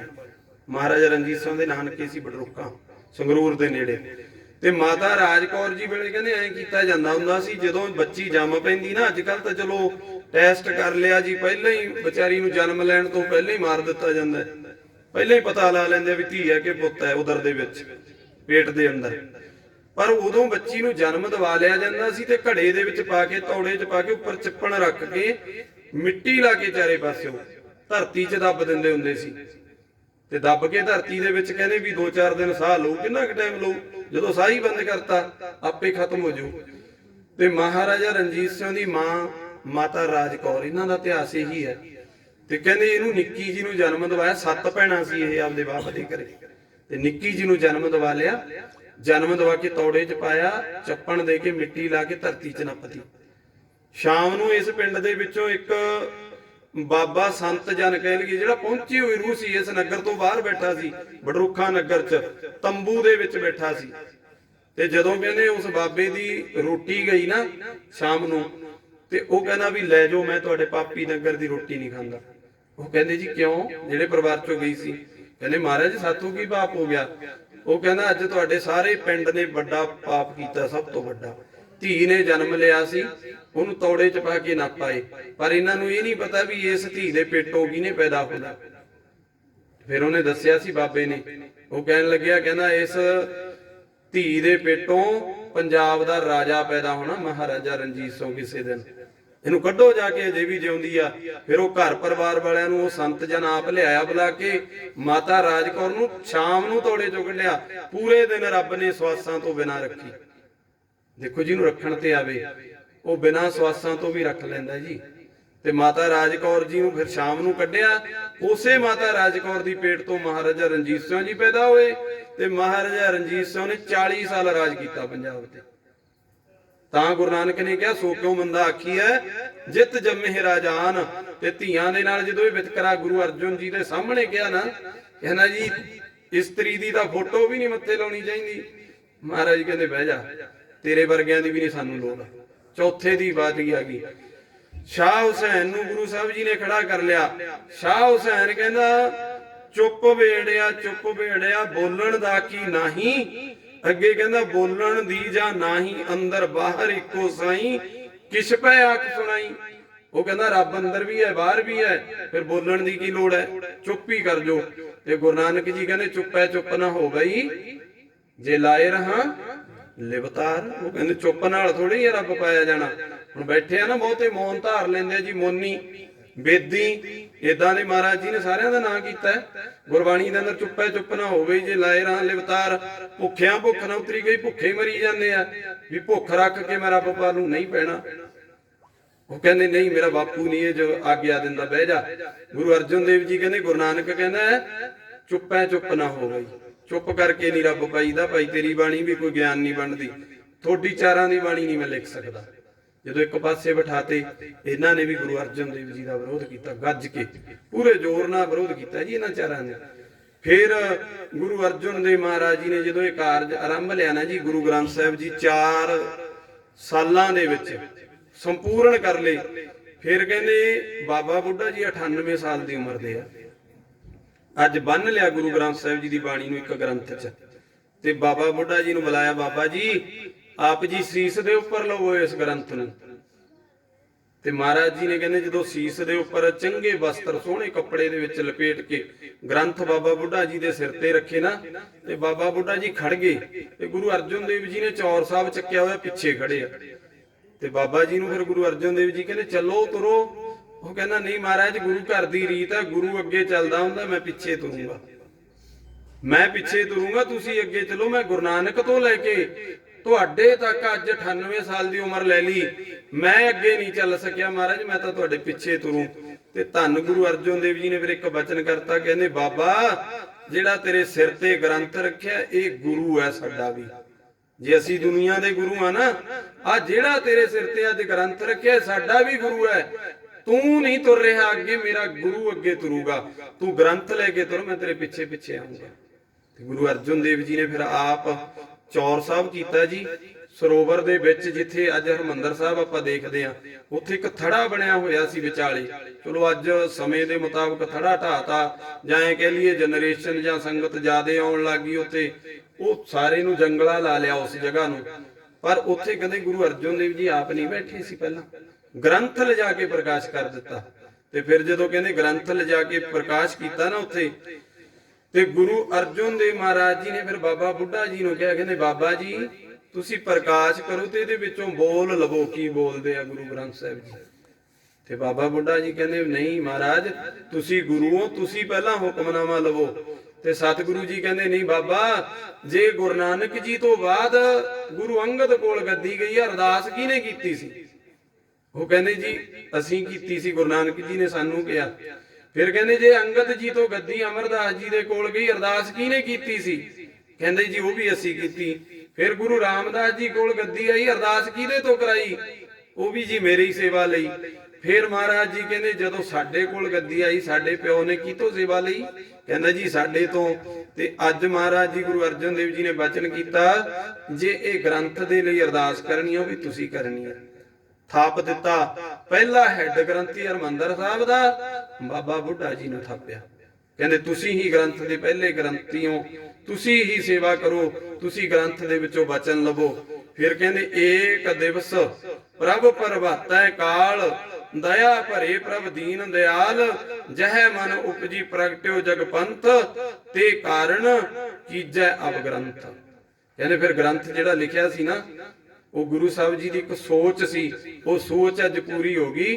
ਤੇ ਲਿਜਾ ਕੇ ਹਰਮੰਦਰ ਸਾਹਿਬ ਜੀ ਦੇ ਵਿੱਚ ਗੁਰੂ ਸਾਹਿਬ ਜੀ ਨੇ ਉਹ ਗ੍ਰੰਥ ਨੂੰ ਪ੍ਰਕਾਸ਼ ਕਰਾ ਦਿੱਤਾ। ਤੇ ਫਿਰ ਕਹਿੰਦੇ ਸਤਿਗੁਰਾਂ ਨੇ 15 ਅਗਸਤ 1604 ਈਸਵੀ ਨੂੰ ਗੁਰੂ ਸਾਹਿਬ ਜੀ ਦਾ ਪ੍ਰਕਾਸ਼ ਉਸ ਥੜੇ ਤੇ ਕਰਵਾਇਆ, ਜਿਹਦੇ 4 ਦਰਵਾਜ਼ੇ ਰੱਖੇ। ਚਾਰੇ ਦਰਵਾਜ਼ਿਆਂ ਦਾ ਅਰਥ ਬਣਦਾ ਹੈ ਖੱਤਰੀ, ਬ੍ਰਾਹਮਣ, ਸੂਦ, ਬੈਸ। ਉਪਦੇਸ਼ ਚੋਂ ਵਰਨਾ ਕੋ ਸਾਂਝਾ। ਇੱਥੇ ਖੱਤਰੀ ਵੀ ਆ ਜਾਂਦੇ ਆ, ਇੱਥੇ ਬ੍ਰਾਹਮਣ ਵੀ, ਸ਼ੂਦਰ ਵੀ, ਬੈਸ ਵੀ। ਕੋਈ ਮਰਜ਼ੀ ਆਵੇ, ਸਾਰਿਆਂ ਨਾਲ ਇੱਕੋ ਹੀ ਸਲੂਕ, ਇੱਕੋ ਹੀ ਵਿਤਕਰਾ, ਕਿਸੇ ਨਾਲ ਕੋਈ ਵੀ ਵਿਤਕਰਾ ਨਹੀਂ ਹੋਣਾ, ਸਭ ਨੂੰ ਪਿਆਰ ਦੇਣਾ ਇੱਥੋਂ। ਫਿਰ ਉਹ ਥੜਾ ਸਾਹਿਬ ਤੇ ਗੁਰੂ ਸਾਹਿਬ ਦਾ ਪ੍ਰਕਾਸ਼ ਹੋਇਆ। ਤੇ ਮਹਾਰਾਜ ਜੀ ਬਾਬੇ ਬੁੱਢੇ ਨੂੰ ਕਹਿੰਦੇ ਬੁੱਢਾ ਸਾਹਿਬ ਖੋਲੋ ਗ੍ਰੰਥ, ਲਿਖੋ ਆਵਾਜ਼, ਸੁਣੈ ਸਭ ਪੰਥ। ਸਾਰੇ ਪੰਥ ਨੂੰ ਸੁਣਾਓ, ਇਹ ਆਵਾਜ਼ ਲਵੋ ਗੁਰੂ ਗ੍ਰੰਥ ਸਾਹਿਬ ਜੀ ਤੋਂ। ਫਿਰ ਅੱਗੋਂ ਕਹਿੰਦੇ ਅਦਬ ਸੰਗ ਗ੍ਰੰਥ ਤਬ ਖੋਲਾ, ਦੇ ਆਵਾਜ਼ ਬੁੱਢਾ ਮੁਖ ਬੋਲਾ। ਫਿਰ ਬੁੱਢਾ ਸਾਹਿਬ ਜੀ ਦਾ ਮੁਖ ਬੋਲਿਆ, ਆਵਾਜ਼ ਲਈ ਸਤਿਗੁਰਾਂ ਤੋਂ। ਫਿਰ ਕਹਿੰਦੇ ਜਦੋਂ ਆਵਾਜ਼ ਲਈ ਤੇ ਸੂਹੀ ਮਹੱਲਾ ਪੰਜਵਾਂ ਆਇਆ ਜੀ, ਸੂਹੀ ਮਹੱਲਾ ਪੰਜਵਾਂ ਸਤਿਗੁਰੂ ਗੁਰੂ ਗ੍ਰੰਥ ਸਾਹਿਬ ਜੀ ਦੇ ਵਿੱਚੋਂ, ਉਹਦੇ ਵਿੱਚ ਕੀ ਹੋਇਆ? ਸੰਤਾਂ ਕੇ ਕਾਰਜ ਆਪ ਖਲੋਆ, ਹਰ ਕੰਮ ਕਰਾਵਣ ਆਇਆ ਰਾਮ। ਧਰਤ ਸੁਹਾਵੀ ਤਾਲ ਸੁਹਾਵਾ, ਵਿੱਚ ਅੰਮ੍ਰਿਤ ਜਲ ਛਾਇਆ ਰਾਮ। ਦੁਨੀਆ ਦੇ ਕੰਮ, ਸੰਤਾਂ ਦੇ ਕੰਮ, ਸੰਤ ਕਿਹਨੂੰ ਕਿਹਾ ਜਾਂਦਾ ਹੈ? ਜਿਹੜਾ ਬਾਣੀ ਨਾਲ ਜੁੜਦਾ ਹੈ, ਜਿਹੜਾ ਗੁਰਬਾਣੀ ਨੂੰ ਹਿਰਦੇ 'ਚ ਵਸਾਉਂਦਾ ਹੈ। ਉਹਨਾਂ ਦੇ ਕੰਮ ਕੌਣ ਕਰਦਾ ਹੈ? ਧੰਨ ਗੁਰੂ ਗ੍ਰੰਥ ਸਾਹਿਬ ਜੀ ਕਰਦੇ ਆ।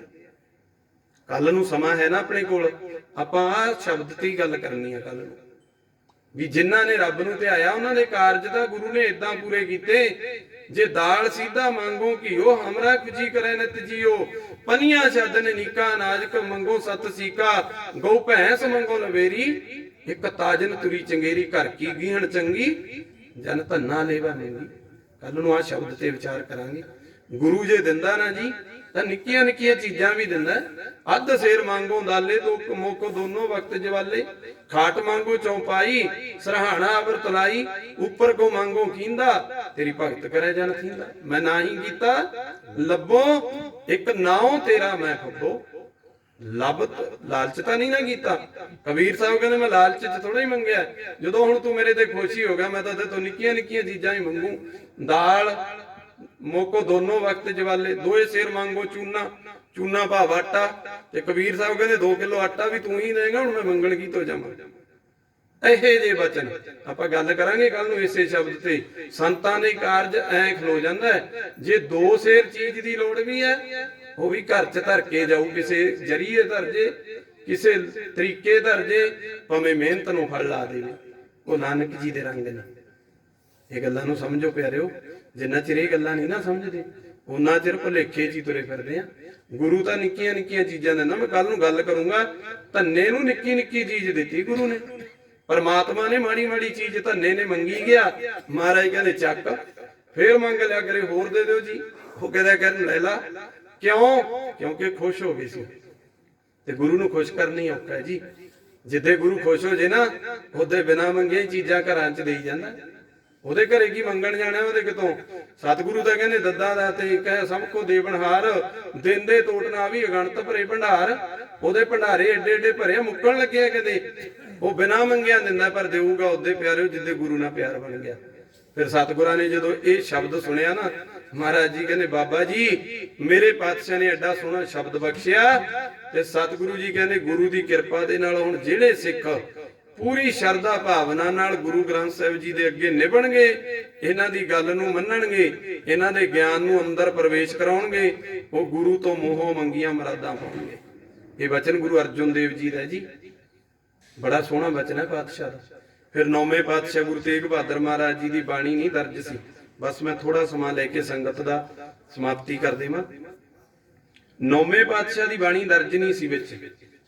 ਇਹ ਬੀੜ ਨੂੰ ਗੁਰੂ ਸਾਹਿਬ ਗੁਰੂ ਗੋਬਿੰਦ ਸਿੰਘ ਜੀ ਨੇ ਮਹਾਨਤਾ ਨਹੀਂ ਦਿੱਤੀ। ਉਹ ਕਿਉਂ ਨਹੀਂ ਦਿੱਤੀ ਭਲਾ? ਇਹ ਵੀ ਗੱਲ ਸਮਝਣ ਵਾਲੀ ਹੈ। ਸਤਿਗੁਰੂ ਗੁਰੂ ਗੋਬਿੰਦ ਸਿੰਘ ਮਹਾਰਾਜ ਜੀ ਜਦੋਂ 1704 ਈਸਵੀ ਦੇ ਵਿੱਚ ਦਮਦਮਾ ਸਾਹਿਬ ਦੀ ਧਰਤੀ ਤੇ ਆ ਗਏ, ਸਾਰੀਆਂ ਜੰਗਾਂ ਜੁੱਧਾਂ ਲੜ ਕੇ 14 ਜੰਗਾਂ ਲੜੀਆਂ ਗੁਰੂ ਗੋਬਿੰਦ ਸਿੰਘ ਜੀ ਨੇ। 14ਵੀਂ ਜੰਗ ਜਦੋਂ ਮੁਕਤਸਰ ਦੀ ਖਦਰਾਣੇ ਦੀ ਢਾਬ ਵਾਲੀ ਜੰਗ ਲੜ ਲਈ, ਉਦੋਂ ਬਾਅਦ ਪਾਤਸ਼ਾਹ ਜੀ ਆਏ ਦਮਦਮਾ ਸਾਹਿਬ ਦੀ ਧਰਤੀ ਤੇ ਦਮਦਮਾ ਸਾਹਿਬ ਦੀ ਧਰਤੀ ਤੇ ਮਹਾਰਾਜ ਜੀ ਕਹਿੰਦੇ ਹੁਣ ਜੰਗਾਂ ਜੁੱਧਾਂ ਚੋਂ ਆਪਾਂ ਸਾਰੇ ਖਹਿੜਾ ਛੁਡਾ ਲਿਆ। ਐ ਕਹਿ ਲਈਏ ਵੀ ਦੁਸ਼ਮਣ ਉਦੋਂ ਮੁੱਕ ਚੁੱਕੇ ਸੀ, ਕਿਉਂਕਿ ਦੀਨੇ ਕਾਂਗੜ ਬੈਠਿਆਂ ਨੇ ਹੁਕਮਨਾਮਾ ਲਿਖਤਾ ਸੀ, ਜਫਰਨਾਮਾ ਜਿੱਤ ਦੀ ਚਿੱਠੀ। ਉਹ ਜਿੱਤ ਦੀ ਚਿੱਠੀ ਜਫਰਨਾਮਾ, ਜਦੋਂ ਇਹਦਾ ਅਰਥ ਕਰਦੇ ਆ ਨਾ ਜੀ, ਜਫਰਨਾਮੇ ਦਾ ਜਿੱਤ ਦੀ ਚਿੱਠੀ ਬਣਦਾ ਪੰਜਾਬੀ 'ਚ। ਤੇ ਉਹ ਜਿੱਤ ਦੀ ਚਿੱਠੀ ਨੇ ਫਿਰ ਔਰੰਗਜ਼ੇਬ ਦਾ ਖਾਤਮਾ ਕਰ ਦਿੱਤਾ। ਤੇ ਔਰੰਗਜ਼ੇਬ ਜਦੋਂ ਮਾਰਿਆ ਗਿਆ ਤੇ ਪੂਰਾ ਮੁਗਲ ਰਾਜ ਹੀ ਸਮਾਪਤ ਖਤਮ ਹੋਣ ਲੱਗ ਪਿਆ ਸੀ, ਕਿਉਂਕਿ ਰਾਏਕੋਟ ਦੀ ਧਰਤੀ ਤੇ ਕਹਿਤਾ ਸੀ ਅੱਜ ਮੈਂ ਮੁਗਲ ਰਾਜ ਦੀ ਜੜ ਪੱਟ ਦਿੱਤੀ ਹੈ। ਫਿਰ 1704 ਚ ਜਦੋਂ ਦਮਦਮਾ ਸਾਹਿਬ ਆ ਗਏ, ਇੱਥੇ ਮਹਾਰਾਜ ਜੀ ਕਹਿੰਦੇ ਸਿੱਖੋ ਹੁਣ ਮੇਰੇ ਮਨ ਦੇ ਵਿੱਚ ਇੱਕ ਵਿਸ਼ਵਾਸ ਹੈ, ਇੱਕ ਗੁਰੂ ਤੇ ਭਰੋਸਾ ਹੈ, ਗੁਰਬਾਣੀ ਤੇ ਭਰੋਸਾ ਹੈ। ਮੈਂ ਚਾਹੁੰਦਾ ਵੀ ਆਪਾਂ ਗੁਰੂ ਦੀ ਬਾਣੀ ਦਾ ਪ੍ਰਕਾਸ਼ ਕਰੀਏ ਤੇ ਉਹਦੇ ਅਰਥ ਜਾਣੀਏ। ਮੈਂ ਰਾਤ ਵੀ ਬੇਨਤੀ ਕੀਤੀ ਸੀ ਨਾ ਵੀ ਗੁਰੂ ਗ੍ਰੰਥ ਸਾਹਿਬ ਜੀ ਦੇ ਅਰਥ ਜਾਣੋ ਜੀ। ਜਿੰਨਾ ਚਿਰ ਬਾਣੀ ਦੇ ਅਰਥ ਨਹੀਂ ਜਾਣਦੇ ਉਹਨਾਂ ਚਿਰ ਜੀਵਨ ਸਾਡਾ ਸਹੀ ਨਹੀਂ। ਉਹਨਾਂ ਚਿਰ ਅਸੀਂ ਜੋ ਕੁਝ ਕਰਦੇ ਫਿਰਦੇ ਹਾਂ ਦੁਨੀਆ 'ਚ ਬਹੁਤ ਸਾਡੇ ਲਈ ਮਾੜਾ ਹੀ ਕਰਦੇ ਫਿਰਦੇ ਹਾਂ। ਸਮਝੋ ਜਿੱਦੇ ਅਰਥ ਜਾਣਗੇ ਸਮਝੋ ਗੁਰੂ ਗਿਆਨ ਬਖਸ਼ ਦੂ ਉਦਾਂ ਹੀ ਜੀਵਨ 'ਚ ਬਦਲਾਅ। ਤੇ ਨਾਲ ਦੀ ਨਾਲ ਕਹਿੰਦੇ ਜਦੋਂ ਗੁਰੂ ਸਾਹਿਬ ਕਹਿੰਦੇ ਹੁਣ ਅਰਥਾਂ ਸਮੇਤ ਬਾਣੀ ਪੜਾਂਗੇ ਤੇ ਮਹਾਰਾਜ ਨੇ 25 ਸਿੰਘ ਭੇਜੇ ਜੀ। ਆ ਭਾਈ ਸਾਹਿਬ ਨੇ ਘਰੇ ਅਖੰਡ ਪਾਠ ਸਾਹਿਬ ਪ੍ਰਕਾਸ਼ ਕਰਾਏ। ਮੈਨੂੰ ਬੜੀ ਖੁਸ਼ੀ ਹੋਈ ਜਦੋਂ ਜਪਜੀ ਸਾਹਿਬ ਨਾਲ ਪੜਦਾ ਦੇਖੇ ਮੈਂ ਸਿੰਘ। ਉਹ ਹੈ ਗੁਰੂ ਦੀ ਅਸਲ ਮਰਜ਼ਾਦਾ। ਵੈਸੇ ਤਾਂ 25 ਕਿਹਾ ਗੁਰੂ ਨੇ ਵੀ 25 ਲਾਉਣੇ ਆ। ਚਲੋ ਆਪਾਂ ਸੰਗਤ ਸੇਵਾ ਨਿਭਾ ਲੈਨੇ ਆ। ਲੰਗਰ ਦੇ ਵਿੱਚ 5 ਸਿੰਘ ਲਾਂਗਰੀ ਹੋਣ, 5 ਸਿੰਘ ਗ੍ਰੰਥੀ ਸਿੰਘਾਂ ਦੀ ਸੇਵਾ ਦੇ ਵਿੱਚ ਲੱਗੇ ਹੋਣ, ਪਾਣੀ ਚਾਹ ਪਾਣੀ ਪੜਾਉਣ ਤੇ 5 ਸਿੰਘ ਗੁਰੂ ਜੀ ਦੇ ਕੋਲ। ਚਲੋ ਉਹਨਾਂ ਟਾਈਮਾਂ ਤੇ ਧੂਫ ਜਾਂ ਜੋਤ ਲਾਈ ਜਾਂਦੀ ਸੀ। ਉਹ ਵੀ ਕਿਉਂ ਲਾਉਂਦੇ ਸੀ? ਵੀ ਹਵਾ ਨੂੰ ਸਾਫ਼ ਕਰਨ ਵਾਸਤੇ। ਜੋਤ ਦਾ ਇੱਕੋ ਇੱਕ ਗੁਣ ਹੈ, ਦੇਸੀ ਘਿਓ ਦੀ ਜੋਤ ਜਲਾਈ ਜਾਏ ਉਹ ਘਰ ਦੇ ਵਿੱਚ ਕਦੇ ਵੀ ਕਾਰਬਨ ਡਾਈਆਕਸਾਈਡ ਨਹੀਂ ਖੜਦੀ। ਜਿਹੜੀ ਮੰਦੀ ਹਵਾ ਕਹਿੰਦੇ ਆ ਨਾ ਉਹ ਨਹੀਂ ਖੜਦੀ, ਕਿਉਂਕਿ ਉਹ ਸੜਦੀ ਆਕਸੀਜਨ ਹਵਾ ਨੂੰ ਸਾਫ਼ ਕਰਨ ਦਾ ਕੰਮ ਕਰਦੀ ਹੈ। ਦੇਸੀ ਘਿਓ ਦੀ ਅੱਗ ਜਿਹੜੀ ਮੱਚਦੀ ਹੈ ਉਹ ਇਦਾਂ ਦਾ ਚਲੋ ਚੱਲਦਾ ਸੀ ਉਦਾਂ ਦਾ ਸਾਰਾ ਕਾਰਜ। ਉਹ ਗੁਰੂ ਗੋਬਿੰਦ ਸਿੰਘ ਜੀ ਕਹਿੰਦੇ ਹੁਣ ਮੈਂ ਅਖੰਡ ਪਾਠ ਪ੍ਰਕਾਸ਼ ਕਰਨਾ। ਅਖੰਡ ਦਾ ਨਾਮ ਕੀ ਹੁੰਦਾ ਹੈ? ਨਾ ਖੰਡਨ ਹੋਣ ਵਾਲੀ ਚੀਜ਼, ਜਿਹ ਚ ਖੰਡਣ ਹੀ ਨਾ ਹੋਵੇ। 48 ਘੰਟੇ ਨਿਰੰਤਰ ਬਾਣੀ ਚੱਲੇ। ਜਦੋਂ ਇੱਕ ਓੰਕਾਰ ਤੋਂ ਸ਼ੁਰੂ ਕਰ ਲਈ 18 10 20 ਤੱਕ ਭੋਗ ਪਾ ਕੇ ਉੱਠ ਗਏ। ਉਹਨੂੰ ਕਿਹਾ ਜਾਂਦਾ ਅਖੰਡ ਪਾਠ। ਤੇ ਹੁਣ ਮਾਫ ਕਰੋ ਅਸੀਂ 5 ਜਾਣੇ ਪ੍ਰਕਾਸ਼ ਕਰਕੇ ਬਹਿ ਜਾਂਦੇ ਆ। ਆਪਣੇ ਪਿੰਡ 'ਚ ਬਹੁਤਾ ਚੱਲਿਆ, ਮੈਂ ਕਹਿੰਦਾ ਰਹਿਣਾ, ਪਰ ਮੇਰੇ ਇਕੱਲੇ ਜਾਣੇ ਦਾ ਜ਼ੋਰ ਨਹੀਂ ਚੱਲਦਾ। ਮੈਨੂੰ ਕਹਿ ਦਿੰਦੇ ਤੂੰ ਬਾਹਲਾ ਆਪਦੇ ਆਪ ਨੂੰ ਭਾਉਂਦਾ, ਇਦਾਂ ਦੇ ਸ਼ਬਦ ਬੋਲੇ ਜਾਂਦੇ ਆ। ਪਰ ਇੱਕ ਗੱਲ ਨੂੰ ਸਮਝਿਓ, ਜੇ ਅਖੰਡ ਪਾਠ ਕਰਾਉਣਾ ਆੜਾ ਮੂਹਰੇ ਲਾ ਲਓ। ਅਖੰਡ ਪਾਠ, ਅਖੰਡ ਦਾ ਨਾਮ ਹੈ ਨਾ ਖੰਡਨ ਹੋਣ ਵਾਲੀ ਚੀਜ਼। ਤੇ ਜਦੋਂ ਕੱਲਾ ਗ੍ਰੰਥੀ ਪੜਦਾ ਉਹਦਾ ਵਿੱਚ ਦੀ ਦਮ ਵੀ ਲਊਗਾ ਜੀ, ਉਹ ਵਿੱਚ ਦੀ ਚੁੱਪ ਵੀ ਕਰੂਗਾ, ਉਹ ਵਿੱਚ ਦੀ ਸਾਹ ਵੀ ਲਊਗਾ। ਇੱਥੋਂ ਤੱਕ ਕਈ ਗ੍ਰੰਥੀ ਗੁਰੂ ਦੀ ਹਜ਼ੂਰੀ 'ਚ ਗੱਲਾਂ ਵੀ ਕਰ ਲੈਂਦੇ ਆ। ਤੂੰ ਕਿੰਨੇ ਵਾਲੀ ਰੌਲ ਤੇ ਆਏਗਾ, ਤੂੰ ਕੈ ਵਜੇ ਮੈਨੂੰ ਛੱਡੇਗਾ, ਤੂੰ ਮੈਨੂੰ 10 ਮਿੰਟ ਪਹਿਲਾਂ ਛੱਡਦੀ। ਇਦਾਂ ਨਹੀਂ ਹੈ ਨਾ, ਫਿਰ ਬਾਣੀ ਅਖੰਡ ਕਿਵੇਂ ਰਹੇਗੀ? ਖੰਡਨ ਤਾਂ ਕਰਤਾ ਉੱਥੇ। ਪਰ ਜੇ ਜਪਜੀ ਸਾਹਿਬ ਨਾਲ ਚੱਲਦਾ ਹੈ ਉੱਥੇ ਸਮਝ ਲਓ ਅਖੰਡ ਬਾਣੀ ਚੱਲ ਰਹੀ ਹੈ। ਵੀ ਜੇ ਜਪਜੀ ਸਾਹਿਬ ਵਾਲਾ ਸਾਹ ਲੈ ਲੂ, ਇਧਰਲਾ ਬਾਬਾ ਪੜ੍ਹੀ ਜਾਂਦਾ ਗੁਰੂ ਸਾਹਿਬ ਦੀ ਬਾਣੀ। ਜੇ ਜਪਜੀ ਇਧਰਲਾ ਬਾਬੇ ਨੇ ਵੀ ਦਮ ਲੈਣਾ ਸਾਹ ਲੈਣਾ ਤਾਂ ਜਪਜੀ ਸਾਹਿਬ ਵਾਲਾ ਪੜ੍ਹੀ ਜਾਂਦਾ। 48 ਘੰਟੇ ਨਿਰੰਤਰ ਬਾਣੀ ਹੈ ਨਾ, ਉਹਨੂੰ ਕਿਹਾ ਜਾਂਦਾ ਅਖੰਡ ਪਾਠ। ਅਸੀਂ ਤਾਂ ਚਲੋ ਪੈਸਿਆਂ ਤੋਂ ਭੱਜ ਗਏ ਜਾਂ ਜਿਵੇਂ ਮਰਜ਼ੀ ਲਾ ਲਈਏ ਵੀ ਜੀ ਨਾਲ ਜਾਪੀਆਂ ਨੂੰ ਪੈਸੇ ਕੌਣ ਦੇਊਗਾ। ਪਰ ਇੱਕ ਗੱਲ ਨੂੰ ਯਾਦ ਰੱਖਿਓ, ਜਿੱਦੇ ਕਾਰਜ ਘਰੇ ਵਿੱਢ ਲਿਆ ਨਾ ਫਿਰ ਅੱਗਾ ਪਿੱਛਾ ਨਹੀਂ ਦੇਖੀਦਾ ਹੁੰਦਾ। ਨੱਚਣ ਵਾਲਿਆਂ ਨੂੰ 1.5 ਲੱਖ ਦੇ ਦਿੰਦੇ ਆ, ਤੇ ਜਦੋਂ ਗ੍ਰੰਥੀ ਨੂੰ ਪੈਸੇ ਦੇਣੇ ਹੋਣ ਉਦੋਂ ਕਹਿਣਗੇ ਬਾਬਾ 2500 ਦਾ ਵਾਲਾ 2100 ਲੈ ਲਾ, ਜਾਂ 2100 ਵਾਲਿਆ ਕਹਿਣਗੇ ਜੀ 1600 ਲੈ ਲਾ। ਆਪਣੇ ਪਿੰਡ ਦੀਆਂ ਹੀ ਆ ਗੱਲਾਂ, ਮੈਂ ਕਰਦਾ ਸਾਰੀਆਂ ਗੱਲਾਂ। ਆ ਥੋੜੇ ਜਿਹੇ ਦਿਨ ਹੋ ਗਏ ਮੈਨੂੰ ਸਿੰਘ ਕਹਿੰਦੇ ਆਪਣੇ ਪਿੰਡ ਦੇ ਫੋਨ ਕੀਤਾ, ਕਹਿੰਦੇ ਵੀ ਪਹਿਲਾਂ 1600 ਤੋਂ 2100 ਵੀ ਤੂੰ ਤੇ ਗੁਰਜੰਟ ਨਹੀਂ ਕਰਾਇਆ ਸੀ, ਹੁਣ 2100 ਤੋਂ ਵਧਵਾ ਦਿਓ ਕਿ ਇਹਨਾਂ ਨੂੰ। ਮੈਂ ਕਿਹਾ ਵੀ ਇੱਕ ਗੱਲ ਕਰੋ, ਪਿੰਡ ਦੇ ਵਿੱਚ ਸਹੀ ਪਾਠ ਕਰਨ ਲੱਗ ਜਾਓ, ਅਗਲਾ ਤੁਹਾਡੇ ਘਰੇ ਆਪੇ ਆਊ ਚੱਲ ਕੇ। ਸਹੀ ਪਾਠ ਕਰਨ ਲੱਗ ਜਾਓ, ਪਿੰਡ ਦੇ ਲੋਕ ਆਪੇ ਹੀ ਪਿਆਰ ਕਰਨਗੇ, ਆਪੇ ਆ ਕੇ ਕਹਿਣਗੇ ਭਾਈ ਸਾਡੇ ਪਾਠ ਕਰੇਗਾ। ਜਦੋਂ ਸਹੀ ਕੀਤਾ ਕੰਮ ਤੇ ਪੈਸੇ ਉਦੋਂ ਕਹਿੰਦੇ ਭਾਈ ਮੇਰੇ ਵੀ ਬੱਚੇ ਆ, ਮੈਨੂੰ ਦਿਹਾੜੀ ਦੇ ਹਿਸਾਬ ਨਾਲ ਹੀ ਪੈਸੇ ਦੇ ਦੀ, ਹੋਰ ਨਹੀਂ ਮੈਂ ਲੈਣੇ। ਤੇ 300 ਨੂੰ ਦਿਹਾੜੀ ਜੋੜ ਲਓ ਜੀ। ਦਿਹਾੜੀਏ ਸਿੰਘ ਨੂੰ ਅਸੀਂ ਲਿਆਉਨੇ ਆ 300 ਤਾਂ ਦਿੰਨੇ ਹੀ ਆ ਨਾ, ਤੇ 3 ਨੂੰ 9 ਨਾਲ ਗੁਣਾ ਕਰ ਲਓ 2700। ਤੇ ਗ੍ਰੰਥੀ ਸਿੰਘ ਦਾ ਵਿਚਾਰਾ 2100 ਹੀ ਮੰਗੀ ਜਾਂਦਾ, ਫਿਰ ਦਿਹਾੜੀਏ ਨੂੰ ਥੱਲੇ ਹੋ ਗਿਆ। ਫਿਰ ਇਹ ਕੰਮ ਛੱਡ ਕੇ ਤਾਂ ਦਿਹਾੜੀ ਕਰਨ ਲੱਗ ਜੇ, ਫਿਰ ਉਹ ਵਧੀਆ 2700 ਦਾ ਲਿਆਊ ਘਰੇ। ਸਮਝਣੀਆਂ ਪੈਣੀਆਂ ਇਹ ਗੱਲਾਂ, ਜਿੰਨਾ ਚਿਰ ਅਸੀਂ ਨਹੀਂ ਸਮਝਦੇ। ਤੇ ਇਹਨਾਂ ਨੂੰ ਪੁੱਛ ਕੇ ਦੇਖ ਲਿਓ ਆਪਣੇ ਪ੍ਰਬੰਧਕਾਂ ਨੂੰ, ਮੈਂ ਕੋਈ ਡਰ ਕੇ ਨਹੀਂ ਕਹਿੰਦਾ।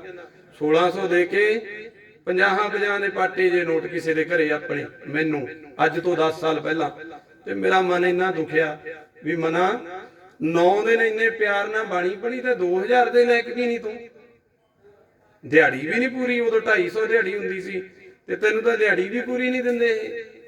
ਉਸੇ ਦਿਨ ਤੂੰ ਇੱਕ ਸੋਚ ਲਈ ਵੀ ਇਹਨਾਂ ਦੇ ਕਹੇ ਤੋਂ ਕਿਸੇ ਦੇ ਜਾਣਾ ਹੀ ਨਹੀਂ। ਜੇ ਜਾਣਾ ਗੁਰੂ ਨਾਨਕ ਅੱਗੇ ਬੇਨਤੀ ਕਰਾਂਗੇ, ਸੰਗਤ ਆਪ ਘਰੇ ਆ ਕੇ ਕਹੂ। ਤੇ ਕੀਤਾ ਜੀ, 1 ਸਾਲ ਇਹਨਾਂ ਨੂੰ ਪੁੱਛ ਕੇ ਦੇਖ ਲਓ, ਭਾਵੇਂ ਉਦੋਂ ਹੋਰ ਪ੍ਰਬੰਧਕ ਸੀ ਹੁਣ ਵਾਲਿਆਂ ਨਾਲੋਂ ਬਦਲ ਕੇ। ਤੇ ਉਹ ਆਪ ਲੋਕ ਕਹਿੰਦੇ ਰਹੇ ਆ ਤੁਹਾਡੀ ਪੱਤੀ 'ਚ ਮੈਂ ਬਹੁਤ ਪਾਠ ਕੀਤੇ ਆ ਨੇੜੇ ਨੇੜੇ ਘਰ ਹੈ ਬਾਬੇ ਸਰਦੂਲੇ ਕਿਉਰ, ਇਹਨਾਂ ਸਾਰਿਆਂ ਦੇ ਆਉਂਦਾ ਰਿਹਾ। ਤੇ ਮੈਨੂੰ ਪੁੱਛ ਕੇ ਕਹਿੰਦੇ ਬਾਬਾ ਜੀ ਜਿੰਨੇ ਕਹੋਗੇ ਉਨੇ ਹੀ ਦੇਵਾਂਗੇ, ਦਿੰਦੇ ਵੀ ਰਹੇ ਆ। ਤੇ ਨਾਲ ਦੀ ਨਾਲ ਫਿਰ ਇਹਨਾਂ ਦੇ ਨਾਲ ਦੀ ਨਾਲ ਇਹ ਕਹਿਣ ਲੱਗੇ ਸੀ ਵੀ ਸਾਡੇ ਅੰਡਰ ਪਾਠ ਕਰ ਲੈ, ਜਿੰਨੇ ਮਰਜ਼ੀ ਮੰਗ ਲੈ। ਉਦੋਂ 2100 ਕੀਤਾ ਸੀ, ਤੇ ਹੁਣ ਵੀ ਫੋਨ ਗਿਆ, ਕਹਿੰਦੇ ਬਾਬਾ ਜੀ ਤੁਸੀਂ ਕਰਾ ਦਿਓ। ਮੈਂ ਕਿਹਾ ਵੀ ਇੱਕ ਗੱਲ ਸੋਚ ਲਓ, ਇਹਨਾਂ ਦੇ ਕਹੇ ਤੋਂ ਜਾਓ ਹੀ ਨਾ ਕਿਸੇ ਦੇ। ਆਪੇ ਲੋਕ ਦਿਹਾੜੀ ਲੈਣੀ ਆ, ਦਿਹਾੜੀ ਪੂਰੀ ਲੈ ਲਓ, ਵੱਧ ਨਹੀਂ ਲੈਣੀ, ਉਹ ਆਪਣੇ ਲਈ ਵੀ ਮਾੜੀ ਹੈ। ਇਸ ਕਰਕੇ ਬੇਨਤੀ ਹੈ ਜੀ, ਜਿੰਨਾ ਚਿਰ ਅਸੀਂ ਨੱਚਣ ਵਾਲਿਆਂ ਨੂੰ 1.5 ਲੱਖ, ਬਾਬੇ ਲਈ 2500 ਨਹੀਂ ਦੇ ਸਕਦੇ, ਉਹ ਸਾਡੇ ਧਰਮ ਦੀ ਗਿਰਾਵਟ ਹੈ। ਪਰ ਗੁਰੂ ਗੋਬਿੰਦ ਸਿੰਘ ਜੀ ਨੂੰ ਸੁਣੋ, ਮਹਾਰਾਜ ਕਹਿੰਦੇ ਜਾਓ 25 ਸਿੰਘ ਕਰਤਾਰਪੁਰ ਦੀ ਧਰਤੀ ਤੇ, ਉੱਥੋਂ ਜਾ ਕੇ ਮੇਰੇ ਗੁਰੂ ਦੀ ਬਾਣੀ ਲੈ ਕੇ ਆਓ। ਕਿਉਂਕਿ ਕਰਤਾਰਪੁਰ ਦੀ ਧਰਤੀ ਤੇ ਉਸ ਟਾਈਮ ਤੇ ਬਾਬੇ ਪਿਰਥੀ ਚੰਦ ਦੀ ਗੱਲ ਹੀ ਕਰ ਲਈਏ ਆਪਾਂ, ਇਹਨਾਂ ਦੇ ਗਾਹਾਂ ਸ਼ੀਏ ਮਸੰਦ ਵਰਗੇ ਹੋਏ ਆ, ਇਹਨਾਂ ਦੀ ਗਾਹਾਂ ਸਾਰੇ ਹੋਏ ਆ। ਅੱਜ ਜਿਹੜਾ ਵਡਭਾਗ ਸਿੰਘ ਇਹ ਵੀ ਇਹਨਾਂ ਦਾ ਹੀ ਆ, ਪਿਰਥੀ ਚੰਦ ਦੀ ਔਲਾਦ ਚੋਂ ਹੈ ਜੀ। ਬੀਬੀਓ ਸੁਣੋ, ਵਡਭਾਗ ਸਿੰਘ ਨੂੰ ਮੰਨਦੀ ਹੋ ਨਾ, ਜਿਹੜੇ ਵਿੱਚ ਮੰਨਦੇ ਹੁੰਦੇ ਆ, ਇਹ ਪਿਰਥੀ ਚੰਦ ਦੀ ਔਲਾਦ ਹੈ। ਗਾਹਾਂ ਮਿਹਰਬਾਨ ਦਾ ਅੱਗੇ ਹੋਇਆ, ਸ਼ੀਏ ਮਸੰਦ ਵਰਗੇ ਹੋਏ ਜਿਹਨੇ 9ਵੇਂ ਪਾਤਸ਼ਾਹ ਦੇ ਗੋਲੀ ਚਲਾਈ ਸੀ, ਉਹਨਾਂ ਦਾ ਹੀ ਵਡਭਾਗ ਸਿੰਘ ਆਏਗਾ। ਮੰਨਣਾ ਤਾਂ ਉਹਨੂੰ ਮੰਨੋ ਜਿਹੜੇ ਦੇ ਬਾਰੇ ਪਤਾ ਹੋਵੇ ਸਾਨੂੰ। ਤੇ ਫਿਰ ਉਹਨੇ ਜਾ ਕੇ ਕਹਿਤਾ, ਕਹਿੰਦਾ ਜੇ ਤੁਹਾਡਾ ਗੁਰੂ ਗੋਬਿੰਦ ਸਿੰਘ ਐਡਾ ਹੀ ਗੁਰੂ ਕਹਾਉਂਦਾ ਤਾਂ ਮੈਂ ਬੀੜ ਨਹੀਂ ਦਿੰਦਾ, ਆਪਦੀ ਬੀੜ ਲਿਖ ਲਓ। ਫਿਰ ਗੁਰੂ ਗੋਬਿੰਦ ਸਿੰਘ ਮਹਾਰਾਜ ਜੀ ਕਹਿੰਦੇ ਚੰਗਾ ਭਾਈ ਮਣੀ ਸਿਆ, ਐਂ ਕਰ, ਕਾਰਜ ਆਰੰਭੋ ਤੇ ਗੁਰੂ ਗ੍ਰੰਥ ਸਾਹਿਬ ਜੀ ਦੀ ਬਾਣੀ ਆਪਾਂ ਗੁਰੂ ਨਾਨਕ ਦੀ ਕਿਰਪਾ ਦੇ ਨਾਲ ਸਾਰੀ ਇਕੱਠੀ ਲਿਖਾਂਗੇ ਹੁਣ। ਤੇ ਫਿਰ ਲਿਖਣੀ ਸ਼ੁਰੂ ਕਰ ਦਿੱਤੀ ਜੀ 1704 ਈਸਵੀ ਚ। ਤੇ ਗੁਰੂ ਗੋਬਿੰਦ ਸਿੰਘ ਮਹਾਰਾਜ ਜੀ ਮੁਖੋਂ ਬੋਲਦੇ ਰਹੇ, ਭਾਈ ਮਣੀ ਸਿੰਘ ਜੀ ਲਿਖਦੇ ਰਹੇ, ਬਾਬਾ ਦੀਪ ਸਿੰਘ ਜੀ ਸ਼ਾਹੀ ਰਲਾ ਕੇ ਤੇ ਕਲਮਾਂ ਘੜ ਕੇ ਦਿੰਦੇ ਰਹੇ। ਕਿਉਂਕਿ ਕਲਮ, ਇੱਕ ਕਲਮ ਦੇ ਨਾਲ ਇੱਕੋ ਹੀ ਅੰਗ ਲਿਖਿਆ ਜਾਂਦਾ ਸੀ, ਇੱਕੋ ਹੀ ਪੇਜ। ਕਿਉਂਕਿ ਫਿਰ ਉਹ ਕਲਮ ਦਾ ਮੂੰਹ ਚੌੜਾ ਹੋ ਜਾਂਦਾ ਸੀ, ਉਹ ਅੱਖਰਾਂ 'ਚ ਫਰਕ ਪੈ ਜਾਂਦਾ ਸੀ, ਮੋਟਾਈ ਬਰੀਕੀ ਦਾ।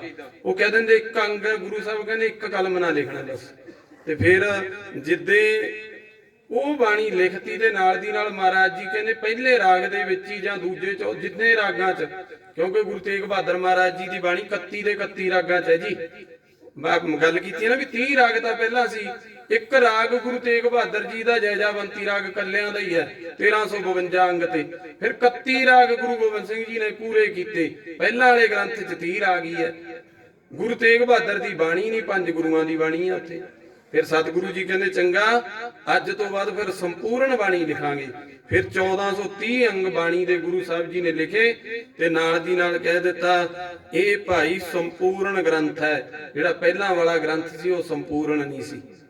ਤੇ ਫਿਰ ਸਤਿਗੁਰਾਂ ਨੇ ਇਸੇ ਗ੍ਰੰਥ ਨੂੰ ਜਾ ਕੇ ਗੋਦਾਵਰੀ ਦੇ ਕੰਢੇ ਨੰਦੇੜ ਦੀ ਧਰਤੀ ਤੇ ਹਜੂਰ ਸਾਹਿਬ, ਉੱਥੇ ਜਾ ਕੇ ਗੁਰਤਾ ਗੱਦੀ ਸੌਂਪ ਦਿੱਤੀ ਤੇ ਕੀ ਕਿਹਾ, ਸਭ ਸਿੱਖਣ ਕੋ ਹੁਕਮ ਹੈ। ਕੀ ਮੰਨਣਾ?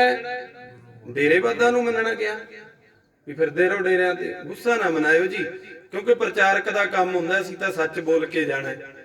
ਕਈ ਮੇਰੇ ਵਰਗੇ ਗੁੱਸਾ ਕਰ ਜਾਂਦੇ, ਇਹਨਾਂ ਗੱਲਾਂ ਦੇ ਗੁੱਸੇ ਨਹੀਂ ਹੁੰਦੇ। ਤੇ ਗੁਰੂ ਗੋਬਿੰਦ ਸਿੰਘ ਤਾਂ ਕਹਿੰਦੇ ਸਭ ਸਿੱਖਣ, ਜੇ ਸਿੱਖ ਕਹਾਉਂਦੇ ਹੋ, ਜੇ ਸਿੱਖ ਹੀ ਨਹੀਂ ਕਹਾਉਂਦੇ ਜਿਵੇਂ ਮਰਜ਼ੀ ਕਰਦੇ ਫਿਰੋ। ਮੈਂ ਬਚਨੀ ਵੀ ਨਾਲ ਕਰ ਲਵਾਂ ਵੀ ਜੇ ਗੁਰੂ ਦੇ ਸਿੱਖ ਆ ਨਾ ਤਾਂ ਸਭ ਸਿੱਖਣ ਕੋ ਹੁਕਮ ਹੈ, ਗੁਰੂ ਮੰਨਿਓ ਗ੍ਰੰਥ। ਅੱਗੇ ਕਹਿੰਦੇ ਗ੍ਰੰਥ ਨੂੰ ਵੀ ਕਿਉਂ ਮੰਨਣਾ ਹੈ? ਉਹ ਕਹਿੰਦੇ ਗੁਰੂ ਗ੍ਰੰਥ ਜੀ ਮੰਨਿਓ, ਪ੍ਰਗਟ ਗੁਰਾਂ ਕੀ ਦੇ ਵਿੱਚ ਬੈਠੀ ਹੈ 10 ਗੁਰੂਆਂ ਦੀ। ਤੇ ਹੁਣ ਇੱਕ ਮੈਂ ਹੋਰ ਗੱਲ ਕਰ ਲਵਾਂ ਆਪਣੇ ਪਿੰਡ ਦੀ। ਆ ਜਿਹੜਾ ਮਸ਼ੀਨਰੀ ਪੁਣਾ ਕੂੜਾ ਲਿਆਂਦਾ ਨਾ ਪਿੰਡ 'ਚ, ਮਸ਼ੀਨਰੀ ਪੁਣਾ ਕੂੜਾ ਜੀ, ਇਹ ਗੁੱਸਾ ਨਾ ਮਨਾਇਓ ਜੇ ਵਿੱਚ ਬੈਠੇ ਵੀ ਹੋਣਗੇ ਸੁਣਨ ਵਾਲੇ। ਇਹਨਾਂ ਨੇ ਕਹਿਤਾ ਵੀ ਗੁਰੂ ਗ੍ਰੰਥ ਸਾਹਿਬ ਜੀ ਨੂੰ ਨਾ ਤਾਂ ਜੀ ਕੰਬਲ ਦਿਓ ਸਿਆਲ 'ਚ, ਨਾ ਰਜਾਈ ਦਿਓ, ਇਹਨੂੰ ਕਿਹੜਾ ਪਾਲਾ ਲੱਗਦਾ। ਤੇ ਗੁਰੂ ਗੋਬਿੰਦ ਸਿੰਘ ਤਾਂ ਕਹਿੰਦੇ ਪ੍ਰਗਟ ਗੁਰਾਂ ਕੀ ਤੇ ਦੇ ਤਾਂ ਆਪਣੇ ਵੀ ਆ ਸਰੀਰ, ਤੇ ਠੰਡ 'ਚ ਕੱਪੜੇ ਲਾ ਕੇ ਉੱਥੇ ਬਹਿ ਜਾਾਂਗੇ ਸਾਹਮਣੇ। ਉਹਦੀਆਂ ਰਾਤਾਂ ਆਉਣੀਆਂ ਕੀ ਬਿਨਾਂ ਕੱਪੜਿਆਂ ਤੋਂ ਬਹਿ ਜਾਾਂਗੇ? ਪਾਲਾ ਲੱਗੂ ਨਾ, ਠੰਡ ਲੱਗੂ। ਤੇ ਫਿਰ ਗੁਰੂ ਸਾਹਿਬ ਨੂੰ ਕਿਉਂ ਨਹੀਂ ਲੱਗਦੀ? ਅੱਗੇ ਫਿਰ ਕਹਿੰਦੇ ਜੀ ਇਹਨੂੰ ਨਾ ਗਰਮੀ ਲੱਗਦੀ ਹੈ ਜੀ, ਇਹਨੂੰ ਪੱਖੇ ਕੂਲਰ ਲਾਉਣ ਦੀ ਵੀ ਲੋੜ ਨਹੀਂ, ਬਿਲਕੁਲ ਲੋੜ ਨਹੀਂ। ਆਪਣੇ ਲਵਾਇਆ ਸੀ, ਇੱਕ ਵੀਰ ਨੇ ਸੇਵਾ ਕੀਤੀ ਸੀ ਆਪਦੇ ਡੈਡੀ ਦੀ ਯਾਦ 'ਚ ਕਈ ਸਾਲ ਪਹਿਲਾਂ। ਸੱਚਖੰਡ 'ਚ ਏਸੀ ਲਵਾਤਾ ਤੇ ਅਸੀਂ ਚਲਾ ਦਿੰਦੇ ਸੀ, ਉਦੋਂ ਬਾਬਾ ਮਹਾ ਸਿੰਘ ਜੀ ਹੁੰਦੇ ਸੀ, ਤੇ ਚਲਾ ਦਿੰਦੇ ਤੇ ਆ ਕੇ ਬੰਦ ਕਰ ਦਿੰਦੇ। ਮੈਂ ਕਿਹਾ ਵੀ ਇਹ ਕਿਉਂ ਕਰਦੇ ਹੋ? ਕਹਿੰਦੇ ਬਿੱਲ ਆਉਂਦਾ। ਮੈਂ ਕਿਹਾ ਜੀ ਬਿੱਲ ਅਸੀਂ ਪਿੰਡ 'ਚ ਪਾਠ ਕਰਨ ਜਾਂਦੇ ਆ, ਸਾਥੋਂ ਸਾਰੇ ਗ੍ਰੰਥੀਆਂ ਤੋਂ 500 ਕੱਟ ਲਿਆ ਕਰੋ, 5000 ਬਿੱਲ ਆਉਂਦਾ, ਉਹ 10 ਦਾ ਪੂਰਾ ਹੋ ਜੂਗਾ। ਕਹਿੰਦੇ ਇਹਨੂੰ ਕਿਹੜਾ ਗਰਮੀ ਲੱਗਦੀ ਹੈ? ਫਿਰ ਅੱਗੋਂ ਸਵਾਲ ਕੀਤਾ। ਮੈਂ ਕਿਹਾ ਜੀ ਜਿੰਨਾ ਚਿਰ ਤੁਹਾਡੀ ਮੱਤ 'ਚ ਕੂੜਾ ਭਰਿਆ ਨਾ, ਉਹਨਾਂ ਚਿਰ ਵਿਰੋਧਤਾ ਤੁਹਾਡੀ ਅਸੀਂ ਨਹੀਂ ਕਰ ਸਕਦੇ, ਤੁਹਾਡੇ ਨਾਲ ਜਦਾਈ ਨਹੀਂ ਕਰ ਸਕਦੇ ਇਹਨਾਂ ਗੱਲਾਂ ਦੀ। ਗੁਰੂ ਗ੍ਰੰਥ ਸਾਹਿਬ ਜੀ ਨੂੰ ਪਾਲਾ ਵੀ ਲੱਗਦਾ ਹੈ, ਗੁਰੂ ਗ੍ਰੰਥ ਸਾਹਿਬ ਜੀ ਨੂੰ ਗਰਮੀ ਵੀ ਲੱਗਦੀ ਹੈ, ਗੁਰੂ ਸਾਹਿਬ ਸਾਰੀ ਪ੍ਰਕਿਰਿਆ ਵੀ ਕਰਦੇ ਆ। ਹੁਣ ਆ ਦੇਗ ਸਜੀ ਹੈ ਨਾ ਜੀ, ਤੇ 10 ਮਿੰਟਾਂ ਨੂੰ ਆਪਾਂ ਕੀ ਕਵਾਂਗੇ ਵੀ ਸਤਿਗੁਰੂ ਜੀ ਆਪ ਜੀ ਦੇ ਚਰਨਾਂ 'ਚ ਇੱਕ ਬੇਨਤੀ ਹੈ, ਆਹ ਦੇਗ ਸਜਾ ਕੇ ਤੁਹਾਡੇ ਮੂਹਰੇ ਲਿਆ ਕੇ ਰੱਖਤੀ, ਇਹਦੇ 'ਚੋਂ ਭੋਗ ਲਾਇਓ। ਤੇ ਭੋਗ ਤਾਂ ਉਹੀ ਲਾਊ ਜਿਹਦੇ ਜੀਭ ਲੱਗੀ ਹੋਊ, ਖਾਊਗਾ ਤਾਂ ਉਹੀ ਜਿਹੜਾ ਇਨਸਾਨੀ ਰੂਪ ਦੇ ਵਿੱਚ ਹੋਊ, ਦੇਹ ਦੇ ਵਿੱਚ ਹੋਊ। ਤੇ ਜਿਹੜਾ ਦੇਹ ਹੀ ਨਹੀਂ ਉਹ ਖਾਊਗਾ ਕਿਵੇਂ ਜੀ? ਤੇ ਮੈਂ ਫਿਰ ਇਹੀ ਸਵਾਲ ਰੱਖ ਲਿਆ ਅੱਗੇ, ਮੈਂ ਕਿਹਾ ਤੁਹਾਡੇ ਪਿੱਛੇ ਚੱਲਦਿਆਂ ਗੁਰੂ ਸਾਹਿਬ ਨੂੰ ਠੰਡ ਨਹੀਂ ਲੱਗਦੀ? ਕਹਿੰਦੇ ਨਹੀਂ। ਮੈਂ ਕਿਹਾ ਗਰਮੀ ਨਹੀਂ ਲੱਗਦੀ? ਕਹਿੰਦੇ ਨਹੀਂ। ਤੇ ਮੈਂ ਕਿਹਾ ਫਿਰ ਹੋਰ ਕੀ ਹੈ? ਕਹਿੰਦੇ ਇਹ ਤਾਂ ਜੀ ਨਿਰਗੁਣ ਸਰਗੁਣ ਸਰੂਪ ਹੈ, ਇਹਨੂੰ ਕੀ ਹੋਣਾ? ਤੇ ਮੈਂ ਕਿਹਾ ਫਿਰ ਆ ਇੰਨੀ ਸੰਗਤ ਖੜੀ ਆ ਦਰਬਾਰ 'ਚ, ਇਹਨਾਂ ਨੂੰ ਕਿਉਂ ਉੱਲੂ ਬਣਾਉਂਦੇ ਹੋ? ਆ ਹੁਣ ਕਹਿ ਦੋਗੇ ਜੀ ਭੋਗ ਲਾਓ, ਕਿਰਪਾਨ ਵੀ ਫੇਰੋਗੇ ਉਹਦੇ 'ਚ, ਤੇ ਫਾਇਦਾ ਕੀ ਫਿਰ? ਕਿਉਂ ਜੀ ਇਹ ਕਿਹੜਾ ਖਾਂਦਾ, ਇਹਦੇ ਮੂਹਰੇ ਬਣਾਉਣ ਦੀ ਕੀ ਲੋੜ ਹੈ? ਨਾ ਬਣਾਓ। ਗੱਲ ਭਰੋਸੇ ਦੀ ਆ ਪਿਆਰਿਓ। ਜੇ ਸ਼੍ਰੀ ਚੰਦ ਭਰੋਸਾ ਕਰ ਜਾਂਦਾ, ਗੁਰਤਾ ਗੱਦੀ ਲੈ ਲੈਂਦਾ। ਜੇ ਬਾਬੇ ਲਹਿਣੇ ਨੇ ਭਰੋਸਾ ਕਰ ਲਿਆ, ਗੁਰੂ ਨਾਨਕ ਤੋਂ ਵਡਿਆਈਆਂ ਲੈ ਗਿਆ। ਬਸ ਫਰਕ ਇਹੀ ਹੈ, ਜਿਹੜਾ ਤਾਂ ਗੁਰੂ ਗ੍ਰੰਥ ਸਾਹਿਬ ਜੀ ਤੇ ਭਰੋਸਾ ਕਰ ਜਾਂਦਾ, ਉਹਦੇ ਘਰ 'ਚ, ਉਹਦੀ ਪੀੜ੍ਹੀ 'ਚ, ਉਹਦੇ ਦਰ 'ਚ ਕਦੇ ਵੀ ਗੁਰੂ ਘਾਟਾ ਨਹੀਂ ਛੱਡਦਾ। ਜਿਹੜੇ ਭਰੋਸਾ ਨਹੀਂ ਕਰਦੇ, ਉਹ ਮਹਾਰਾਜ ਜੀ ਕਹਿੰਦੇ ਫਿਰ ਰੁਲਦੇ ਫੁੱਲਦੇ ਫਿਰਦੇ ਆ। ਬਸ ਇੰਨੀਆਂ ਕੀ ਬੇਨਤੀਆਂ ਆਪ ਜੀ ਦੇ ਚਰਨਾਂ 'ਚ। ਹੁਣ ਮੈਂ ਅੱਜ ਗੁਰੂ ਗ੍ਰੰਥ ਸਾਹਿਬ ਜੀ ਬਾਰੇ ਤਕਰੀਬਨ ਸੰਪੂਰਨ ਜਾਣਕਾਰੀ ਆਪ ਜੀ ਦੇ ਚਰਨਾਂ ਦੇ ਵਿੱਚ ਰੱਖੀ ਆ। ਤੁਸੀਂ ਜਿਹੜੇ ਤਾਂ ਮੰਦੇ ਵਚਨ ਆ ਨਾ ਜੀ, ਵਿੱਚ ਬੋਲੇ ਵੀ ਜਾਂਦੇ ਆ ਬੋਲਦਿਆਂ ਤੋਂ। ਜਜ਼ਬਾਤੀ ਸਰੀਰ ਹੈ ਇਹ ਜਜ਼ਬਾਤੀ ਸਰੀਰ ਕਈ ਵਾਰ ਬੋਲ ਦਿੰਦਾ ਕੋਈ ਸ਼ਬਦ, ਉਹ ਤਾਂ ਮੇਰੇ ਹੈ ਜੀ, ਮੇਰੀ ਝੋਲੀ 'ਚ ਮੈਂ ਪਵਾਉਣਾ, ਆਪ ਜੀ ਤੋਂ ਵਾਪਸ ਬਾਹਰ ਨਾ ਚਤਾਰਿਓ। ਜਿਹੜੇ ਚੰਗੇ ਵਚਨ ਹੈ ਉਹ ਗੁਰੂ ਨਾਨਕ ਜੀ ਦੇ ਵਚਨ, ਉਹਨਾਂ ਨੂੰ ਆਪਦੇ ਹਿਰਦੇ 'ਚ ਉਤਾਰ ਲਿਓ ਤੇ ਬਸ ਉਹ ਤੇ ਵਿਸ਼ਵਾਸ ਭਰੋਸਾ ਕਰਕੇ ਜ਼ਿੰਦਗੀ ਨੂੰ ਅੱਜ ਤੋਂ ਬਾਅਦ ਗੁਰੂ ਦੇ ਲੇਖੇ ਲਾਉਣ ਦੀ ਕੋਸ਼ਿਸ਼ ਕਰਿਓ। ਇੰਨੇ ਕੁ ਵਚਨ ਪ੍ਰਵਾਨ ਕਰਿਓ। ਬੋਲਦਿਆਂ ਤੋਂ ਤਰੁੱਟੀਆਂ, ਭੁੱਲਾਂ, ਗਲਤੀਆਂ ਬੜੀਆਂ ਹੋਈਆਂ ਹੋਣਗੀਆਂ। ਸੰਗਤ ਮੇਰੇ ਨਾਲ 100 ਗੁਣੇ ਸਿਆਣੀ ਹੈ ਜੀ। ਹੋਈਆਂ ਭੁੱਲਾਂ ਦੀ ਮਾਫੀ ਬਖਸ਼ਿਓ। ਧੰਨ ਗੁਰੂ ਗ੍ਰੰਥ ਸਾਹਿਬ ਮਹਾਰਾਜ ਜੀ, ਆਪ ਜੀ ਦੇ ਦਰਬਾਰ ਦੀ ਸੇਵਾ ਕੀਤੀ ਹੈ ਮਹਾਰਾਜ। ਸੇਵਾ ਕਰਦੇ ਤੋਂ ਹੋਈਆਂ ਭੁੱਲਾਂ ਗਲਤੀਆਂ ਮਾਫ ਕਰਨੀਆਂ, ਅੱਗੇ ਤੋਂ ਸਮਤ ਬਖਸ਼ਣੀ ਜੀ। ਸੁੱਧ ਸਪਸ਼ਟ ਦਰ ਦੀ ਸੇਵਾ ਕਰਨ ਦੇ ਆਪ ਜੀ ਨੇ ਬਲ ਉਦਮ ਬਖਸ਼ਣੇ, ਹਰ ਮੈਦਾਨ ਫਤਿਹ ਬਖਸ਼ਣੀ, ਚੜ੍ਹਦੀ ਕਲਾ ਕਰਨੀ ਜੀ। ਸਾਰੀ ਸੰਗਤ ਭਾਈ ਗੱਜ ਕੇ ਬੁਲਾਓ ਫਤਿਹ। ਵਾਹਿਗੁਰੂ ਜੀ ਕਾ ਖਾਲਸਾ, ਵਾਹਿਗੁਰੂ ਜੀ ਕੀ ਫਤਿਹ।